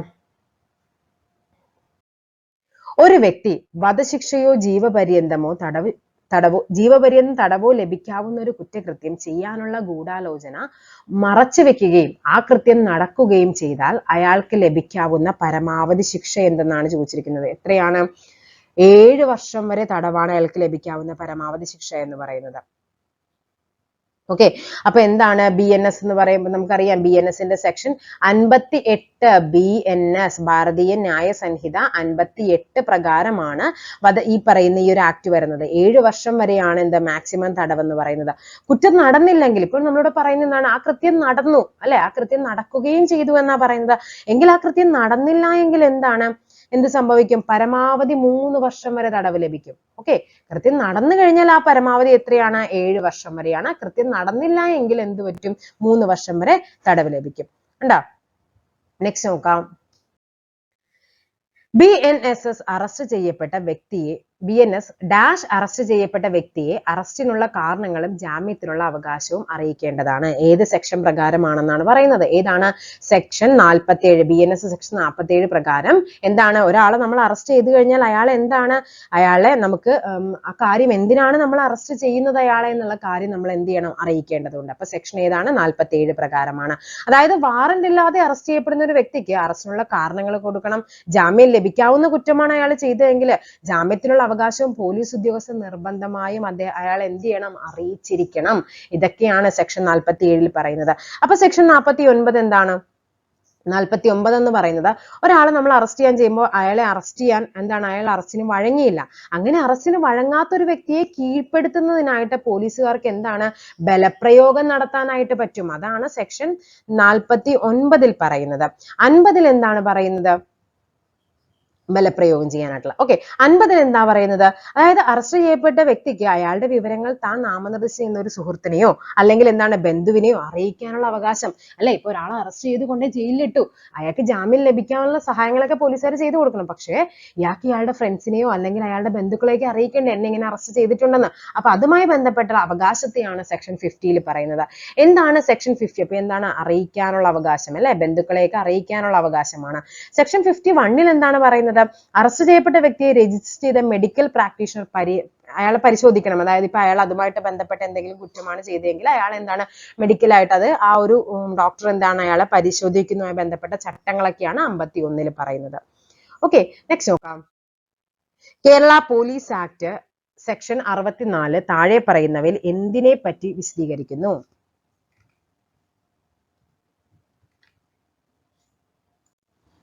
അപ്പൊ എന്താണ് അത്? കമ്മ്യൂണിറ്റി പോലീസിങ്ങിനെ പറ്റിയാണ് സെക്ഷൻ 64 പറയുന്നത്. പഠിച്ചു വെച്ചോളണം. കേരള പോലീസ് ആക്ട് 2011 അല്ലെ, 2011 കേരള പോലീസ് ആക്ട്. അതിൽ സെക്ഷൻ 64 എന്താണ്? Community police. അവിടുത്തെ ലോക്കൽ ആളുകളെയും അവിടെ എന്താണ് അതിന് ഒരു കാര്യം എന്ന് പറയുന്നത് അവിടുത്തെ എല്ലാ വിഭാഗത്തിൽപ്പെട്ട ആളുകൾ, സ്ത്രീകള്, SC/ST അങ്ങനെ എല്ലാവർക്കും എന്താണ്? അർഹമായ പ്രാതിനിധ്യം അതിൻ്റെ അകത്ത് ഉണ്ടാവണം. അപ്പൊ കമ്മ്യൂണിറ്റി പോലീസിംഗ് എന്ന് പറയുന്നത് എന്താണ്? സെക്ഷൻ 64 ഭാരതീയ സാക്ഷ്യ അധിനിയമത്തിൽ ഏത് സെക്ഷനാണ് പോലീസ് BSA ആണ് ട്ടോ ഇത്. പോലീസ് ഉദ്യോഗസ്ഥനോട് നടത്തുന്ന കുറ്റസമ്മതം ഏതെങ്കിലും കുറ്റകൃത്യത്തിൽ കുറ്റാരോപിതനായ വ്യക്തിക്കെതിരെ തെളിയിക്കാൻ പാടില്ല എന്ന് പറഞ്ഞിട്ടുള്ളത് ഏതായിരിക്കും അത്? Section 23 okay. അതായത് BSA ഭാരതീയ സാക്ഷി അധിനിയം പ്രകാരം എന്താണ്? ഒരു പോലീസ് ഉദ്യോഗസ്ഥനോട് പ്രതി കുറ്റസമ്മതം നടത്തി കഴിഞ്ഞാൽ അയാൾക്കെതിരെ കോടതിയിൽ തെളിവായി ഉപയോഗിക്കാൻ അത് പാടുള്ളതല്ല എന്നുള്ളതാണ്. ഓക്കെ. അപ്പൊ 27 എന്താണ്? 27 എന്ന് പറയുന്നത് എന്താണ്? അതായത് നമ്മൾ ഈ പറയുന്നത് കാര്യമില്ലേ, പോലീസ് ഉദ്യോഗസ്ഥനോട് നേരിട്ട് കുറ്റസമ്മതം നടത്തി കഴിയുമ്പോൾ ചിലപ്പോൾ അത് എന്ത് വരാം, പോലീസിന്റെ നിർബന്ധത്തിനോ അല്ലെങ്കിൽ മർദ്ദനത്തിനോ ഒക്കെ വഴങ്ങിയാകാൻ ചിലപ്പോൾ കുറ്റം സംഭവിച്ചിരിക്കുന്നത്. അതുകൊണ്ടാണ് ഇതെന്താണ്, അത് തെളിയിക്കാനായിട്ട് പാടില്ല എന്ന് പറയുന്നത്. ആ ഒരു ഇത് തെളിവായിട്ട് അവർ പരിഗണിക്കില്ല എന്ന് പറയുന്നത്. 27 എന്ന് പറയുമ്പോൾ എന്താണ്? പോലീസ് കസ്റ്റഡിയിലിരിക്കെ പ്രതി നൽകുന്ന മൊഴിയുടെയോ വിവരത്തിന്റെയോ അടിസ്ഥാനത്തിൽ കണ്ടെത്തുന്ന പുതിയ തെളിവുകൾ അതുമായിട്ട് ബന്ധപ്പെട്ടത് അത് കോടതിയിൽ സ്വീകരിക്കാം എന്ന് പറയുന്നതാണ്. എന്താണ്? കസ്റ്റഡിയിൽ ഇരിക്കെ എന്ത് ചെയ്യുന്നുണ്ട്? പ്രതി നൽകുന്ന ഒരു മൊഴി കൊടുക്കുവാണ്. അതുമായിട്ട് ബന്ധപ്പെട്ട് പുതിയ പുതിയ തെളിവുകൾ പോയി അവർ കണ്ടുപിടിച്ചു. അത് നമുക്ക് എന്താണ്? കോടതിയിൽ നമുക്ക് സ്വീകാര്യമാണെന്ന് പറയുന്നതാണ്. ഓക്കെ. അതായത് ഒളിപ്പിച്ചു വെച്ച ആയുധം ഇപ്പൊ അയാൾ അറസ്റ്റ് ചെയ്ത് അയാൾ പറയുവാണ് ഞാൻ ഇന്ന സ്ഥലത്താണ് അത് ഒളിപ്പിച്ചു വെച്ചിരിക്കുന്നത്, ആ പോലീസുകാർ പോയി അതോടെ പോയി കണ്ടെത്തി. അതെന്നൊക്കെ പറയുന്നത് എന്താണ്? കോടതിയിൽ നമുക്ക് സ്വീകാര്യമായ കാര്യങ്ങളാണ്. 26 എന്താണ് പറയുന്നത്? മജിസ്ട്രേറ്റിന്റെ നേരിട്ടുള്ള സാന്നിധ്യത്തിലല്ലാതെ പോലീസ് കസ്റ്റഡിയിൽ ഇരിക്കുമ്പോൾ നടത്തുന്ന കുറ്റസമ്മതം എന്താണ്? അസാധുവാണെന്ന് പറയുന്നത്. ഓക്കെ. ഇനി എന്താണ്? 33 അത് മരണമൊഴിയുമായിട്ട് ബന്ധപ്പെട്ട വകുപ്പാണ്. മരിച്ചുപോയ ഒരാൾ തന്റെ മരണകാരണത്തെ കുറിച്ച് നൽകുന്ന മൊഴി തെളിവായി സ്വീകരിക്കാം. ആ ഒരു സെക്ഷനാണ് 33. മരണമൊഴിയുമായി ബന്ധപ്പെട്ടാണ് 33 എന്ന് പറയുന്നത്. നെക്സ്റ്റ് നോക്കാം. ആരെങ്കിലും ആംഗ്യമോ തയ്യാറെടുപ്പോ മുഖേന ഒരു വ്യക്തിക്ക് തനിക്കെതിരെ ക്രിമിനൽ ബലപ്രയോഗം നടത്താൻ പോകുന്നുവെന്ന് മനസ്സിലാക്കുവാനോ അത്തരത്തിൽ ഭയം ഉളവാക്കുകയോ ചെയ്താൽ അയാൾ ഡാഷ് എന്ന കുറ്റകൃത്യം ചെയ്തതായി കണക്കാക്കാം. ഓക്കെ. ഏത് കുറ്റകൃത്യമായിരിക്കും അത്? ആക്രമണമാണ്. ഓക്കെ. ഇതും എന്താണ്? BNS ഭാരതീയ ന്യായ സംഹിത സെക്ഷൻ എത്രയാണ്? 130 പ്രകാരമാണ്. അതായത് ഒരാൾ അടിക്കുവാനോ ഉപദ്രവിക്കാനോ ഒക്കെ ആയിട്ട് ആംഗ്യം കാണിക്കുകയും അല്ലെങ്കിൽ എന്തെങ്കിലും ആയുധം ഓങ്ങുകയൊക്കെ ചെയ്തു കഴിഞ്ഞാൽ അതെന്താണ്? നമ്മൾ പറയണം അയാൾ എന്നെ അടിക്കാൻ പോകുവാണെന്ന്, നമുക്ക് ഒരു പേടി വരുന്നുണ്ട്. അതിനെയാണ് നമ്മൾ ആക്രമണം അഥവാ അസോൾട്ട് എന്ന് പറയുന്നത് കേട്ടോ. ഓക്കെ ആണല്ലോ. നെക്സ്റ്റ് നോക്കാം. ഭാരതീയ സാക്ഷ്യ അധിനിയം പ്രകാരം കാരിക്കേച്ചർ എന്ന് പറയുന്നത് എന്താണ്?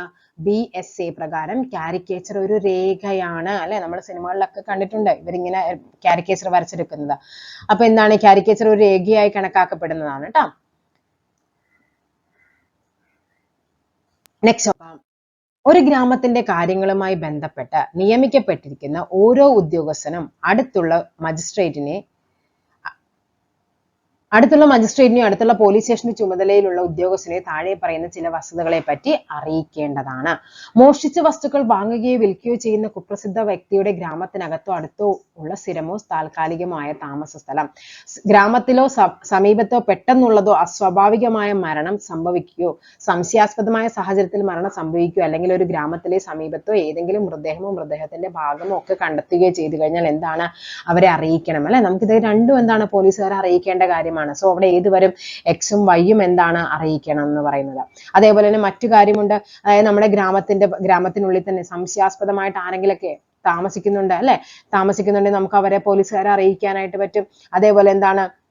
കൊലപാതകം നടന്നു, കവർച്ച നടന്നു, അങ്ങനെയുള്ള കാര്യങ്ങളൊക്കെ നടന്നിട്ടുണ്ടെങ്കിലും എന്ത് ചെയ്യണം? ഒരു ഗ്രാമത്തിലാണ് നടന്നതെങ്കിൽ അത് പോലീസ് സ്റ്റേഷനിൽ അറിയിക്കേണ്ടതായിട്ടുണ്ട്. അല്ലെങ്കിൽ എന്താണ്? ജയിൽ ചാടിയ ഒരു കുറ്റവാളി നമ്മുടെ ഗ്രാമത്തിലേക്ക് എത്തിയിട്ടുണ്ട്, അത് നമ്മൾ അറിഞ്ഞു കഴിഞ്ഞാൽ നമ്മൾ അത് എന്ത് ചെയ്യണം? പോലീസിനെ അറിയിക്കേണ്ട ബാധ്യതയുണ്ട്. ഓക്കെ. നെക്സ്റ്റ് നോക്കാം. ആരാണ് ട്രാഫിക് സംരക്ഷണ സമിതിയുടെ അധ്യക്ഷനായി പ്രവർത്തിക്കേണ്ടത്? ആരാണ്? തദ്ദേശ ഭരണത്തലവനാണ്. ട്രാഫിക് സംരക്ഷണ സമിതിയുടെ അധ്യക്ഷൻ എന്ന് പറയുന്നത് ആരാണ്? തദ്ദേശ ഭരണത്തലവനാണ്. ഇപ്പൊ ഗ്രാമപഞ്ചായത്ത് ആണെങ്കിൽ അവിടുത്തെ പ്രസിഡന്റ് ആയിരിക്കും. മുനിസിപ്പാലിറ്റിയിലായിരുന്നെങ്കിൽ എന്തായിരിക്കും? അവിടുത്തെ ചെയർമാൻ ആയിരിക്കും. നെക്സ്റ്റ് നോക്കാം. അങ്ങനെയാണെങ്കിൽ ജില്ലാതലത്തിൽ നോക്കട്ടെ. ജില്ലാതലത്തിൽ റോഡ് സുരക്ഷാ കമ്മിറ്റി ഉണ്ട്. റോഡ് സുരക്ഷാ കമ്മിറ്റിയുടെ അധ്യക്ഷൻ ആരായിരിക്കും? റോഡ് സുരക്ഷാ കമ്മിറ്റി അധ്യക്ഷൻ എന്ന് പറയുന്നത് അവിടുത്തെ കളക്ടർ ആയിരിക്കും കേട്ടോ. അതും കൂടി ഒന്ന് ഓർത്തിരിക്കുക. ജില്ലാതലത്തിൽ റോഡ് സുരക്ഷാ കമ്മിറ്റിയുടെ അധ്യക്ഷൻ എന്ന് പറയുന്നത് അവിടുത്തെ ജില്ലാ കളക്ടർ ആയിരിക്കും. നെക്സ്റ്റ് നോക്കാം. ഒന്നിലധികം കുട്ടികളെ കടത്തുന്നത് ഉൾപ്പെടുന്ന കുറ്റകൃത്യത്തിന് ലഭിക്കാവുന്ന ഏറ്റവും കുറഞ്ഞ ശിക്ഷ ഒന്നിലധികം കുട്ടികളെ കടത്തുന്നത് ഹ്യൂമൻ ട്രാഫിക്കിംഗ് ആണ് അല്ലെ. അവിടെ ഏതാണ്? 14 കൊല്ലത്തിൽ കുറയാത്ത കഠിന തടവാണ്. ഒന്നിലധികം കുട്ടികളെ കടത്തി കഴിഞ്ഞാൽ 14 കൊല്ലം, അതായത് നമ്മുടെ BNS 2023 അല്ലെ 2023 BNS വരുന്നത്. അതില് സെക്ഷൻ 143 എന്ത് പറയുന്നത്? സെക്ഷൻ 143 സബ്സെക്ഷൻ 5 ഒന്നിലധികം കുട്ടികളെ കടത്തുന്നതുമായിട്ട് ബന്ധപ്പെട്ട് പറയുന്നത്. അതായത് കുറഞ്ഞത് എത്രയാണ്? 14 വർഷ തടവാണ് വേണം അല്ലെ. അതേപോലെ തന്നെ എന്താണ്? സാധാരണ മനുഷ്യക്കടത്താണെങ്കിൽ എന്തായിരിക്കും? അത് 7 to 10 7 മുതൽ 10 വർഷം വരെയാണ്.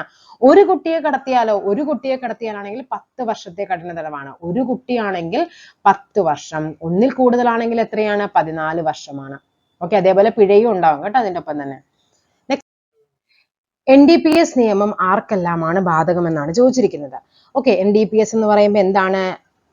Narcotic drugs and psychotropic substance. ഇത് എന്ന് പറയുന്നത് 1985 ഈ ആക്ട് വരുന്നത്. ഇത് ആർക്കെല്ലാം ബാധകമെന്ന് ചോദിച്ചാൽ ഇന്ത്യക്ക് പുറത്താണെങ്കിലും ഏതൊരു ഇന്ത്യൻ പൗരനും അതെന്താണ്? NDPS ആക്ട് ബാധകമാണ്. Okay, 1985 narcotic drugs and psychotropic substance ആക്ടിലെ സെക്ഷൻ 31A പ്രകാരമുള്ള വധശിക്ഷ ഏതൊക്കെ കുറ്റങ്ങൾക്ക് ബാധകമാണെന്നാണ് ചോദിക്കുന്നത്. ഏതൊക്കെയാണ്? അതെ, സെക്ഷൻ 19, 24, 27A ആണ്. ഓക്കെ, ഏതൊക്കെയാണ്? 19, 24, 27A. ഓപ്ഷൻ A ആണ് ആൻസർ ആയിട്ട് വരേണ്ടത്. 19 ഉണ്ട്, 24, 27A എന്ന് പറയുന്നത്. സെക്ഷൻ 19 എന്ന് പറയുന്നത് ഉദ്യോഗസ്ഥർ അവരുടെ അധികാരം ദുരുപയോഗം ചെയ്ത് കുറ്റകൃത്യത്തിന് പണം നൽകുകയോ ഒത്താശ ചെയ്യുകയോ ചെയ്തു കഴിഞ്ഞാൽ അത് ഏതാണ്? സെക്ഷൻ 19 ആണ്. ഓക്കെ, 24 എന്താണ് പറയുന്നത്?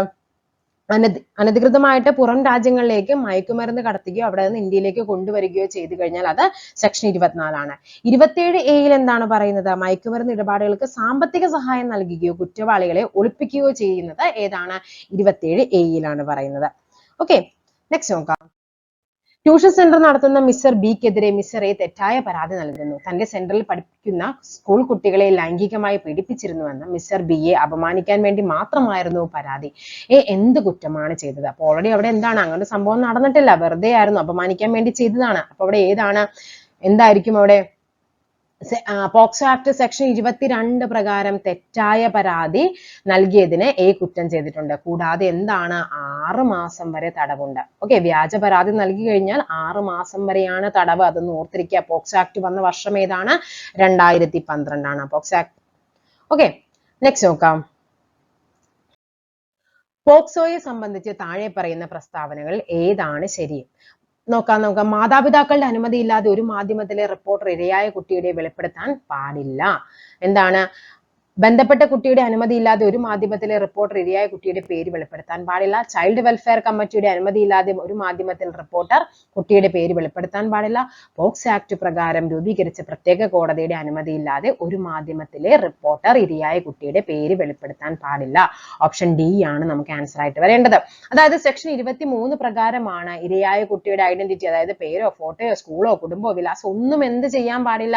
വെളിപ്പെടുത്താനായിട്ട് പാടില്ല എന്ന് പറയുന്നത്. ഓക്കെ, അങ്ങനെ വെളിപ്പെടുത്തണമെങ്കിൽ അച്ഛന്റെ അനുമതിയോ അല്ലെങ്കിൽ അങ്ങനെ ഒന്നും കിട്ടിയിട്ട് കാര്യമില്ല. എന്ത് വേണം? അത് എവിടെയാണോ ആ കേസ് നടക്കുന്നത് ആ കോടതി, പ്രത്യേക കോടതിയുടെ അനുമതി ഉണ്ടെങ്കിൽ മാത്രമാണ് എന്ത് ചെയ്യാനായിട്ട് പറ്റുന്നത്? അത് നമുക്കവിടെ കുട്ടിയുടെ പേര് വെളിപ്പെടുത്താനായിട്ട് പറ്റുന്നത്. ബിയുടെ കമ്പ്യൂട്ടറിൽ സൂക്ഷിച്ചിരിക്കുന്ന വിവരങ്ങൾ മിസ്റ്റർ എ ബിയുടെ അഭാവത്തിലും അനുമതിയുമില്ലാതെ വഞ്ചനാപരമായി ഡൗൺലോഡ് ചെയ്ത് പകർത്തുന്നു. എ ക്രിമിനൽ ബാധ്യതയ്ക്ക് വിധേയനാക്കാൻ കഴിയുമോ എന്നാണ് ചോദിച്ചിരിക്കുന്നത്. ഏതാണ്? പറ്റും അല്ലെ. IT ആക്ട് പ്രകാരം സെക്ഷൻ 66 പ്രകാരം എയെ ക്രിമിനൽ ബാധ്യതയ്ക്ക് വിധേയനാക്കാനായിട്ട് പറ്റും. ഓക്കെ, അപ്പൊ എന്താണ് സെക്ഷൻ 43 എന്ന് പറയുന്നത്? അതായത് അനുവാദമില്ലാതെ കമ്പ്യൂട്ടർ ഉപയോഗിക്കുകയോ ഡാറ്റ എടുക്കുകയോ ചെയ്തു കഴിഞ്ഞാൽ അതിലൂടെ ഉണ്ടായ നഷ്ടപരിഹാരം നൽകാനായിട്ട് ബാധ്യസ്ഥനാണെന്ന് പറയുന്നത്. ഓക്കെ, അത് ഏതാണ്? സെക്ഷൻ 43 പറയുന്നത്. അപ്പൊ 66 എന്താണ് പറയുന്നത്? ഈ 43 പറയുന്നിരിക്കുന്ന കാര്യങ്ങളില് ആരെങ്കിലും എന്താണ് വഞ്ചനാപരമായി അല്ലെങ്കിൽ സത്യസന്ധമല്ലാത്ത രീതിയിൽ അത് ചെയ്തു കഴിഞ്ഞാൽ അത് നഷ്ടപരിഹാരത്തിൽ മാത്രം ഒതുങ്ങില്ല. പക്ഷെ അത് എന്താണ്? അതൊരു ക്രിമിനൽ കുറ്റമായിട്ട് കണക്കാക്കാം എന്ന് പറയുന്നതാണ് 66. അപ്പൊ 43 പറയുന്നത് നമ്മൾ എന്ത് ചെയ്തു? മറ്റൊരാളുടെ കമ്പ്യൂട്ടർ യൂസ് ചെയ്ത് അതിലെ ഡാറ്റ എടുത്തു, എന്ത് ചെയ്തു? അത് വേറെ എന്തെങ്കിലും കാര്യത്തിന് ഉപയോഗിച്ചു കഴിഞ്ഞാൽ അതിന് നഷ്ടപരിഹാരം നമുക്ക് കൊടുക്കണം. ഓക്കെ, ഇനി എന്താണ്? ഇതിന് 3 വർഷം വരെ തടവോ 3 വർഷം വരെ തടവോ 3 വർഷം അല്ലെങ്കിൽ 5 ലക്ഷം രൂപയോ എന്താണ്? പിഴയോ അല്ലെങ്കിൽ രണ്ടും ലഭിക്കാവുന്ന കുറ്റമാണെന്ന് പറയുന്നത്. ഓക്കെ, നെക്സ്റ്റ് നോക്കാം. വിവര സാങ്കേതിക നിയമവുമായി ബന്ധപ്പെട്ട് താഴെ പറയുന്നവയിൽ ഏതാണ് ശരിയെന്നാണ് ചോദിച്ചിരിക്കുന്നത്. ആശയവിനിമയ സേവനത്തിലൂടെ കുറ്റകരമായ സന്ദേശങ്ങൾ അയക്കുന്നതിനുള്ള ശിക്ഷ അത് ഏതാണ് വരേണ്ടത്?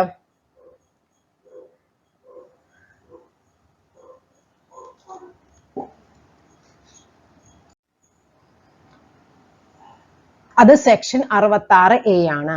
ഐഡന്റിറ്റി മോഷണം അല്ലെ, ഐഡന്റിറ്റി തെഫ്റ്റ് എന്ന് പറയുമ്പോൾ ഏതാണ് വരേണ്ടത്? സെക്ഷൻ 66C ആണ്. കമ്പ്യൂട്ടർ റിസോഴ്സ് ഉപയോഗിച്ച് ആൾമാറാട്ടം നടത്തിയാലുള്ളത് 66D ആണ്.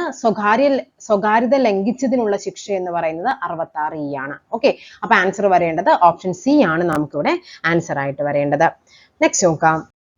വിവരാവകാശ നിയമവുമായി ബന്ധപ്പെട്ട് താഴെ പറയുന്നവയിൽ പ്രസ്താവനകൾ ഏതാണ് ശരിയെന്നാണ് ചോദിച്ചിരിക്കുന്നത്. സംസ്ഥാന വിവരാവകാശ ഉദ്യോഗസ്ഥൻ മൂന്നാം കക്ഷി വിവരങ്ങൾ ഏതെങ്കിലും വ്യക്തിക്ക് നൽകാൻ ഉദ്ദേശിക്കുന്നുവെങ്കിൽ വിവരങ്ങൾ ആവശ്യപ്പെട്ട 10 ദിവസത്തിനുള്ളിൽ ആ മൂന്നാം വ്യക്തിക്ക് രേഖാമൂലം അറിയിപ്പ് നൽകണം. വ്യാപാര അല്ലെങ്കിൽ വാണിജ്യ രഹസ്യങ്ങളുടെ കാര്യത്തിൽ മൂന്നാം കക്ഷി വിവരങ്ങൾ ഒരിക്കലും വെളിപ്പെടുത്താൻ പാടില്ല. മൂന്നാം കക്ഷി വിവരങ്ങൾ നൽകാനുള്ള തീരുമാന നോട്ടീസിൽ അപ്പീൽ നൽകാൻ കഴിയില്ല. മുകളിൽ പറഞ്ഞവ ഒന്നുമല്ല. എന്താണ് ആൻസർ ആയിട്ട് വരേണ്ടത്? അത് ഓപ്ഷൻ ഡി ആണ് ട്ടോ. ഒന്നും ശരിയല്ല. അപ്പൊ നമുക്ക് നോക്കാം എന്താണെന്നുള്ളത്. എ എന്ന് പറയുമ്പോൾ എന്താണ് വരേണ്ടത്? അതായത് മൂന്നാം കക്ഷിയുമായി ബന്ധപ്പെട്ട ഒരു വിവരം നൽകാനുള്ള അപേക്ഷ എന്ന് പറയുന്നത് ഇൻഫർമേഷൻ ഓഫീസർക്ക് ലഭിച്ചാൽ അപേക്ഷ കിട്ടി 5 ദിവസത്തിനുള്ളിൽ എന്താണ്? 5 ദിവസത്തിനുള്ളിൽ മൂന്നാം കക്ഷിക്ക് നോട്ടീസ് നൽകണം. ഓക്കെ, അപ്പൊ എന്താണ്? ഇത് തെറ്റാണ്. ഇവിടെ 10 ദിവസം എന്നല്ലേ പറയുന്നത്. അപ്പൊ ഇവിടെ എന്താണ്? മറുപടി നൽകാൻ എന്താണ്? 10 ദിവസം സമയമുണ്ട്. പക്ഷെ കൊടുക്കാനായിട്ട് എന്താണ്? 5 ദിവസത്തിനുള്ളിൽ അറിയിപ്പ് നൽകണം. ഇനി ബിയിൽ എന്താ തെറ്റെന്ന് നോക്കാം. വ്യാപാര അല്ലെങ്കിൽ വാണിജ്യ രഹസ്യങ്ങളുടെ കാര്യത്തിൽ മൂന്നാം കക്ഷി വിവരങ്ങൾ ഒരിക്കലും വെളിപ്പെടുത്താൻ പാടില്ല എന്നാണ്. അതായത് വെളിപ്പെടുത്തിയില്ലെങ്കിലും അവ എന്താണ്? ഈ പറയുന്ന പൊതു താല്പര്യത്തിന് അത്യാവശ്യമാണെന്ന് പറയുന്നുണ്ട്. അപ്പൊ അങ്ങനെ വെളിപ്പെടുത്താൻ പാടില്ല എന്നുള്ളതല്ല വരുന്നത്.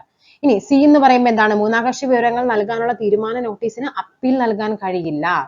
തെറ്റാണ്. കാര്യം എന്താണ്? അതിന്റെ അതോറിറ്റിക്ക് നമുക്ക് എന്താണ്? അപ്പീൽ നൽകാൻ മൂന്നാം കക്ഷിക്ക് എന്താണ്? അവകാശമുണ്ട് എന്ന് പറയുന്നതാണ്. ഓക്കെ, നെക്സ്റ്റ് നോക്കാം. ഇവിടുത്തെ ആൻസർ ഏതാണ്? മുകളിൽ പറഞ്ഞവ ഒന്നുമല്ല എന്നുള്ളത്. വിവരാവകാശ ഉദ്യോഗസ്ഥന് വിവരങ്ങളിലേക്കുള്ള ലഭ്യത നിഷേധിക്കാൻ സാധ്യതയുള്ള സാഹചര്യങ്ങൾ ഏതൊക്കെയാണ്? നോക്കാം. മൂന്നാം കക്ഷി വിവരങ്ങൾ ഉൾപ്പെടുമ്പോൾ സംസ്ഥാനത്തിന്റെ കൈവശമുള്ള പകർപ്പവകാശത്തെ അത് ലംഘിക്കുമ്പോൾ സംസ്ഥാനവുമായി ബന്ധമില്ലാത്ത ഒരു വ്യക്തിയുടെ പകർപ്പവകാശം ലഭിക്കുമ്പോൾ മുകളിൽ പറഞ്ഞവ ഒന്നുമല്ല. എന്താണ്? അത് സംസ്ഥാനവുമായി ബന്ധമില്ലാത്ത ഒരു വ്യക്തിയുടെ പകർപ്പവകാശം ലഭിക്കുമ്പോഴാണ് അതെന്താണ്? ലഭ്യത നിഷേധിക്കാനായിട്ടുള്ള റീസൺ എന്ന് പറയുന്നത്. അപ്പൊ RTI സെക്ഷൻ 9 പ്രകാരമാണ് ഇത് പറയുന്നത് കേട്ടോ. അതായത് ഒരു വ്യക്തിയുടെയോ സ്ഥാപനത്തിന്റെയോ ഒക്കെ പകർപ്പവകാശം എന്താണ്? അതായത് ലംഘിക്കുന്നതാണെങ്കിൽ നമുക്ക് എന്താണ്? ആ വിവരങ്ങൾ എന്ത് ചെയ്യാൻ പറ്റില്ല? നൽകാനായിട്ട് പറ്റില്ല. അപ്പൊ ഇതാണ് നമ്മുടെ ആ ഒരു സീരീസിൽ വരുന്ന. ഇപ്പൊ ഇതിൽ 80 ക്വസ്റ്റ്യൻ ആയിട്ടുണ്ട്. അപ്പൊ ടോട്ടൽ നമ്മളിപ്പോ എന്താണ്? സ്പെഷ്യൽ ടോപ്പിക്കിന്റെ 20 ക്വസ്റ്റ്യൻ, അതേപോലെ തന്നെ ആദ്യത്തെ 50 ക്വസ്റ്റ്യൻ നമ്മുടെ ജനറൽ GK ആണ്. പിന്നെയുള്ള 30 എന്തായിരുന്നു? ഇംഗ്ലീഷ്, മലയാളം, മാത്സ് ആയിരുന്നു. ബാക്കിയുള്ള 20 ക്വസ്റ്റ്യൻ നമ്മുടെ സ്പെഷ്യൽ ടോപ്പിക് ആണ്. അങ്ങനെ നമുക്ക് എന്താണ്? 100 മാർക്കും കഴിഞ്ഞിട്ടുണ്ട്. അപ്പൊ എല്ലാവർക്കും നല്ല രീതിക്ക് എക്സാം എഴുതി വരിക. ഇത്തവണത്തെ റിസൾട്ട് നിങ്ങൾക്കുള്ളതാവട്ടെ. അപ്പൊ എല്ലാവർക്കും ഒരിക്കൽ കൂടി all the best. Thank you.